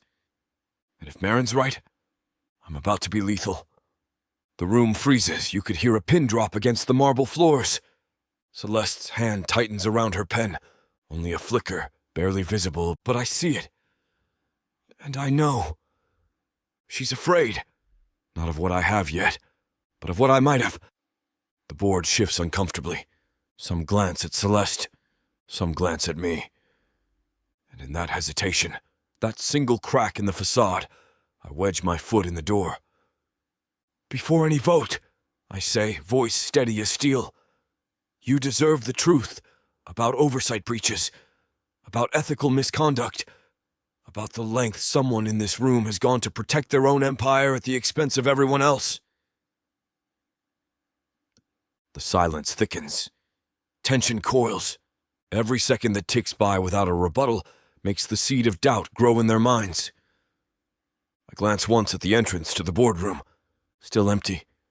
No cavalry yet. But it doesn't matter. Because even if I go down today, I'm dragging her kingdom down with me.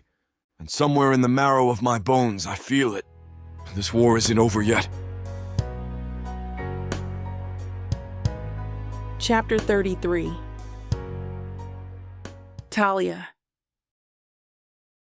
I park a block away from my apartment, hands braced on the wheel while the city buzzes around me. The laptop's heavy across my knees, the only weight I'm willing to carry tonight. Marin's message came with a file. Simple, surgical, quietly devastating. I open it, fingers moving over the trackpad like muscle memory, even as my pulse spikes. Each entry is time-stamped. Each unauthorized login tucked into files no junior associate should have had access to. Each document slipped quietly into the ether. Breadcrumbs, not random, intentional, leading back, again and again, to one name. Simon Hayes, junior associate, intern turned analyst turned reliable grunt. Always there, always invisible. Perfect for someone who needed an inside man without leaving fingerprints. I pull up Simon's access log side by side with Wilder's internal project timelines. The deeper I dig, the angrier I get. It's not just that he leaked information. He curated it. He weaponized it. Strategic leaks to paint Beck and me as volatile. Selective omissions that eroded confidence in the merger. Subtle alterations that made internal projections look risky at best, disastrous at worst. Every board member who flipped, they didn't jump because Celeste whispered in their ear. They jumped because Simon built a damn runway and lit the torches. And we walked right into it, blind, trusting, like idiots. I close the files and sit back, the laptop screen casting a cold blue light over my clenched hands. The betrayal isn't just Beck's failure to protect me. It's this. The rot planted months ago, right under everyone's nose. And now? Now it's mine to expose. I slam the laptop shut, the sharp crack breaking the silence of the car. My hands are trembling, not from fear, from fury, not just at Simon, not just at Celeste, at the whole damn machine. At the way they played us like puppets on strings we didn't even know were wrapped around our throats. At Beck, at myself, and the part of me that still wants to believe legacy can be built without blood. I could end it now. Expose Simon. Expose Celeste. Blow the whole rotten thing sky high. But doing that, it's not surgical. It's nuclear. And I have to decide if I'm ready to light the match knowing it'll burn through me too. Jasmine's offer sits heavy in my bag like a ghost. I could leave, take my future, take my clean reputation, take the life I fought for without wading into one more war. No late nights cleaning up someone else's mess. No boardrooms where I have to prove myself twice as hard for half the credit. No twisted ties to a man who couldn't choose me when it mattered most. It would be easy. It would be smart. It would be safe. I could walk away untouched. Let Wilder crumble into ashes behind me. Let Beck learn the cost of silence without ever hearing my name again. And yet, some stubborn, battered, furious part of me refuses to let them win that easily.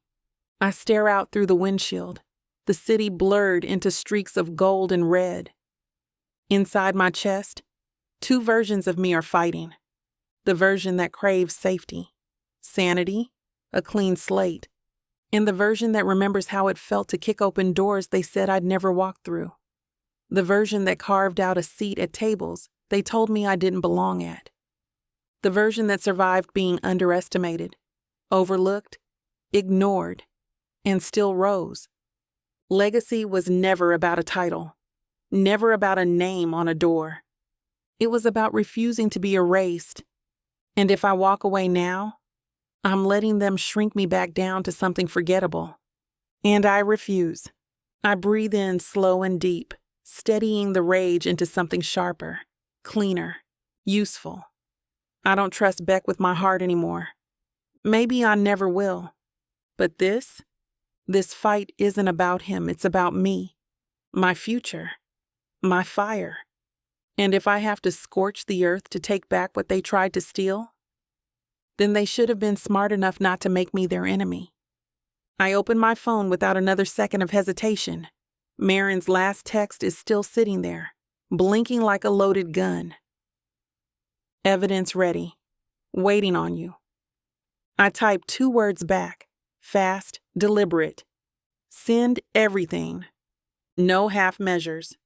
No more strategy meetings or backroom compromises. The full report, the proof, the receipts, everything Celeste built her false empire on. I'm about to rip it into the light. I slide the laptop back into my bag, my fingers steady now. I'm not doing this for Beck. I'm not doing this for Wilder. I'm doing this for the girl who dreamed of more when everyone said less would have to be enough. I step out into the cold night air.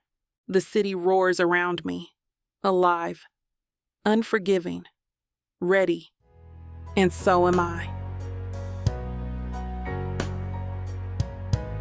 Chapter 34. Beck. The vote slips sit like landmines in the center of the table. Celeste preens at the head, every inch of her posture screaming inevitability. Ryan taps his pen against his notepad, impatient. Donovan leans back, arms crossed, already checked out. I sit perfectly still, hands folded neatly on the polished oak, staring down the barrel of the inevitable. I know I don't have the numbers. I don't have the leverage. Hell, I'm not even sure I have a right to the chair I'm sitting in. A month ago, I would have fought tooth and nail. Today, I'm tired. Not of the fight, of fighting for the wrong things. The double doors at the end of the boardroom slam open, with a crack loud enough to make half the board jump. Every head swivels toward the noise. Every conversation chokes mid-sentence. And there, backlit by the harsh fluorescence black leather jacket thrown over one shoulder, laptop in hand like a weapon, Talia Brooks walks in. Not hesitant, not apologetic. She strides across the room like she owns the goddamn oxygen we're breathing. And for one dizzying second, I think I might be hallucinating. Because the last time I saw her walk away from me, it felt permanent. And now she's here. Not for me, but for herself. And somehow, That's even more devastating. You could hear a pin drop. The board stares at her like she's an alien creature.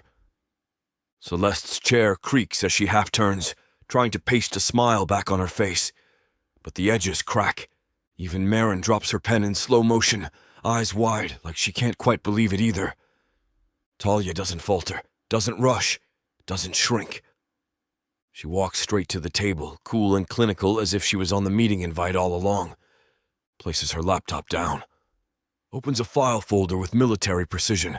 Not one word wasted. Not one glance spared for me. She's not here to save anyone.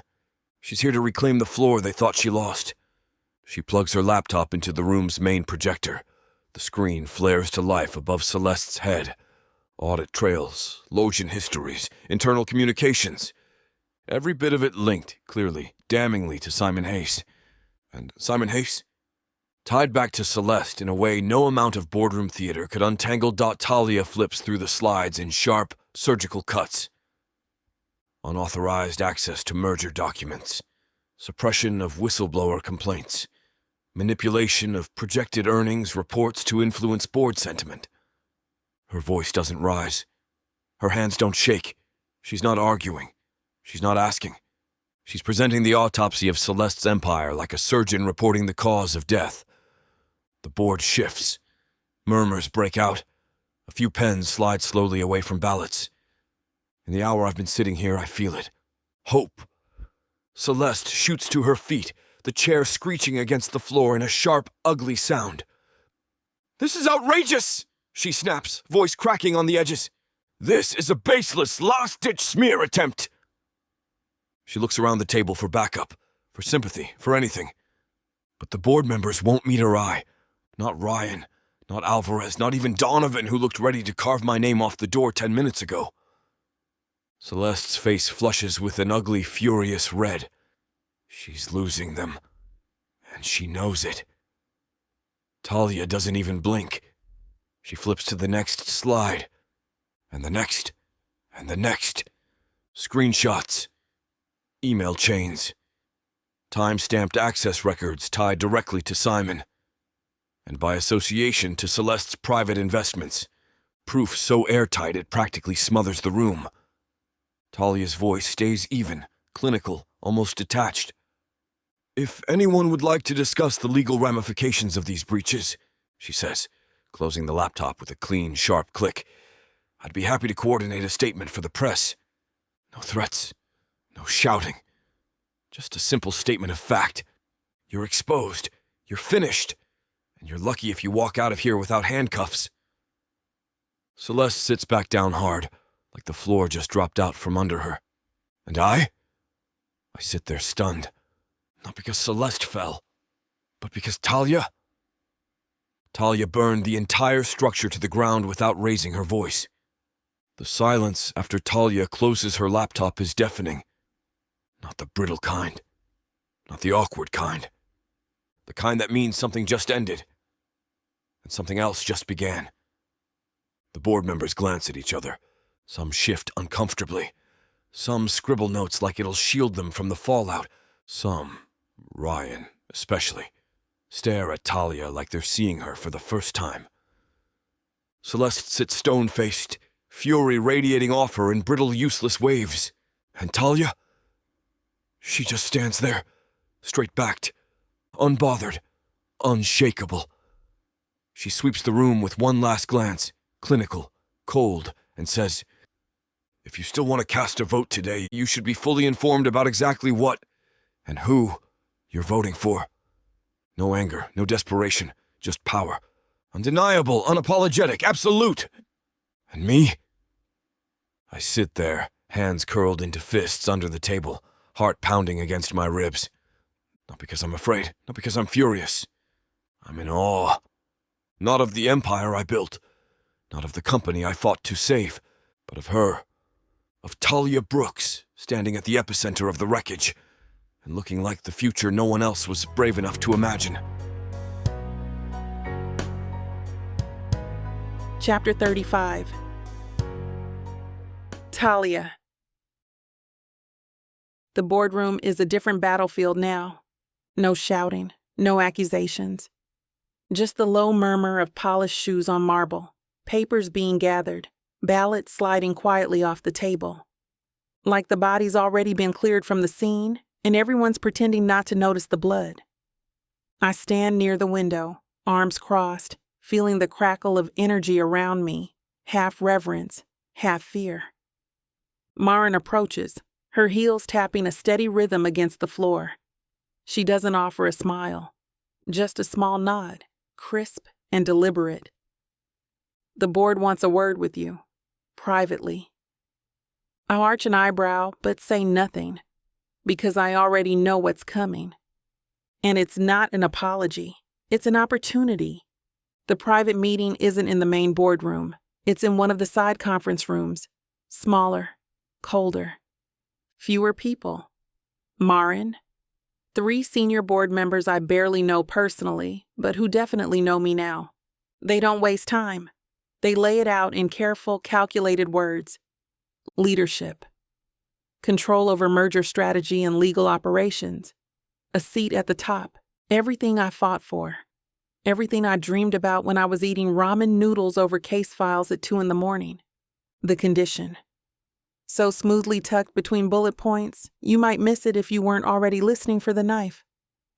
Of course, given the current volatility, it would be best for all involved if you distance yourself from any personal associations tied to Mr. Wilder.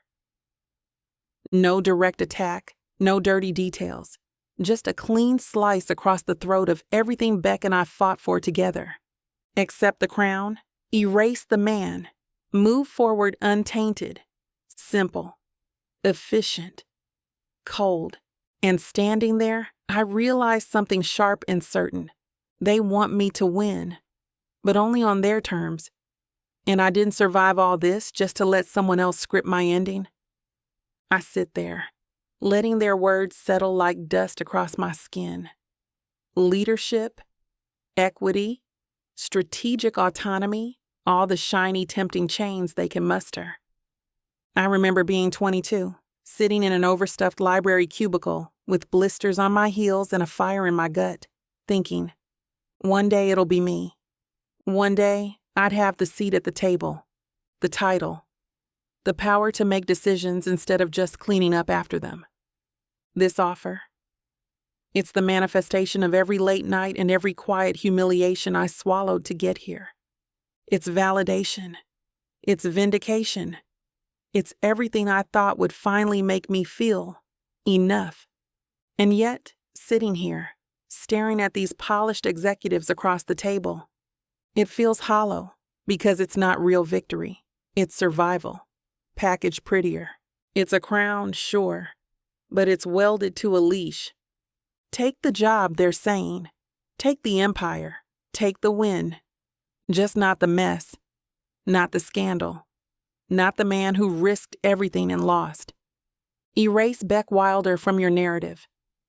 Pretend he never mattered. Pretend your heart wasn't part of the collateral damage. And maybe you'll survive. I swallow hard, forcing my face into polite neutrality, because I know something they don't. I didn't fight to be chosen by them. I fought to choose myself. And if that means I have to rewrite the rules from scratch, so be it. The senior board member, Williams, clears his throat like he's expecting an answer. Marin watches me over the rim of her coffee, her expression careful, calculating. I slide the folder across the table without opening it, push it back to them like a queen rejecting tribute. Their smiles falter, confusion rippling under the surface. I'm not interested in legacy by default, I say, my voice even but sharp enough to leave marks. I'm interested in building something that belongs to me. Williams frowns. Donovan shifts uncomfortably. Marin, God bless her, leans back and hides a tiny, satisfied smile.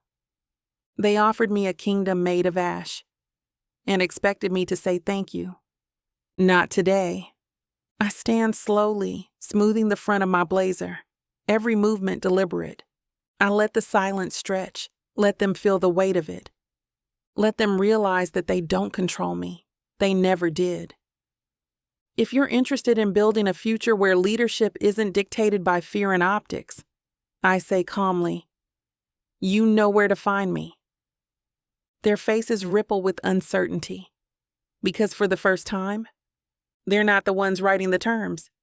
I am. And if that means walking away from a crown offered with conditions, if that means choosing a harder, lonelier road, good. Because I'd rather build a legacy with bloody hands than wear a crown bought with silence. I walk out of that side conference room with my shoulders straight and my heart steady. Not angry, not broken, just clear. I pass board members who still look stunned, still recalibrating the landscape they thought they controlled. I pass Marin, who catches my eye and offers the smallest, sharpest nod. Not approval, respect, recognition, and I walk straight past the elevators, straight past the marble lobby, and out into the city night. No safety net, no guaranteed title, no ring on my finger, just me, and whatever I decide to build next. It feels like enough. Because this time, I'm not choosing survival, I'm choosing myself. Chapter 36. Beck. The office hums with a silence so thick it feels alive. Almost too silent. Too heavy. The kind of silence that doesn't come from absence, but from aftermath. The glass walls still bear the scars of the last few weeks, fingerprints smeared across the surface, the faint shadows of old arguments clinging like ghosts to the edges of the room. It feels hollow. Like the building already knows what's coming. Like it's already mourning something it hasn't even lost yet. I stand in the center of it all, the resignation letter folded neatly in my hand. One thin piece of paper. That's all it takes to dismantle an empire, not a scandal. Not a hostile takeover. Just a signature. Just one man saying, enough. I squeezed the letter once between my fingers, grounding myself against the instinct to fight, to scramble, to fix. Because this moment, this choice, it's not about saving Wilder. It's about setting Talia free. I don't move. I don't breathe. I just wait. Wait for her. Because whatever happens next, it's her move. I hear her before I see her. The sharp, deliberate click of heels against marble. Each step steady. Precise. Unapologetic. Then she rounds the doorway and it's like the entire room exhales and recoils all at once. Talia Brooks. Head high.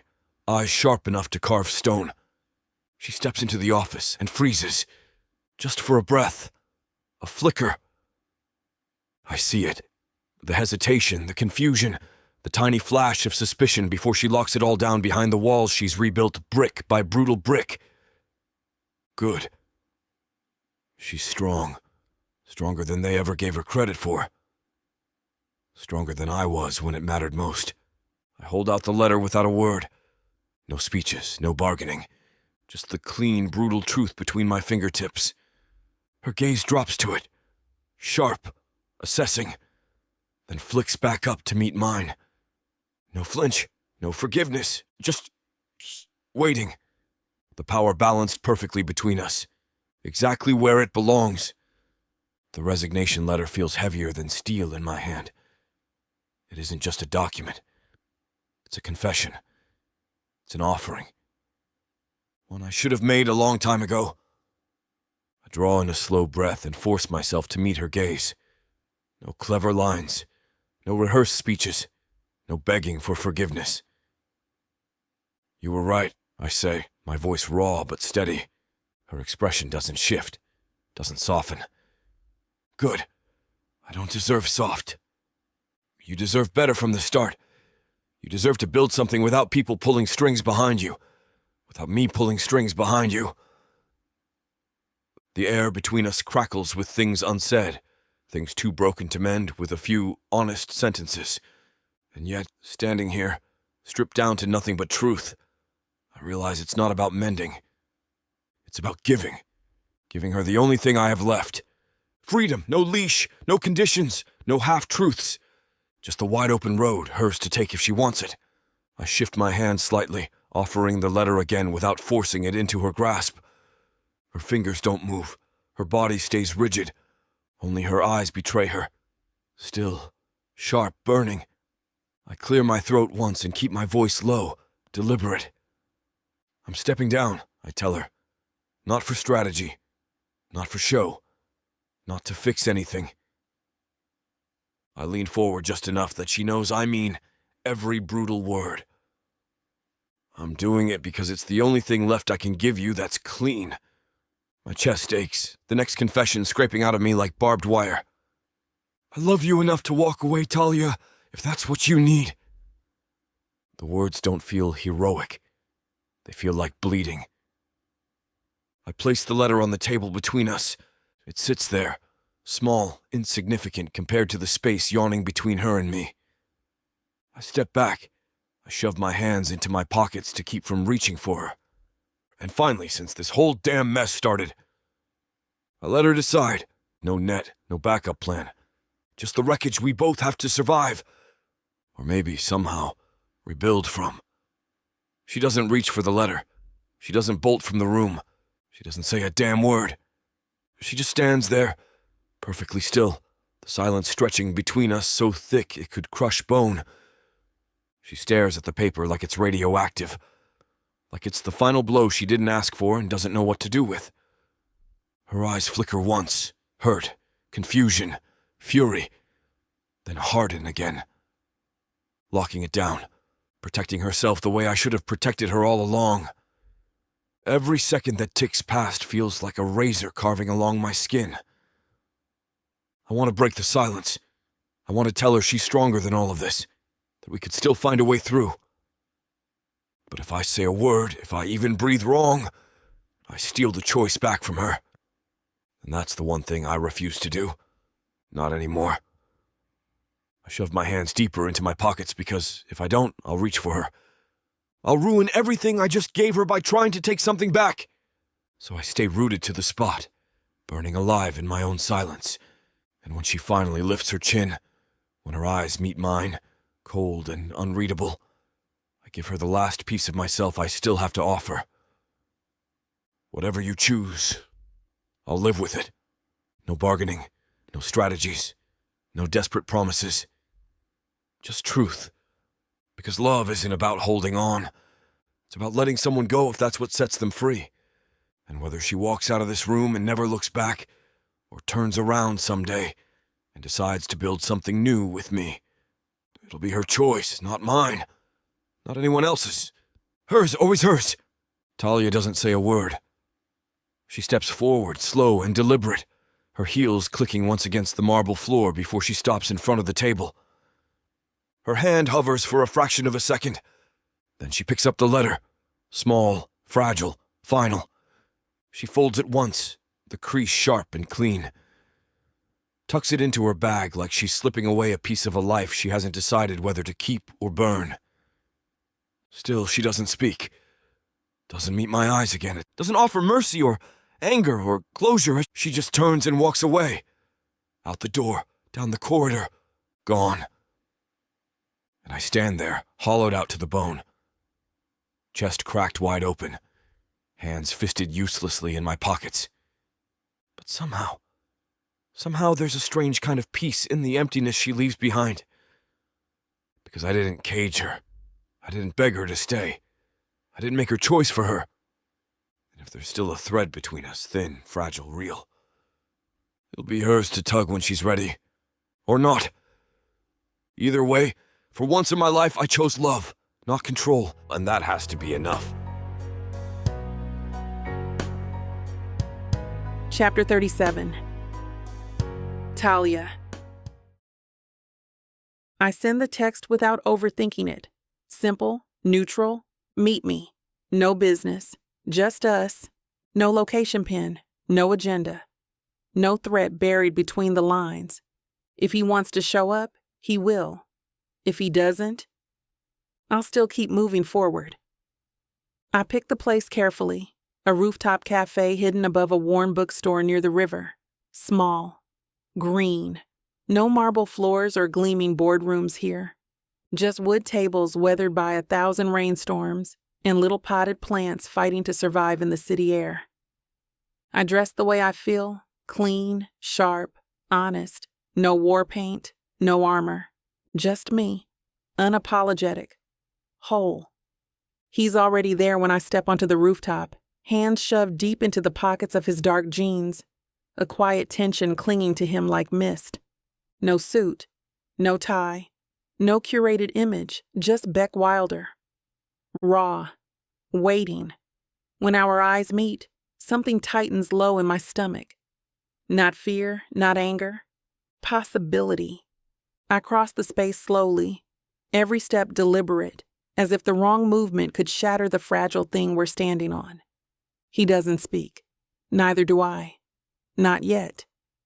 We sit down across from each other at a battered wooden table, an old tea kettle rusting quietly in the center like a monument to all the things time can't quite kill. The silence stretches between us, thick but not suffocating this time. He waits. I breathe. It feels like we're finally sitting in the same room, not as opponents or liabilities, but as two people brave enough to see what's still left standing. I don't rush. I let the silence breathe between us, testing its edges. When I finally speak, my voice is steady, not angry, not wounded. Just sure. I never needed you to save me, I say, watching him carefully. He doesn't flinch. He just listens. Really listens. I needed you to trust that I could save myself. That I didn't need a hero. I needed a partner. The words aren't a weapon. They're a boundary. Clear, clean, sharp. I lean forward slightly, elbows braced on the table, every inch of me stripped of armor now. If we build anything again, I say, it's going to be on my terms. No half-truths, no hidden agendas, no savior complexes, just two people who refuse to shrink to fit each other. I let the words hang there, daring him to meet them. Because this is the foundation.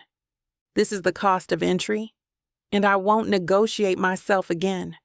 He doesn't argue, doesn't bristle, doesn't retreat into silence or guilt. He just exhales slowly, like something heavy inside him finally gives up the fight. And then, without hesitation, he says, "We build it your way." 5 words. Simple. Clean. Absolute. And somehow, they hit harder than any grand apology ever could. Because it's not a promise to fix it. It's not a plea for another chance. It's a vow. One he lays at my feet without asking for anything in return. I realize maybe I don't have to build my future alone. Maybe I get to choose someone strong enough to stand beside me. Not to carry me, not to save me, but to walk with me. The weight that's been crushing my chest for months loosens, molecule by molecule, until I can finally breathe again.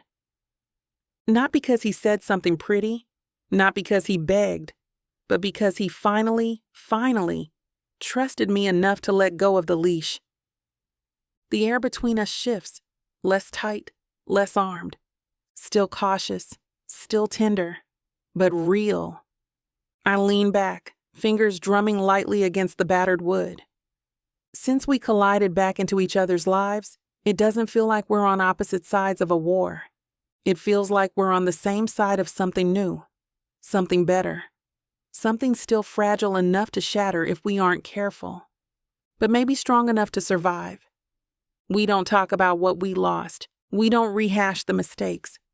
We don't pretend it didn't cost us both pieces of ourselves to get here. Instead, we start sketching out what could come next. Not the firm, not the merger, not the headlines. United States. Simple, impossible things.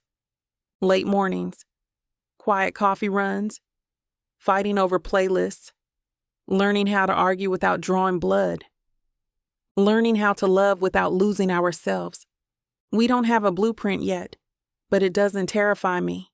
It feels like standing on the edge of a blank page, and for once, I'm not scared to write something messy and real across it. I don't ask him if he's sure. I don't need the words. The way he sits across from me, shoulders squared, gaze steady, no desperation in it, no designs. That's enough. He's not offering me a castle built on guilt. He's offering me the tools and the space to build whatever I want. And if he gets to walk beside me while I do it, good. If not, he'll survive. We both will. I reach for my coffee, fingers brushing the chipped ceramic, and lift it like a silent toast. He mirrors me, the ghost of a smile pulling at the corners of his mouth. No fanfare, no flashbulbs, no witnesses but the battered old sky and the city breathing below. Just a nod, a quiet, fierce agreement. Not to rebuild what broke, but to build something brand new. Together. On my terms. On our terms. And maybe for the first time, that's the only kind of forever I'll ever need. Chapter 38. Beck. We leave the cafe side by side. No hand-holding, no dramatics, just the steady, quiet gravity of two people who finally stopped fighting each other long enough to breathe. The city hums around us, alive and indifferent, as if it doesn't know that somewhere inside my chest, something fragile and furious is stitching itself back together. I shove my hands into my jacket pockets, glancing sideways at her. She's not looking at me. She's just walking, strong, sharp, utterly herself. And finally, it feels like I'm walking beside her without trying to catch up or drag her backward. Just here. Moving forward, together. Want to keep walking? I ask, my voice rough but easy. She glances at me, one corner of her mouth twitching up. Not a smile exactly, but something close. Yeah, she says. Just that. No plan. No destination. Just us. We find ourselves tucked into a small courtyard off a side street, half forgotten between two buildings, strung with fairy lights that flicker like tired fireflies. A stone bench. A crooked tree. A handful of stubborn wildflowers growing up through cracks in the pavement. It feels right, like something surviving where it shouldn't, but doing it anyway. We sit. Close, but not quite touching. The silence stretches, not heavy this time, but patient. Waiting. I rest my elbows on my knees, staring at the ground for a long moment before I find the words I've never said out loud. Not to anyone. It was never about the company, I say quietly, voice rasping against the night air. Not really. She says nothing. Just waits. And somehow that waiting, the trust, cracks me wider open than any demand could have. It was about not failing the people who believed in me before I even knew what the hell I was doing. About proving I was worth the chances I got. I glance over at her. She's watching me, careful, unblinking, unafraid. I push out the hardest part, the truth that's lived like a stone in my gut for too damn long. I was building something I didn't even want, I admit, the words burning now. And in the process, I was losing the only thing I ever actually did. Her. It's always been her, not the empire, not the legacy. Her. She doesn't jump in to fill the silence, doesn't rush to soften the blow. She just lets the weight of my confession settle between us, giving it the space it needs to be real. That alone nearly undoes me. I scrape a hand through my hair, half expecting her to stand up, walk away, leave me stewing in my own wreckage. But instead she reaches out, slow, steady, sure. Her fingers brush against mine, barely a touch, and the shock of it cracks something open in my chest so fast it's painful. She curls her hand around mine like it's the most natural thing in the world, like it's not broken, like we're not broken. Let's build something we actually want, she says, voice low but clear. Not a demand, not a plea. An invitation, one I never thought I'd deserve again. And somehow she's still willing to offer it. The air between us shifts, subtle, electric. No tension, no battle lines, just gravity, steady, inevitable. I turn my hand over and thread my fingers through hers, anchoring myself to the only thing that's ever felt more like home than ambition ever could. She doesn't pull away. Neither do I. We sit there for a moment, breathing, steadying, choosing, until it becomes impossible to pretend we're just two people sharing space. Well, things are heating up again. You know what to do. Go to billionaire.com to get the dirty details that this platform won't put on the air. I know it sucks, but at least you can get a 40% discount with code VIXA40 to make up for it. Use it while it lasts, and apply it to every digital product in your cart. Back to the story. Spent, we melt into the cool embrace of the grass beneath us, her head finding its natural resting place against my chest. The rise and fall of her breathing gradually evens out, the cadence a soothing counterpoint to the pounding of my heart. Words feel superfluous in the wake of such an intense connection. The silence between us is a comfortable one, filled with the unspoken understanding that has always defined us. Her fingers dance across my chest, the gentle touch both a calm and a brand, marking me as hers in this quiet, stolen moment. In the sanctuary of the forest, with her body entwined with mine, there is a sense of completeness, a peace that defies explanation. We are a tangle of limbs and hearts, and in this instant, it's enough. Chapter 39. Talia. The flash of cameras blooms like artificial lightning as we step onto the carpet. I feel the hum of attention, the sharp whisper of curiosity weaving through the crowd. But for once, it doesn't burrow under my skin. It doesn't make me bristle or shrink, because Beck's hand is in mine, solid, steady, no pressure, no chains. Just him, just me. And the quiet, ferocious choice we made to walk into this together. Not for headlines, not for strategy. For us. My dress moves around my legs like liquid metal, simple and powerful, every inch of me wrapped in the version of myself I fought like hell to protect. I glance at Beck. No suit tonight. No armor. Just clean, sharp lines and the raw certainty I've learned to trust. The crowd watches. They whisper. They speculate. But we walk anyway. Not perfect. Not pretending. Just real. The reporters are vultures, circling fast. Questions fly, overlapping and cutting through the humid night air. Was the merger salvaged by the engagement? Is this a strategic appearance? Are you still moving forward as a team? I feel Beck tense beside me, just for a breath.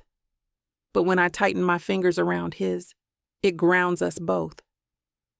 No strategy this time, no careful spinning.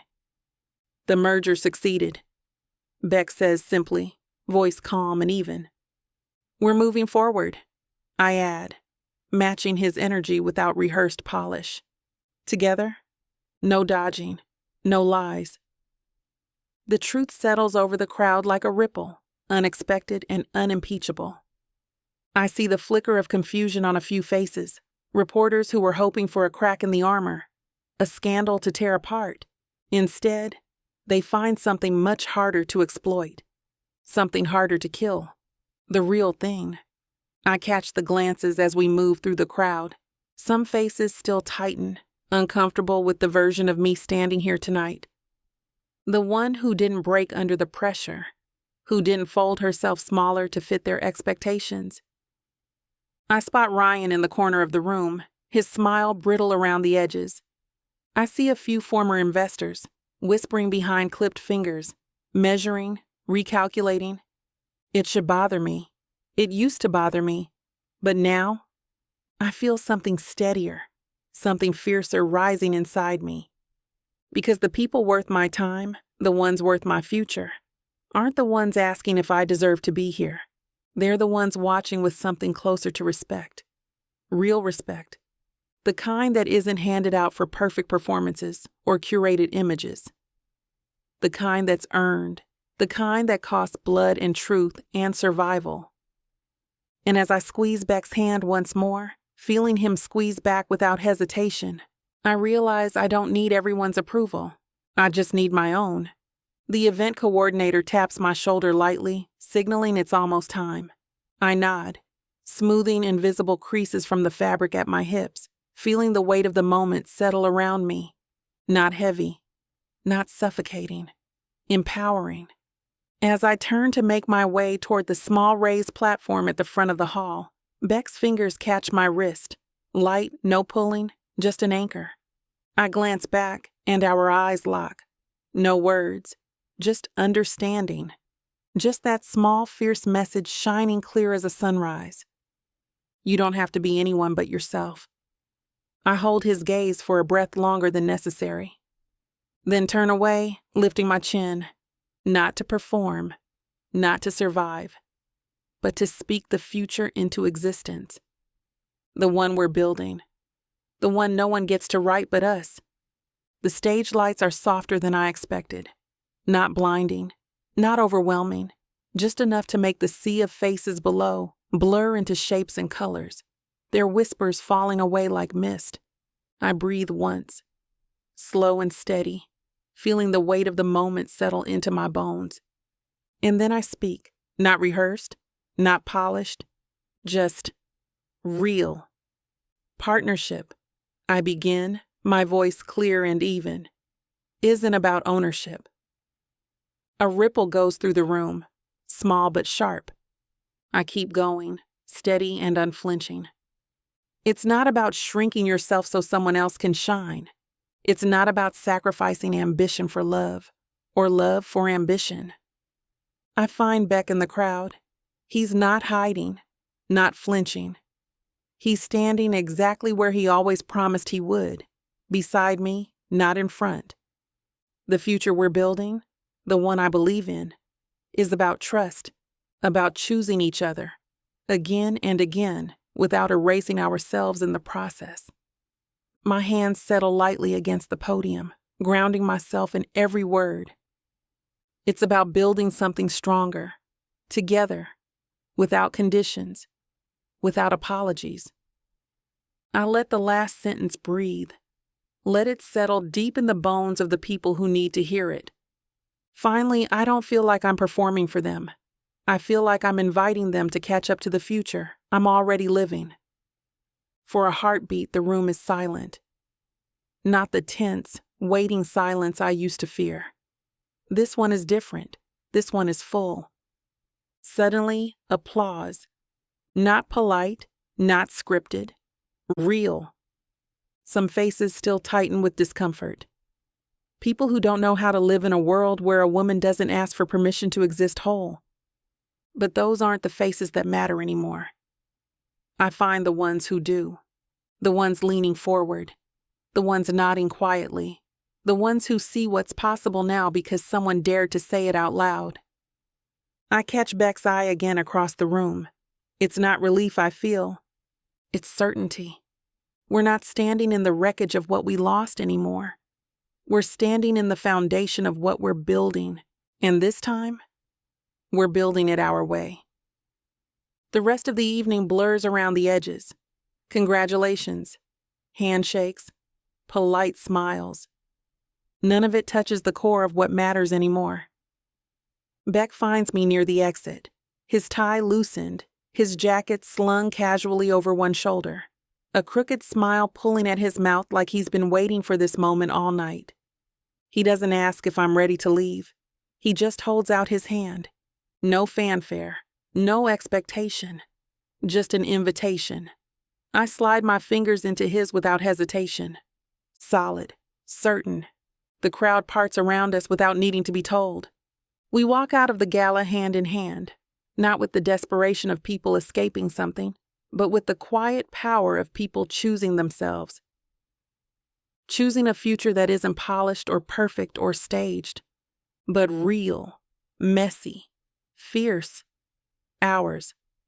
The city wraps around us as we step into the cool night air, headlights and laughter and life buzzing somewhere out beyond reach. But right here, it's just him. It's just me. It's just the first chapter of everything we're finally brave enough to build. I don't feel like I'm chasing a legacy. I'm living it. Chapter 40. Beck. The first thing I register is the smell of coffee. Not burnt, bitter corporate fuel, but rich, warm, homebrewed. I roll onto my side, the cotton sheets tangling around my legs, and let the morning light creep across my skin. Soft, unhurried, real. For a minute I just breathe. No alarms, no endless meetings waiting, no mergers to save or battles to wage. Just the steady hum of life unfolding around me. When I finally drag myself up and pad barefoot into the kitchen, I find her there, Talia. Perched on a stool at the breakfast bar, one knee tucked under her, messy bun tilting sideways, loose strands catching the sunlight like a living halo. She's wearing one of my old t-shirts, one that swallows her whole, and her laptop hums softly beside a half-eaten piece of toast. She looks up when she feels me watching, and that smile, small, private, devastating, unfolds across her face like a sunrise made just for me. Nothing in the world could ever feel more right than this. Not the empire, not the legacy, not the headlines. Just her. Just us. Exactly like this. I grab a mug and pour myself some coffee, sliding onto the stool beside her. She nudges my leg under the counter, casual and familiar, like it's already woven into the fabric of every morning we haven't even lived yet. I flip open the notebook abandoned on the counter and start scribbling without thinking. Not numbers, not projections. Dreams. A lazy line arcs across the page. Cities we've talked about visiting. Tiny doodles of a house by the water. Half-sketched promises of Sunday mornings filled with books and bare feet and music humming low through sunlit rooms. I glance up at her, heart thudding a little too hard in my chest. I don't want a dynasty, I murmur, voice rough with the weight of the truth. She tilts her head, studying me like she already knows what's coming. I just want a life, I finish, the words falling steady between us. With you. No strategy. No transaction. Just the only plan that's ever really mattered. Talia closes her laptop with a soft click, an almost mischievous glint sparking behind her eyes. Before I can ask, she slides a folder across the counter toward me. Simple. Unlabeled. My pulse jumps a little as I flip it open. Inside, blueprints, budgets, mission statements sketched out in clean, precise language. Not for a company or another empire. For a foundation. Ours. An initiative focused on protecting ethical innovation, funding diverse leadership, building something bigger than profit margins and market shares, building impact, building legacy, but not the kind you have to chain yourself to. The kind that frees you. I glance up at her. She's still watching me. Measured, steady, strong. You once said you wanted to build something real, she says, voice low but fierce. So let's build something that actually matters. Not because we have to. Not because it's expected. Because we want to. Because we can. For a second, I can't move. Can't speak. Because this is everything I never knew how to ask for. She didn't just believe in me. She believed in us, in what we could create, if we stopped surviving long enough to actually start living. The tightness in my chest breaks open, sweet and sharp. I close the folder gently, running my thumb over the edge. You're serious, I say, voice rough. She smiles, small, certain, deadly. And just like that, I know. I'm not chasing after a dream anymore. I'm standing in it, and she's standing right here with me. No fear, no apologies. Just the raw, breathtaking certainty that we were never meant to build empires. We were meant to build each other. We sit there for a while, the world slowing down to the rhythm of coffee cooling in mugs and late morning sunlight sliding across the hardwood floors. We talk, not about deadlines, not about board meetings, not about quarterly projections. About real things, about where we want to live. Maybe a beach house one day, something small and scrappy and ours. About places we want to see before the world eats them alive. Santorini, Kyoto, Reykjavik. About protecting our Sundays like sacred territory. Books, coffee, music, bare skin tangled in rumpled sheets. No strategies, no 5-year plans. Just dreams stitched together in lazy conversation and stolen glances. It feels like breathing. It feels like beginning. For longer than I can remember, I'm not building toward survival. I'm building toward joy. There are no cameras here, no witnesses, no orchestrated announcements or champagne-popping declarations.